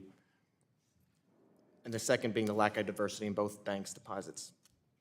The news has discussed the potential impacts of these similarities ad nauseum. However, I would like to explore how the Federal Reserve and the FDIC view deposit diversification as it pertains to determining the soundness of financial institutions. Sorry, I couldn't hear the last 4 words of your sentence. I would like to, and I'm out of time, so I'll submit this question for you to respond on the record. Thank you so much. The gentleman yields. The gentlewoman from Georgia, Ms. Williams, is recognized. Thank you, Mr. Chairman. I want to start by making it clear that the failures of the Silicon Valley Bank and Signature Bank were not just about wealthy people. Text messages from constituents asking what the government was going to do, what kind of intervention there would be, because they had money in this bank. Atlanta is this booming area for tech startups, and so the impact was felt very real by my constituents. They wanted to know if they would be able to access their funds on Monday morning. Black-owned businesses were worried about paying their employees. Entrepreneurs who are creating wealth in marginalized communities were concerned about covering basic business expenses. These businesses are closing the racial wealth gap, which unfortunately my home district of Atlanta leads the nation, and the banking system has to work for them. Chair Gruenberg, in the aftermath of SVB's failure, there's been substantial debate about raising the $250,000 deposit insurance cap to minimize any potential payroll disruptions and economic pain that may follow when the next bank fails, which my constituents were so concerned about. There is reportedly bipartisan legislation in the works to temporarily raise the cap. If the cap is raised or eliminated to help protect depositors, we'll need to take measures to reduce the risk of moral hazard. One proposed measure is the continuance of risk-priced deposit insurance premiums. Chair Gruenberg, as we consider different deposit insurance reforms, should we seek to maintain risk-priced deposit insurance? Well, I think we do want to maintain risk-priced deposit insurance, but I do think, you change one part of the system, it impacts another part of the system. So, as I indicated earlier, the FDIC is undertaking a comprehensive review of the deposit insurance system in light of this episode, and will release a report by May 1, also laying out policy considerations for changes to the system that we hope will inform the discussion around this. So beyond the report, moving forward, what steps can the FDIC take when making decisions about deposit insurance assessments to make banks think twice about various financial stability threats that disproportionately impact marginalized communities? Well, we have authority now to do risk-based pricing, and I think it's fair to say that in light of this experience, we need to think hard about liquidity risk and concentrations of uninsured deposits and how that's evaluated in terms of deposit insurance assessments. But I also think it's an appropriate moment to take a look at how our system works in light of of this episode and consider what other changes might be prudent. Thank you. And we all know that part of maintaining a healthy banking system is confidence, specifically consumer confidence, that their money is safe in the banks that they've chosen. People of color have a harder time getting affordable loans from the largest banks and thus turn to the community banks, minority depository institutions, and the like. And when there is fear in the financial sector or an economic downturn, minority-owned banks and community financial institutions are hit hard as customers transfer their funds to what they think are safer and larger banks. Vice Chair Barr, what can Congress do to strengthen and support community and minority-owned banks in situations like we just experienced? Thank you very much, Representative Williams. I agree with you that having a wide diversity of kinds of institutions in our country is really critical, including community banks and regional banks, minority depository institutions, and community development banks. All of these institutions, I think, are really important for economic vibrancy and inclusion in our society. We'd be happy to work with you on ways that we can continue to support those institutions going forward. Happy to work with you, and we will definitely follow up. And Chair Gruenberg, I would love to hear from you what kind of deposit insurance reforms would help support minority depository institutions and other community banks. It's an interesting question. You know, we're in the process of finalizing a major revision of the Community Reinvestment Act, and in the proposed rulemaking, there were specific provisions to encourage banks to work with and support minority depository institutions and community development financial institutions. So I think that's actually an important vehicle and opportunity to strengthen our MDIs and CDFIs, which serve LMI communities. And it's an interesting, we should give some thought in our review how deposit insurance may play into this as well. And I have many more questions, but we're going to work together on this, and my time has expired. Thank you, Mr. Chairman. I yield back. The gentlewoman yields. The chair now recognizes himself for 5 minutes. Vice Chair Barr, did you originally believe that inflation was temporary and transitory? Yes or no? I was not on the Federal Reserve Board at that time. Did you believe it was temporary and transitory, or you had no opinion? I would say at that time I did not have an informed opinion. You did not have an informed opinion if it was temporary and transitory. The Federal Reserve continued to call inflation temporary and transitory until Q4 of 2021. The Biden administration continued to call inflation temporary and transitory. I apologize, the Federal Reserve Q4 of 2021.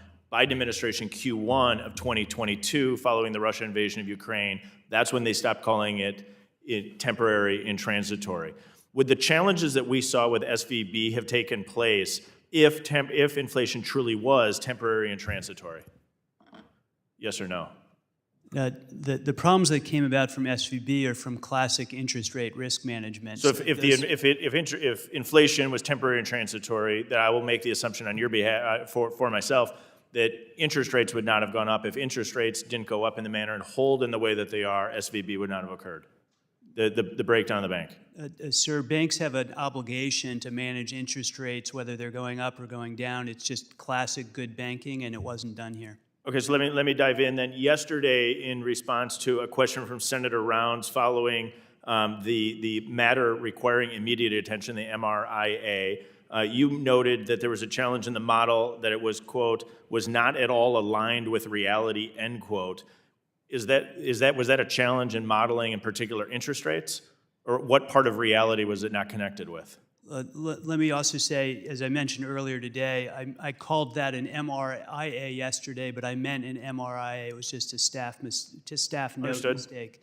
So it's an MRA on interest rate risk. And basically what I meant is that their model showed that they'd earn more money as rates were going up and they were losing more money. So interest rates was at the core of how it was disconnected from reality?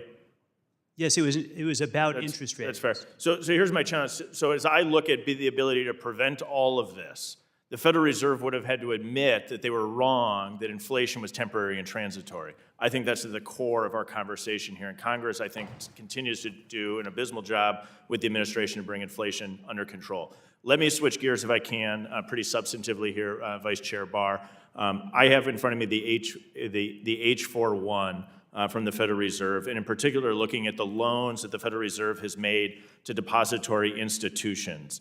There's been a significant shift, in particular as relates to other credit extensions. Other credit extensions is noted is that the Fed is taking collateral from the FDIC. That account, March 9, $0. March 16th, 1 week later, $57.6 billion. March 23rd, 1 week after that, $178.6 billion.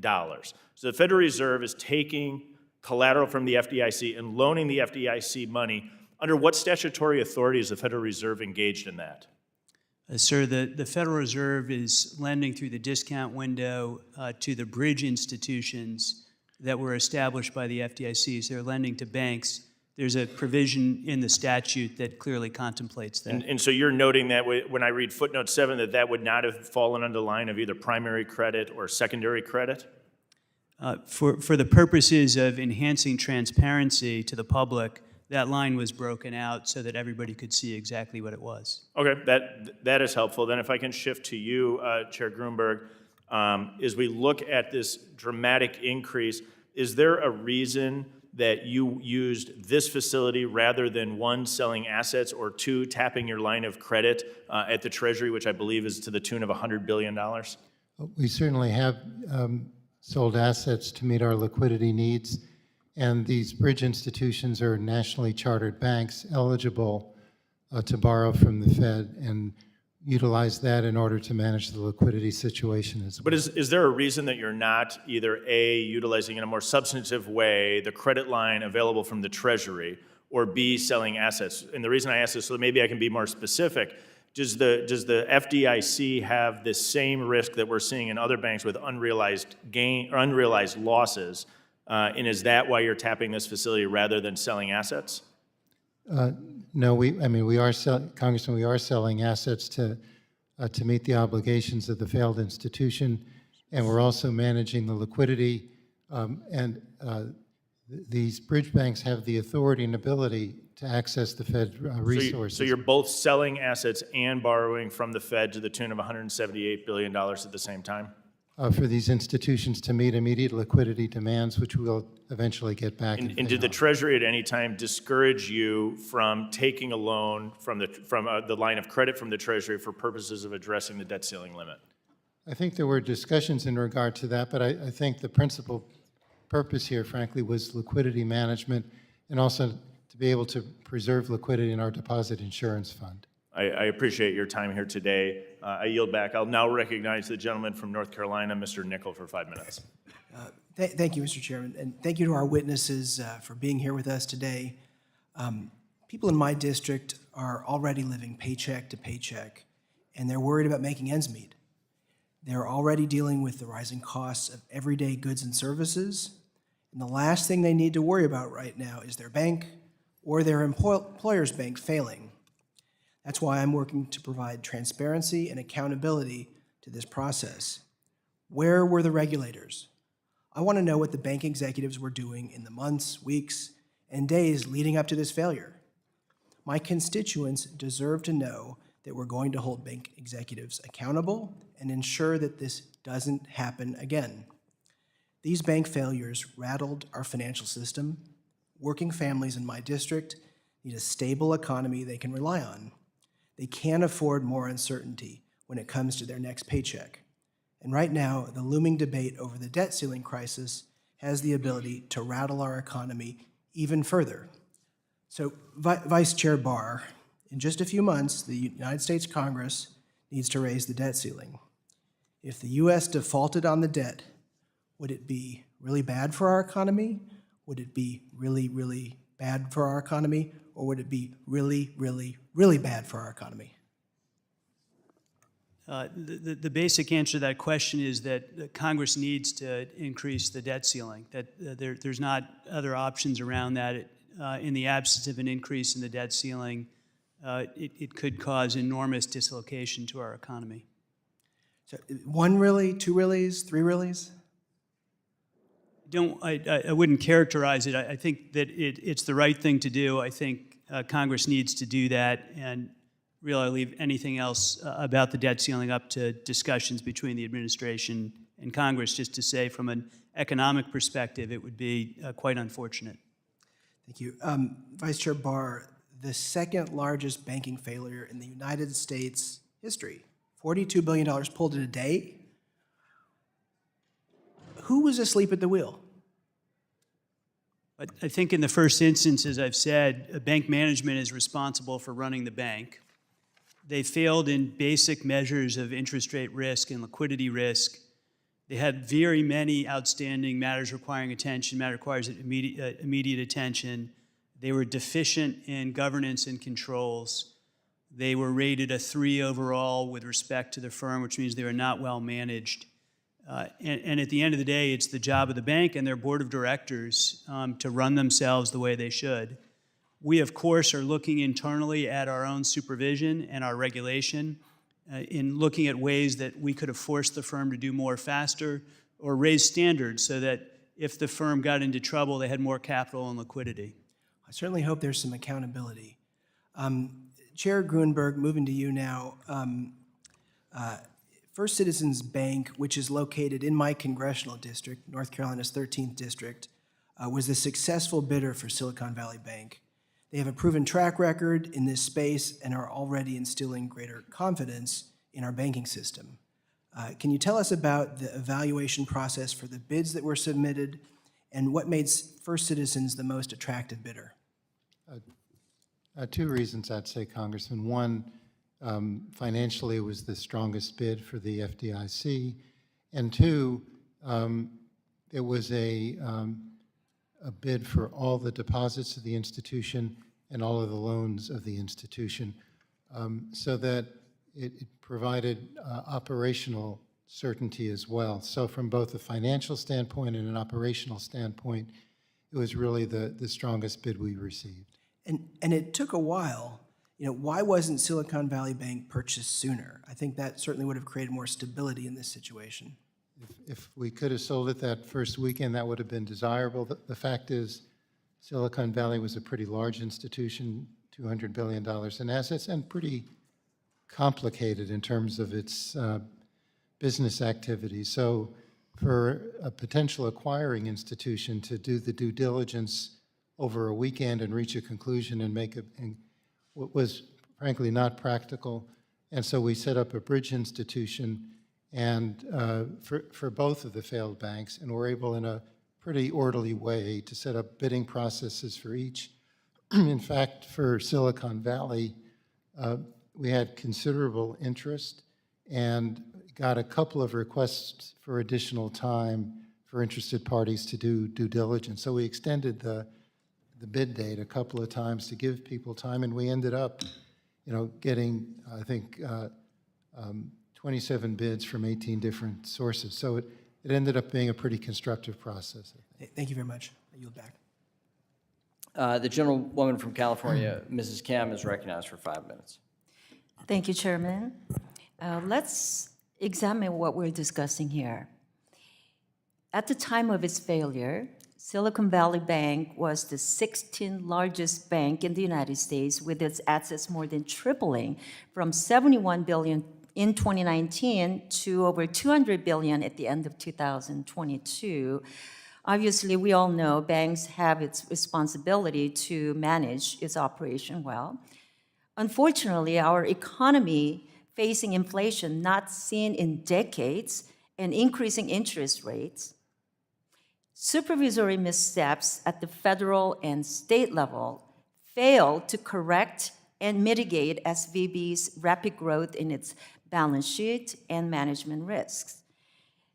Mr. Barr, yesterday you mentioned that you first heard about SVB's interest risk and liquidity management, those issues back in February of this year. So I want to ask you, who decided to put SVB under the horizontal review process, considering there were at least 6 warnings going back to 2021, and given SVB's risk profile, how did you conclude that the firm did not merit actions beyond the horizontal review process? Thank you, Representative Kim. I think that's one of the things we're trying to figure out in the review. The supervisors on the ground saw the risk that you described, saw the interest rate risk, and saw the liability risk. They required the firm to make changes. The firm didn't make those changes in time. The concern of supervisors grew. You can see that from the fall of 21 to the deficiency rating in 22, and then further action that year. But you're absolutely right that at the end of the day, the bank failed, and so we need to look at... Well, it seems to me, reclaiming my time, it seems to me that you could have considered downgrading ratings or considering enforcement actions. And to me, it seems that supervisors kicked the can down the road and couldn't consider the full consequences of the inaction. But I want to ask the next question.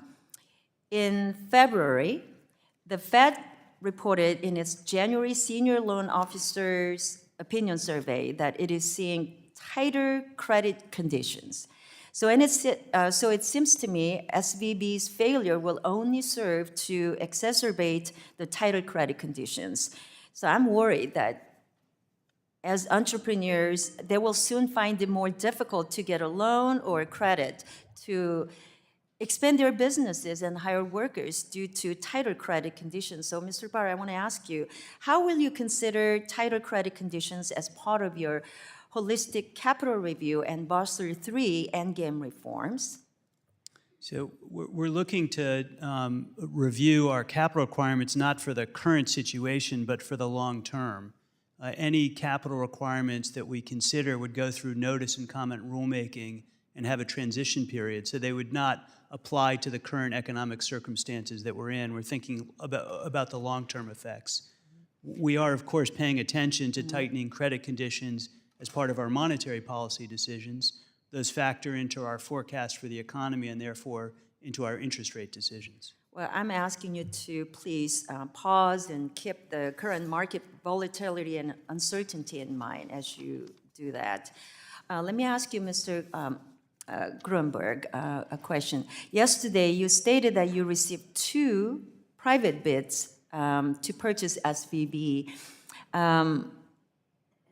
This is after the FDIC was appointed as a receiver, and you said one was invalid because it did not get the approval of the board. And the second one indicated it was more expensive than liquidation. So in your prepared statement, you mentioned that the cost to the Deposit Insurance Fund of resolving SVB will cost about $20 billion. Can you tell us why FDIC board decided to deny the first bid, and did you see the second bid as more expensive than the $20 billion incurred by the insurance fund? Well, I think the point is that neither bid was less expensive than liquidation. So liquidation would have been a less costly alternative than either acquisition at that point. And frankly, the limited bids and the quality of the bids we received was a function of the very compressed time frame, because we just taken over the institution Friday morning, and this was Sunday afternoon, and we thought it was in the interest of the Deposit Insurance Fund to place the institution into a bridge so that we could manage it for a brief period of time and then organize an open bidding process so that interested parties would have a fair opportunity to bid on the institution, and that's ultimately what happened. And if it would be helpful, I'd be glad to respond in writing. I know That would be fantastic. And with that, we'll recognize Ms. Pedersen of Colorado for 5 minutes. Thank you, Mr. Chairman. I am the last on the list, I believe, always am. So I just want to thank you all for being here today. Well, we're members of Congress. We don't rate it that way. If we can restart our time, I'm sorry to interrupt. I apologize. Thank you, Mr. Chairman, and I really appreciate this incredibly important discussion. There are numerous areas that need to be examined to better understand the failure of Silicon Valley Bank and Signature Bank. But first, I want to thank you and the boards of the FDIC and the Federal Reserve and the Treasury Secretary for your leadership and ultimately bringing the resolution needed to stabilize the banking system and protect depositors. I had text messages and emails and phone calls from constituents and from people across Colorado who were absolutely terrified that they were going to lose everything and that they were going to be unable to make payroll. So while the response took some time, and I think it did foster a lot of misinformation being spread, ultimately, thank you so much for doing what was necessary to protect our economy. But we're, of course, here today because we want to make sure that we're learning from what could have been done better and evaluating what we need to do in changing times. And I think that one of the most challenging issues that each of us face in this committee and for all of you is how we adjust our regulations and responses in a time when information spreads like wildfire, and in this case created a panic across our system and threatened our entire economy. Previously, a bank run would take days. In 2008, Washington Mutual saw over $16 billion in withdrawals over 10 days. With SVB, the bank run happened in a matter of hours, with a record $42 billion being withdrawn in a single day. And while SVB clearly wasn't managing their risk and was not listening to the warnings from the FDIC, I don't think any bank could have survived a run like this. And so, Mr. Grunberg, knowing that this panic occurred through social media in response to the suggestion that not all depositors would be protected when the FDIC took over SVB, what lessons can regulators take from this to improve their public communication when a future bank fails, and knowing how quickly depositors can immediately move their money in this new technological age?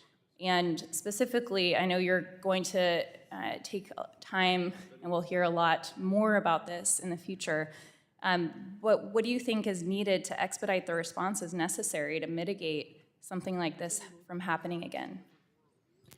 Well, to prevent it from happening again really raises all the supervisory and regulatory issues we've been talking about this morning.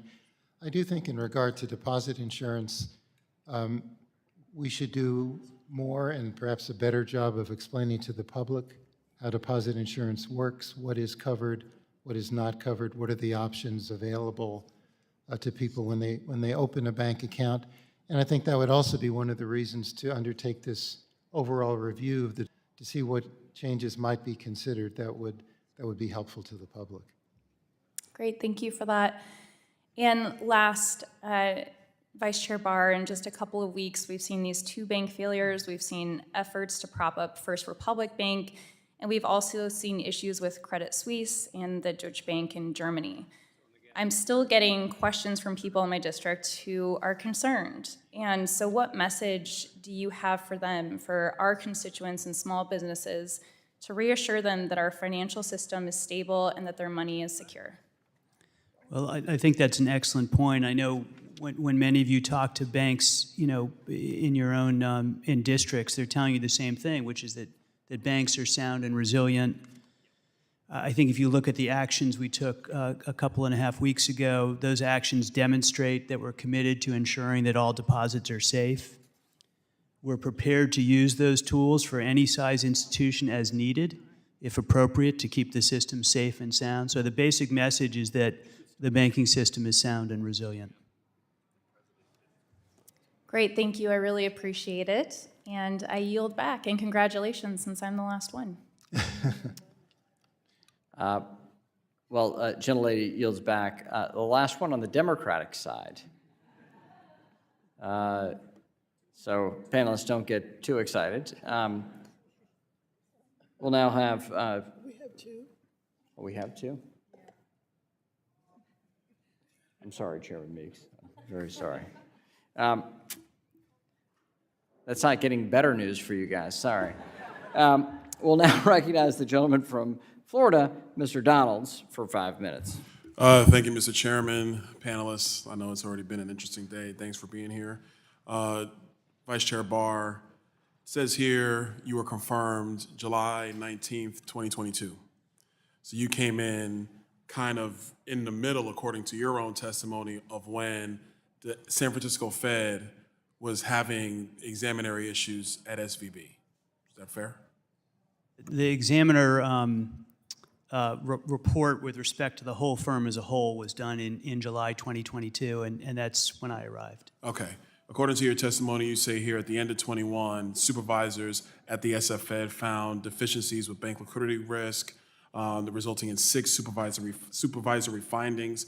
In May of 22, there were 3 additional findings associated with ineffective board management, et cetera. In October of 22, supervisors met with the bank's senior management to express concerns about the interest rate profile. In February 23rd of 2023, your staff alerted you to these issues, and then we know the rest of the story. Is it your assessment that there are serious supervisory issues at the San Francisco Fed? We're doing the review of that now, and I don't want to prejudge the outcome of it. There were clearly supervisory Well, Mr. Barr, I'm not going to failures. ask you to prejudge. I'm going to prejudge. As an American citizen, as a member of Congress, don't you think it is a rational judgment that if all these supervisory findings were existing for the last 2 years, and this still resulted that there are supervisory issues at the San Francisco Fed? Sorry, was that was a question? Yeah. Do you think it's a good assumption to make?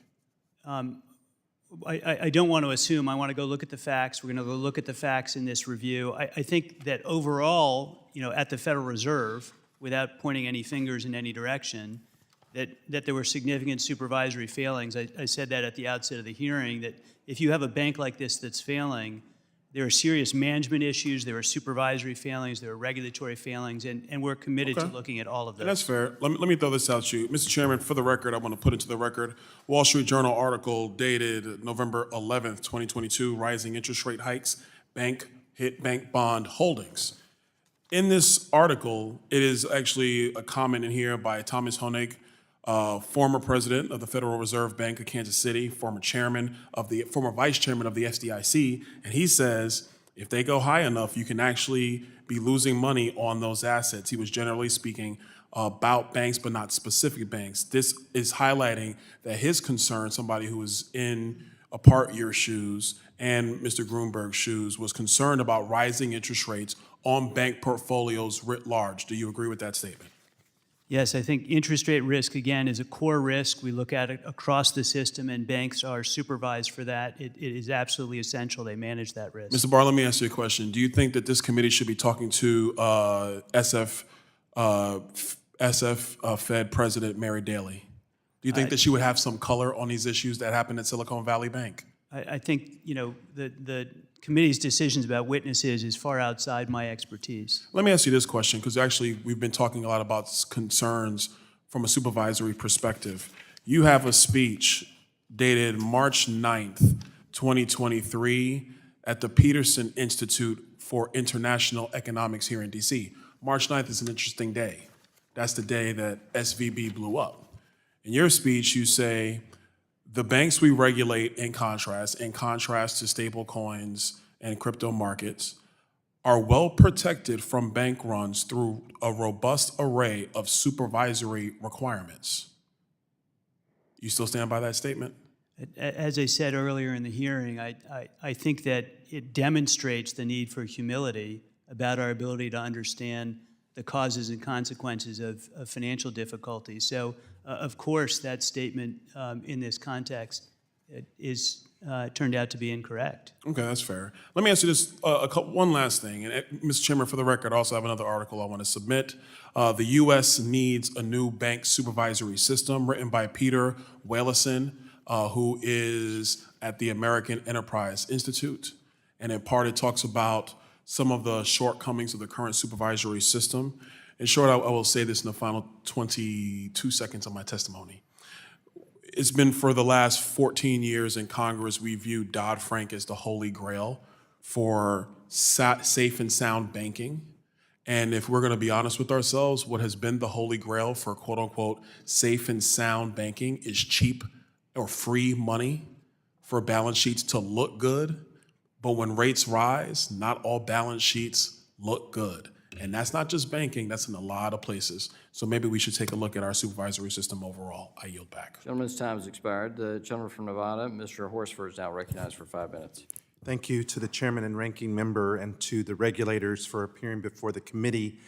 I want to start by saying the work that was done to address the Silicon Valley and Signature Bank collapse and ensure the health and resiliency of the U.S. banking system is vital. And I want to commend those that were involved in the swift action and the decisive steps that were taken to protect businesses' payroll, particularly small businesses and their employees who we heard from at that time. Now, while depositors were protected, shareholders and bondholders need to bear the cost for any potential mismanagement. And I'm eagerly awaiting the full examination of these bank reviews and the upcoming reports that you will be providing. Now, while the collapse of the Silicon Valley and Signature Bank may have occurred due to unique and isolated factors, the panic that their failures caused quickly became a private or a sector-wide issue. And I'm glad to say that the original crisis of confidence was subsided and cooler heads did prevail. I fear that the consequences will continue to materialize as we go on. For example, consolidation of deposits within the largest systemically important banks will only continue if the sense of risk within the financial system persists. Uninsured depositors are leaving our mid-sized banks because they feel that their money is safer elsewhere, even as these banks showed continued strength and sound financial footing. Deposit insurance is crucial for many of my constituents to get a sense of peace of mind, and we cannot have the perception of a two-tiered banking system in this country where only the largest banks are protected. So, Chairman Grunberg, as we look to increase confidence in the banking system with a particular focus on small and medium banks, how would an increase in the FDIC insurance limit prevent further consolidation of deposits at the largest banks? Well, I think, Congressman, I think that question is raised by this episode. The decision to guarantee the uninsured deposits of these two institutions really have implications for the entire deposit insurance system, and we need to consider it. And I'd like to do it comprehensively, looking at all the aspects of our deposit insurance regime, and then come back by May 1 with a report that the FDIC will put out, which will also provide some policy options for consideration. All right, one other area that I'm concerned about, I've already heard multiple development projects, particularly housing projects in my district that are struggling to get financing due to a pull back of credit from community banks. While I understand the need to review capital requirements, I think you'd agree, Vice Chair Barr, that no bank can meet $40 billion plus in depositor demands from capital alone. So, Vice Chair Barr, I would really urge you to consider the effects of increased capital requirements on the lending of healthy community banks. However, I do believe that action must be taken. So would you be able to discuss any additional strategies the Fed would be able to pursue to address the problems that we have seen at Silicon Valley and Signature banks without reducing credit industry-wide? Thank you very much. First of all, the capital review that we're doing does not apply to community banks. We're not intending to increase capital requirements on community banks. My understanding from looking at the community banking system is that it is well capitalized and stable and is serving its communities. We are looking at larger institutions. If we do that, we're going to do it through a notice and comment rulemaking process. That takes a good bit of time, and there are transition rules. So we're not talking about capital rules that in any way that would apply now. We're talking about how to make sure that the capital and liquidity rules in the future are appropriate. Okay. And then finally, there were reports that after Silicon Valley went into receivership, they literally advertised that their FDIC guarantee as a way to attract depositors. Is that true? And if so, what's being done? They cannot now benefit from the policy after we helped save them. That's a fair question, Congressman. We placed Silicon Valley into a bridge institution. There may have been some communications of the kind you described. When we heard about it, we put an end to it. Thank you. Thank you, Mr. Chairman. I yield back. Gentleman from Nebraska, Mr. Flood, is now recognized for 5 minutes. Thank you, Mr. Chairman. Vice Chair Barr, you've disclosed that Silicon Valley Bank's composite CAMELS rating was a 3 out of 5. In response to Ranking Member Waters' question earlier, you disclosed that their liquidity rating was a much stronger 2 out of 5.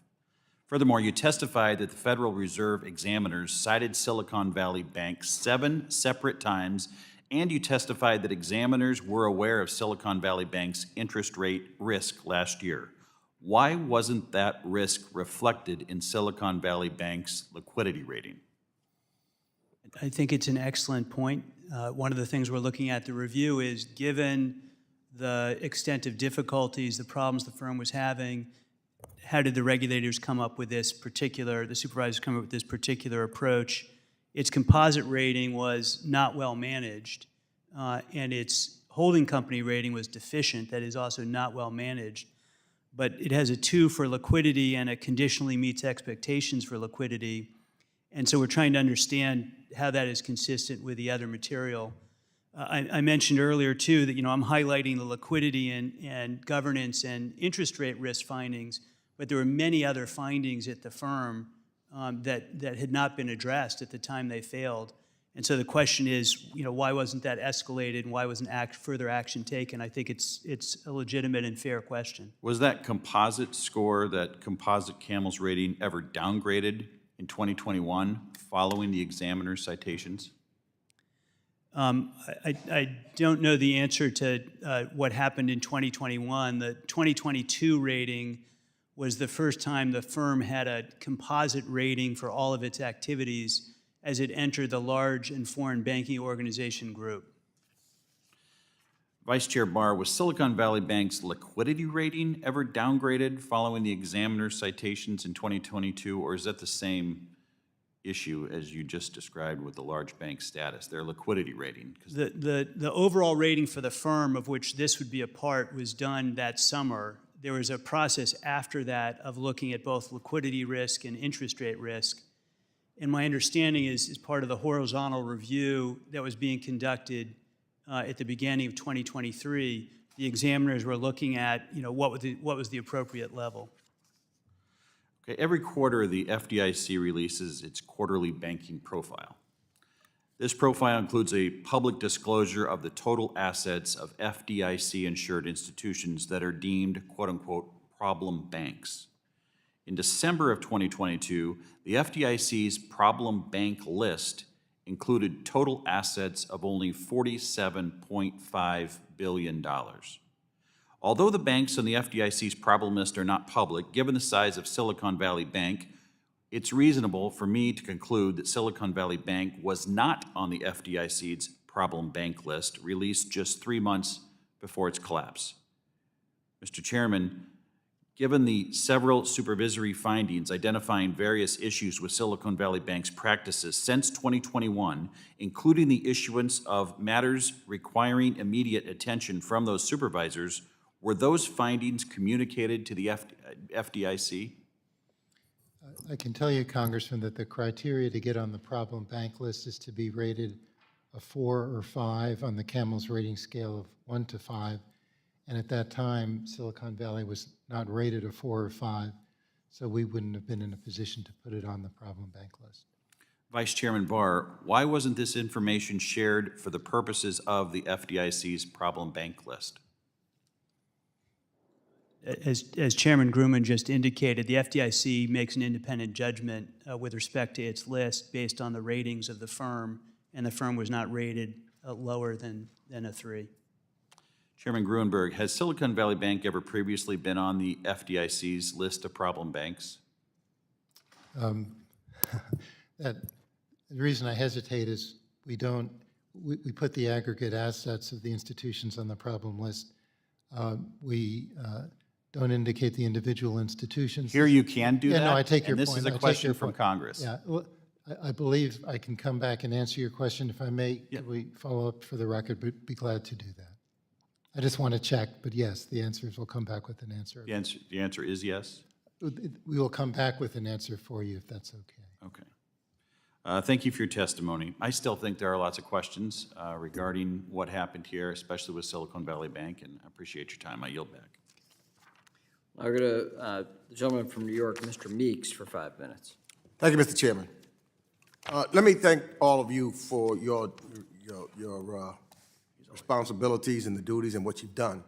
You know, it's funny, when you've been here for a while, you know, a lot of folks are here talking about Dodd-Frank should be the golden rule, but if you were here in 2008 when there was no Dodd-Frank, that was a crisis. That was something, this is nothing, I mean, I wish some of my colleagues who are here, who were not here, we are a long way away from where we were in 2008. And the bank's system is much stronger now than it was 2008. And I say, thank God that we had Dodd-Frank at that particular time. So I want to thank you for that. But as a result, let me just ask, maybe Vice Chair Barr, as part of your internal review, you've indicated that you plan to evaluate whether the application of more stringent standards would have prompted SVB to better manage risks. So as part of that, do you expect to look into whether more frequent stress testing for a bank of SVB's size would be appropriate? Yes, Representative Meeks, we'll look at stress testing. We'll look at really all the enhanced prudential standards, liquidity standards, capital standards, stress testing. All of that will be part of our review with respect to SVB, and it'll help inform broader questions we've been working on since I arrived in July about what the capital framework for the system should look like. Now, are stress test results for our largest banks, those that are above $250 billion, they are available to the public? Is that not correct? Yes, the stress testing results are available annually to the public. And I understand that because of SVB's rapid growth and the timing of when the bank crossed the $100 billion asset threshold, SVB would not have been subject to stress testing until 2024. But when a bank with about $100 billion in asset size is subject to stress testing, who has access to those results? Would, for example, an individual or small business client of the bank be able to see those results? So under the current framework you correctly described, the Federal Reserve's rules established in 2019 would provide that SVB would be subject for the first time to stress testing in 2024. There is currently, under that structure that was put in place in 2019, no stress testing for firms below the 100 billion level, and that's part of the framework. So could you expound a little bit more on how helpful it might be for a depositor, for example, to get to see those results, especially depositors who are uninsured, that have uninsured deposits? So stress testing results for the firms that are in stress testing are published annually. For firms that are below that level in the current framework, they're not required for that kind of stress test. They do internal liquidity stress test as a normal part of their requirements on a quarterly basis. That's an internal proprietary action by them, subject to supervisory review. In the case of SVB, they conducted their liquidity stress test, but the supervisors found that those stress tests essentially were not stressful enough. They were not realistic. So, I mean, that's, but I believe there's an issue that customers and investors who bank with institutions that are large enough to have triggered a systemic risk exception do not have the transparency into the risk management and scenario plan that their banks may have underway. But in the limited time I have, let me just follow up on a couple of questions that some other people had asked.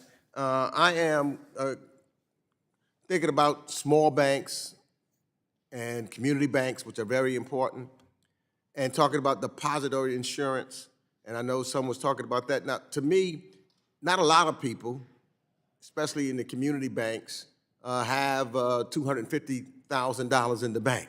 So but in trying to help strengthen those banks, what I would like to see is some of the small businesses may have more than $250,000 in the bank, and they have to pay employees, and I would like them to be giving them some business. So do you think that, and I don't know, but that there should be some, when you look at depository insurance, a difference between small businesses and personal, as far as that's concerned going forward? Congressman, that's a good question, and it's one of the things we'll be looking at in the report that we're going to submit on May 1, and laying out some policy considerations to take into account here. Thank you. I'm out of time, so I'll yield back. Another gentleman from New York, Mr. Lawler, is recognized. Thank you, Chairman. Chairman Grunberg, just to follow up on that line of questioning, yes or no, should the FDIC insurance limit be raised?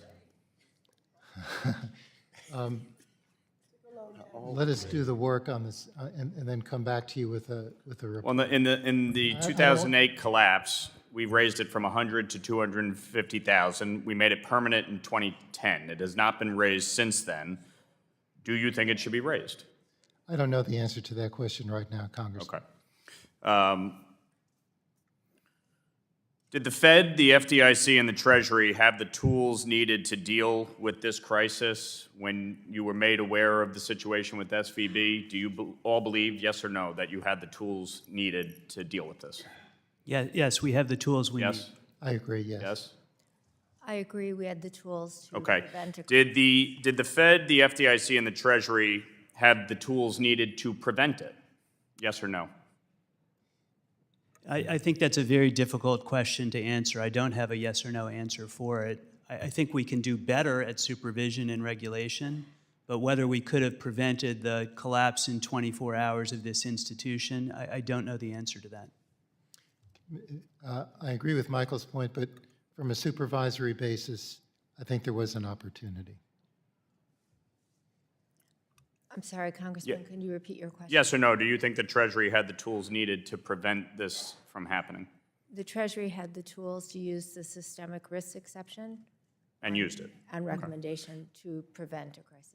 So the FDIC and the Treasury do believe it.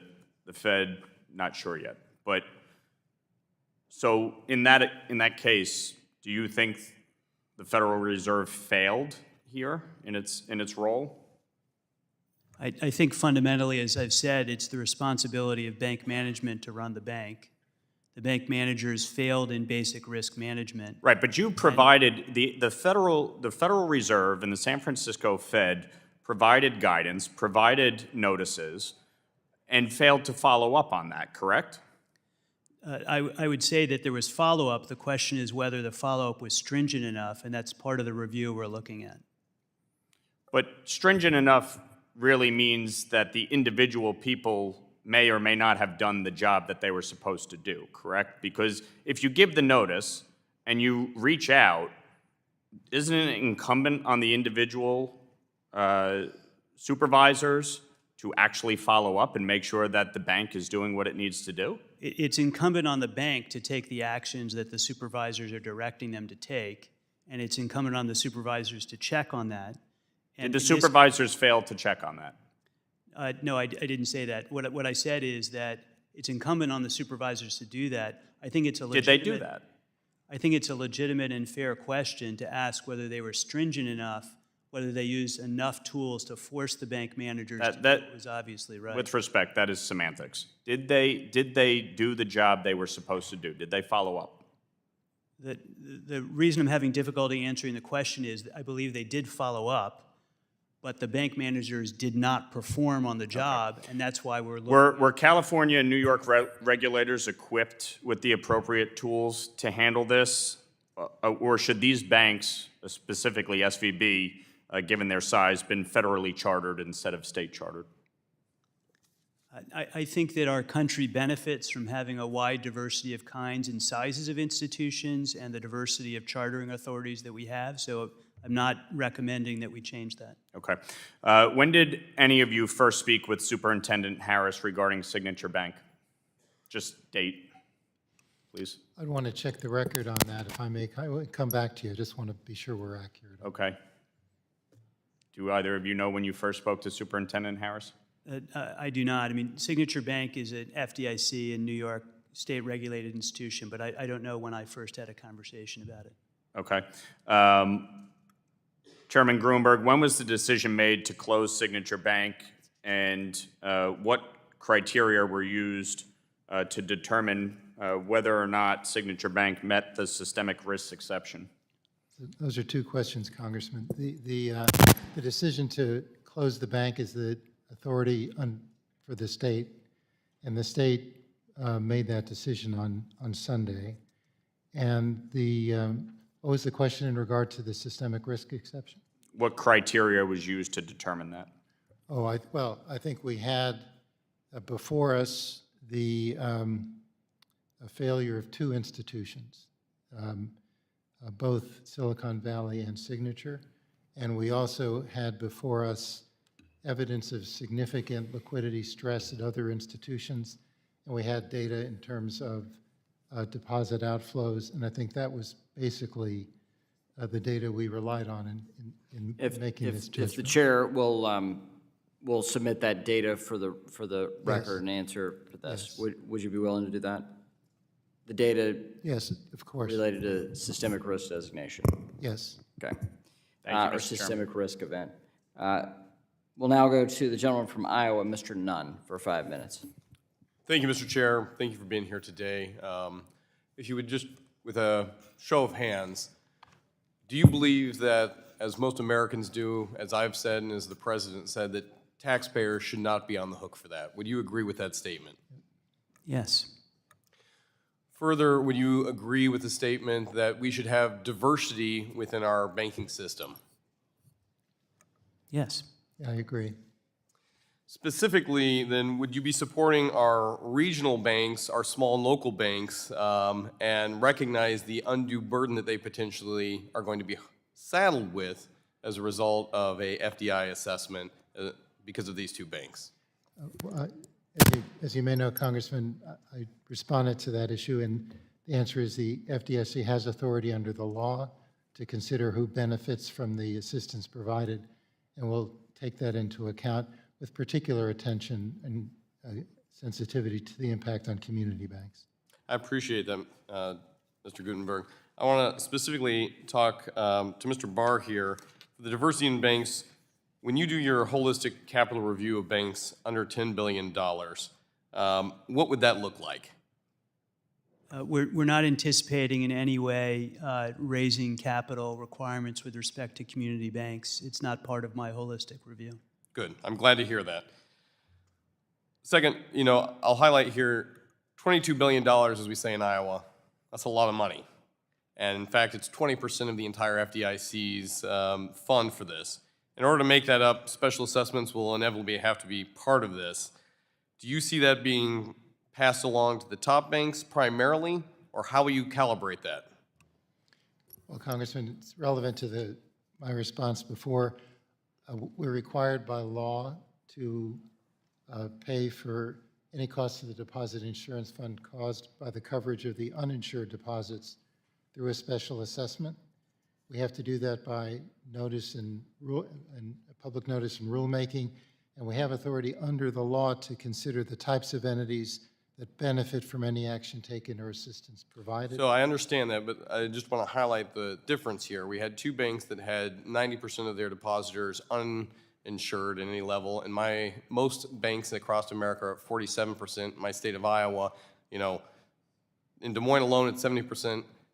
In my rural guys, it's 7%. I mean, these are farmers who are looking to plant this spring who know that they have a good deposit there. It's small businesses that are supported by this. What they don't need is ultimately, to my original question, an increase on their cost of living, on their cost of doing business by a special assessment that disproportionately punishes those who are at the medium and small size. Are you committed to making sure that's a priority for you? Yes. Excellent. Last question. I want to be brief here. Silicon Valley Bank did not have a chief risk officer, Mr. Barr, for how many months? I believe it was approximately 8 months. So almost a year. During that time, they did have 4 members who served on something called the Governance and Corporate Responsibility Committee. And these 4 members were actually on their risk committee, but had no, as I understand it, actual experience in managing material risk. Were these individuals focused on the wrong thing, and was there no true risk management being taken at Silicon Valley Bank in the lead up to the fail? I can't speak to the particular individuals. I can say that the supervisors told the board of directors and the bank that the board oversight with respect to risk management was deficient. That was one of the findings that was made in the summer of 2022. So then, did beginner risk management of interest rate risk and liquidity risk cause this bank to fail, SVB specifically?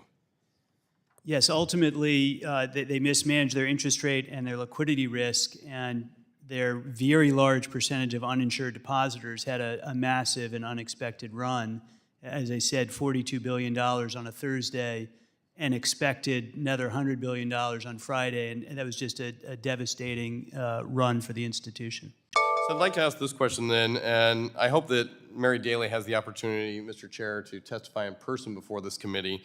But as you're overseeing this, why did she tout the regional Fed's work on cataloging climate risks, even going so far as to assemble a team to study how these risks are likely to impact the Fed's future reserve mandates? And I'll state here that one of SVB's memos from their supervisory credit group claimed they had been working closely with the Fed to inform its agenda priorities, namely fiscal risk to banks from climate change. Were the regulators focused on the wrong risk posed by this administration? Yes or no?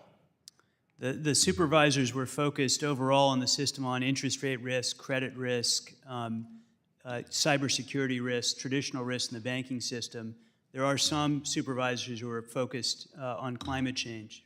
But there was no risk officer to look at the actual dramatic overage that they had at this. I'm sorry, you're talking about the bank risk officer? Thank you, Mr. Chair. I yield back my time. I'll submit the rest of the questions independently. Gentlewoman from Texas, Ms. Dela Cruz is now recognized for 5 minutes. Thank you, Mr. Chairman, and thank you, witnesses, for being here today. What we've learned in the wake of the first run on a major U.S. bank since the Great Recession is that the management team of Silicon Valley Bank took, quite frankly, foolish actions that no informed financial institution should ever make. Now, by taking on deposits from their customers, which is short-term in definition, and buying long-term bonds when interest rates were low, now that is before President Biden's inflation crisis, they chose to become vulnerable.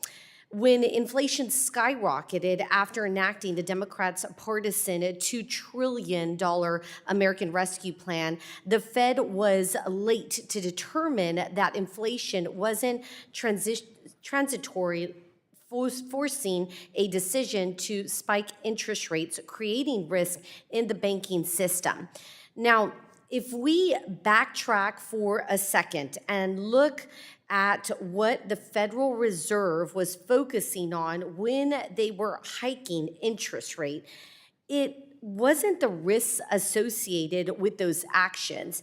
Instead, it was research papers on climate risks and social issues, which you just acknowledged a second ago that some were focused on climate change. My question is to you, Mr. Barr.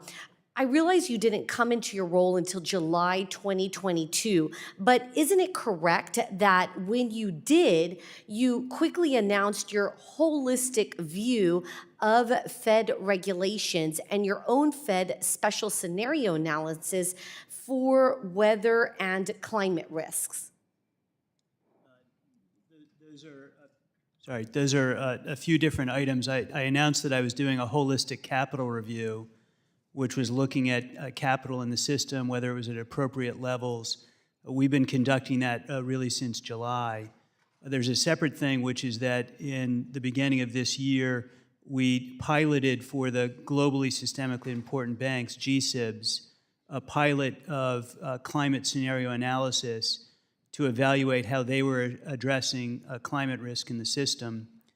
That's separate from basically what most supervisors are doing most of the time, which is highlighted in our November 2022 supervision report, which is looking at interest rate risk, credit risk, liquidity risk in the system. Which we could both agree that interest rate risk, liquidity risks are within your job scope, but is climate risk really something that you should be focused on when we saw all of the red flags on this bank? Now, correct me if I'm wrong, but isn't the role of the vice chair for supervision to focus on bank supervision and regulation? Yes or no? Yes, that is in fact what I am focused on. So if that's the case, then were you distracted from the mission of your role, which again is supervision and regulation, and instead focused on climate? No, I would disagree respectfully with that. The way that we're looking at climate risk is about the risk that climate change might pose to the financial system and to individual banks. It's a very narrow role focused on financial risk, not climate policy more generally.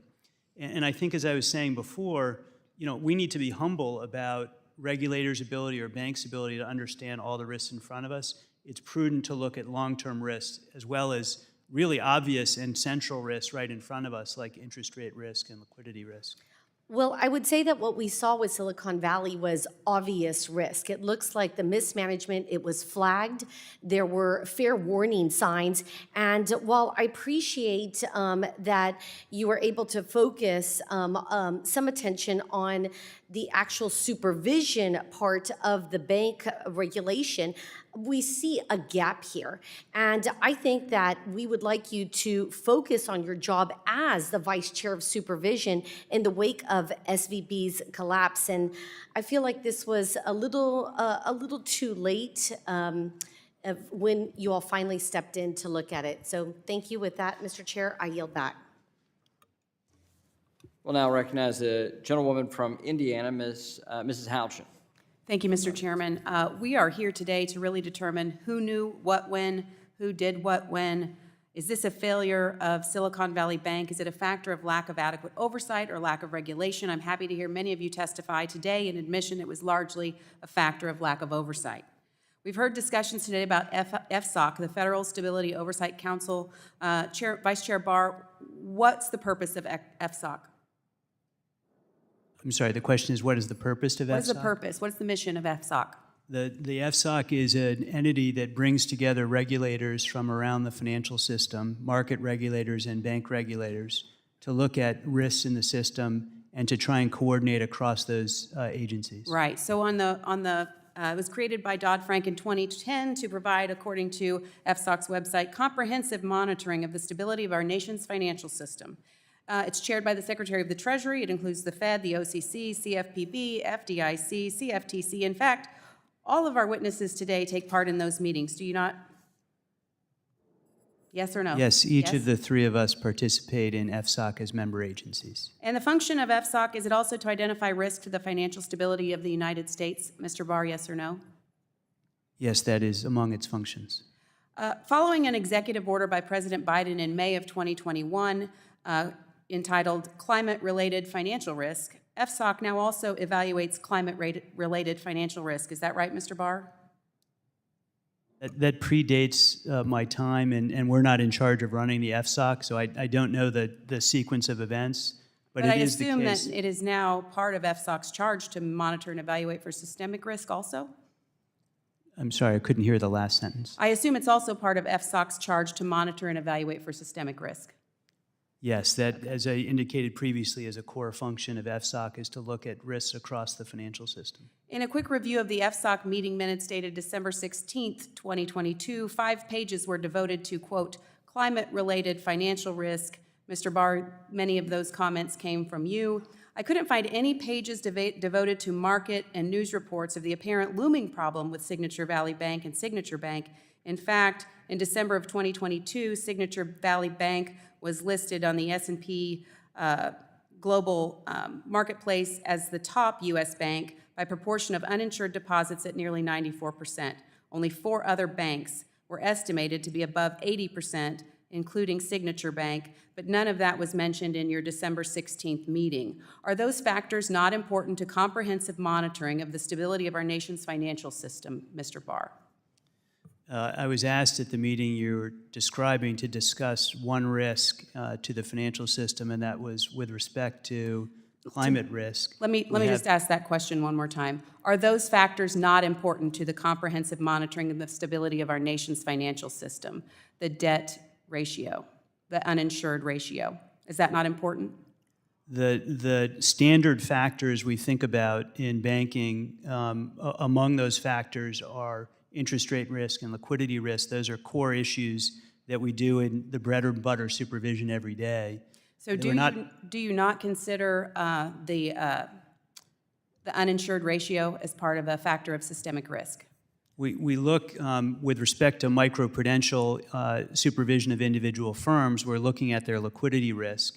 And one element of their liquidity risk is the extent to which they rely on uninsured deposits. That includes uninsured deposits from financial entities, uninsured deposits from operating businesses, and then their insured deposit base. So it is a core part of what we think about when we think about liquidity risk. But none of that was discussed in the December meeting relative to Signature Bank or Silicon Valley Bank or any system gap. As I said, the specific request to me in that meeting was to talk about this issue. We obviously talk about broader Many other issues all the time. Yeah, I get that. Secretary Lang, earlier Chairman Huizenga was asking about the minutes taken at the meetings for FSOC. You said the meeting minutes are published after the next meeting. However, it seems there's more detailed information than what is shared publicly, and that the closed executive session meeting minutes are not shared at all. Will you commit to providing this committee with unredacted minutes from every FSOC meeting since the March 10th meeting, including closed executive sessions? Congresswoman, I'm aware of 2 FSOC meetings since these events, March 12th. Will you commit to providing the meeting minutes for the executive sessions? They were executive sessions, and we do produce minutes, and we will release them. Thank you. I yield back. We'll now go to our final 2 questions. So the penultimate questioner, Mr. Ogles of Tennessee, is now recognized for 5 minutes. Well, good afternoon, and thank you for being here. I know it's been a long day. I'll try to be brief because I know you guys have to be exhausted. You know, Mr. Barr, when you look at increasing interest rates, especially in a rapid environment, you know, is that going to create risks when it comes to deposit structure for these, well, really any bank, but certainly as it pertains to small and mid-sized banks? As interest rates change, whether they go up or down, they create risks for banks, and the expectation is that banks manage those risks, and most banks in the country do manage those risks quite effectively. Now, the regulatory regime that's in place, do they give specific guidance as it pertains to those risks in a rapidly changing environment? We do have standard guidelines that are issued to banks about how they conduct their internal liquidity stress tests.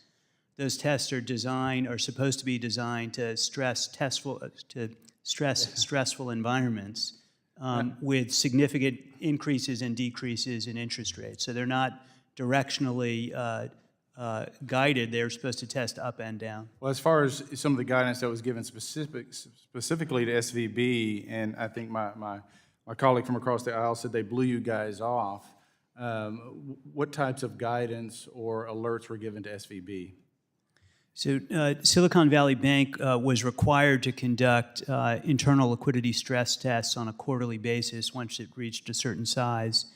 It conducted those tests, and the guidance back from the supervisors was that the tests were inadequate. Now, so understanding that you have a bank that grew rapidly in a very short period of time, there was even a Wall Street Journal article dating back to November 11th of 2022 singling out SVB as a potential risk to the banking system. So clearly it was on people's radar. At any point, I think you stated earlier that, you know, you need further regulatory action from this body to further give you teeth, if you will, as you move forward. Did you ever request a hearing on SVB of this committee of jurisdiction, understanding that there was potential risk in the market? Representative, I haven't asked this body for additional authority. I said we were conducting a review of our existing authority to see where we could have done better on supervision and regulation. Well, you know, when I think about this situation, and I think about my district, which is although it has part of Nashville, it's predominantly suburban and rural. What's going to end up happening is my small banks, my community banks, are going to end up bailing out a couple of banks that are too large to fail. And so I'm curious, Mr. Grunberg, you know, if my banks receive an assessment from the FDIC and they decide to blow you guys off, Is there going to be some sort of regulatory action? Are you going to send them a bill? Are you going to enforce that assessment? Well, Congressman, and this has come up previously, we're required by law to the extent there's losses to the Deposit Insurance Fund as a result of the coverage of uninsured deposits to impose a special assessment on the banking industry. And we're required to do that through a notice and comment rulemaking process. Right. And as I indicated, we also have authority. So I guess to the heart of the question, though, is would you go to the bank and say, we want our money? Yes or no? The answer is, if they were subject to the assessment, the answer would be yes. We do have authority to consider the types of entities that benefit from any action taken or assistance provided. Well, see, the thing that's important here, though, is I've got to go back to my district and tell my banks they're not going to get screwed over in this process. And what I've heard today is a bunch of tap dancing and no assurances to my district and my banks that they're not going to have to bail out basically the failures of the regulatory bodies that were empowered to do a job. And if you found yourself unable to do that job, you could have come to the committee jurisdiction and asked for support. But I find no evidence that you did so. Mr. Chairman, I yield back my time. Gentleman yields back time. We'll now go to the ultimate questioner, the gentleman from Wisconsin, Mr. Fitzgerald, for 5 minutes. Thank you, Mr. Chair. Yeah, I've heard that the same question asked 100 different ways over 2 days. The thing that I'm concerned about is it seems like a bank, shutting down a bank is messy. And I'm not sure if we're nimble enough or if the Fed or the FDIC is nimble enough that if we have multiple institutions that are all failing at the same time as to whether or not we could address this. Because there seems like a 3-day period in which everybody was kind of making arbitrary, I'll say arbitrary decisions, not necessarily guided by any specifics. And if there is a table of specifics on what is the red flare that says this bank is in trouble, we need to act quickly, I'm not convinced after 2 days of testimony that that actually happened that way. So I would ask either one of you to first comment on, can you instill more confidence that in fact we do know what we're doing and we can react quickly, and if it is multiple banks, that we're going to be in a good place. And then I have one more question after that. Well, I can say in regard to Signature that they basically ran out of money to meet their obligations, and that was the reason the bank failed. As I indicated earlier, they barely met their obligations at the end of the business day on that Friday, and it was clear to the state regulator, New York State, as well as to us, that they could not open on Monday and get to the end of the day based on the liquidity they had, and that was the reason the bank was closed by the state. And I'll let Vice Chairman Barr speak to Silicon Valley, but it was a pretty straightforward decision and a traditional one. Mr. Barr. Similarly, Silicon Valley Bank basically was unable to meet its obligations in the ordinary course of business. They suffered a devastating run, a $42 billion run on Thursday. On Friday, they expected to face a run of $100 billion, and they did not have the collateral sufficient to support discount window letting, and so they were not able to meet their obligations, and they were closed. And then the last question or comment, I'll just, Ms. Liang, when were you informed, first of all, that there was a possibility of Silicon Valley Bank defaulting? And was the president made aware of that? How much conversation was happening within the White House? And were there conversations with specific depositors or those that had an interest, like Governor Gavin Newsom in California? And now I further learned that the state makes a decision on actually shutting down the bank. What were those conversations like, and could you characterize them for me? So I learned, the Treasury learned, or I learned, I can speak for myself here, of the issues at Silicon Valley either Wednesday evening or Thursday, after it issued its statement, its earnings report, saying that it had a loss and was going to raise capital. We heard certainly Thursday night of concerns at the institution because of the very, very rapid deposit withdrawals. And then on Friday morning, we learned the California state regulator had closed it, and the FDIC was appointed receiver. We did, that was our situation. Over the day of Friday and Saturday, we heard from many people, institutions, businesses, wondering how they could access their deposits, could they make payroll, and so we were gathering information and consulting regularly with the Federal Reserve and the FDIC. So that by Sunday, we could did make you a speak to decision. Governor Newsom at any point? I did not. Did anybody at the White House talk to Governor Newsom? I do not know. Okay, thank you. I yield back. Gentleman yields back. With prior agreement between the ranking member and the chair, I'll now recognize the ranking member for such time as she may consume, and then I'll close. Thank you very much, Mr. Chairman.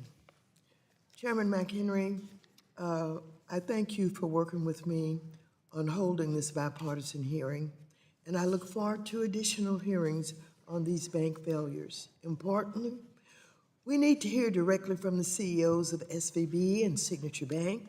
I also want to thank our witnesses and their staffs for the countless hours they've spent since the failure of SVB and Signature Bank. The economy is stronger today because of your decisive actions. I look forward to hearing from you again when you have completed your review of the bank failures, and I expect those reviews will consider the various matters raised by myself and committee members here today. In listening to the concerns of members on both sides of the aisle, I must say I'm heartened by how much agreement there was.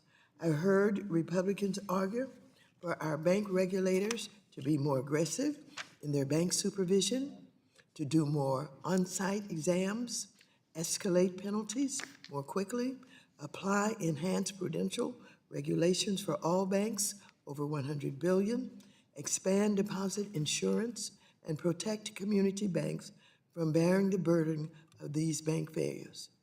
I and my Democratic colleagues couldn't agree more, and so I look forward to working with Chair McHenry on legislative reforms to effectuate those reforms quickly. Again, I thank the witnesses for being here today and doing everything that you could possibly do to respond to the questions and the concerns that you were presented with today. Thank you. I yield back. I want to thank the ranking member, and I want to thank the ranking member on our joint call for this hearing. The agreement that we had was to pursue this to find out the facts. I think that's the way the committee comported itself today. I think I won't speak ill of the Senate, but you had a hearing yesterday, and this today was a different hearing. That was the expectation that the ranking member and I both had, and I think it met those expectations. But bottom line for you as the panel, there's bipartisan frustration with many of your answers. There's a question of accountability and an appearance of a lack of accountability. I hope you hear this clearly, not as a partisan act, but as a sincere concern. I think furthermore, there's a lack of transparency.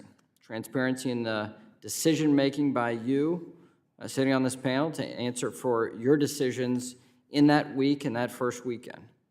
And while I think we're able to start painting a picture of what happened, there's still much that we need to understand, specifically timelines of what you knew when and how you responded.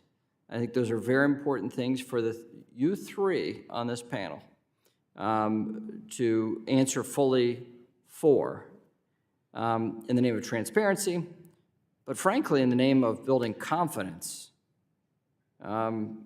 So there are still questions that somehow after 3 weeks that many of you have given here, that you're going to check with staff, you're not sure.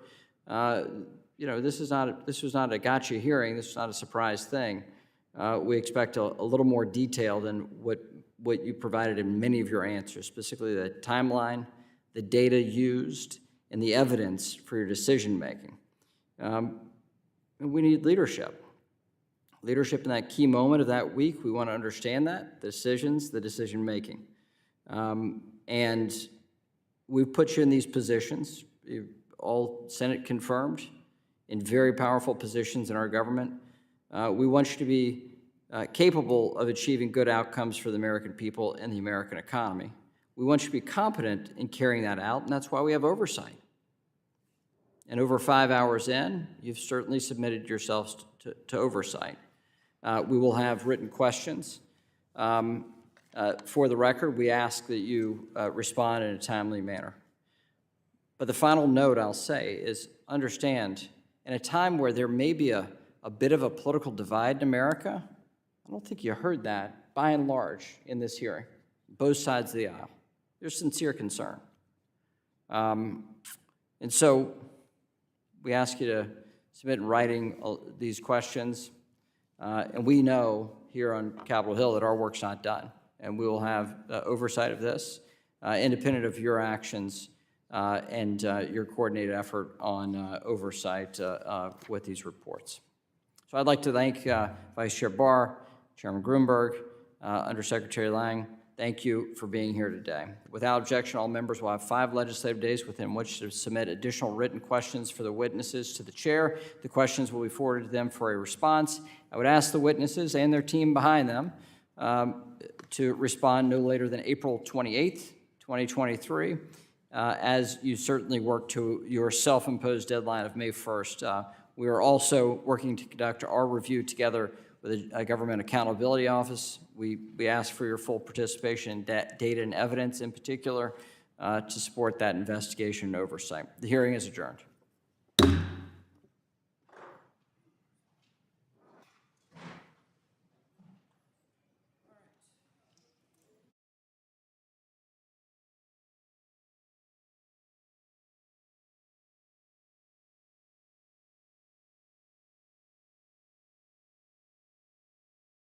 All right, so that is the end for today's session. We ended at $400.50 per SPY. Still got about an hour left in the market. But I ended up closing out of that call credit spread for SPY when it was at about $3.99 and some change, like $3.99.90 for like $12 profit. So a little small profit after the Lulu this morning, and probably gonna take max loss for the IWM call debit spread. But I will catch y'all tomorrow at 9:30. Thought it would never end. Yeah, I thought so too. I thought it was gonna go all day, but luckily not. So I'll catch y'all tomorrow in the morning. See everybody. Yeah, no, not complaining, but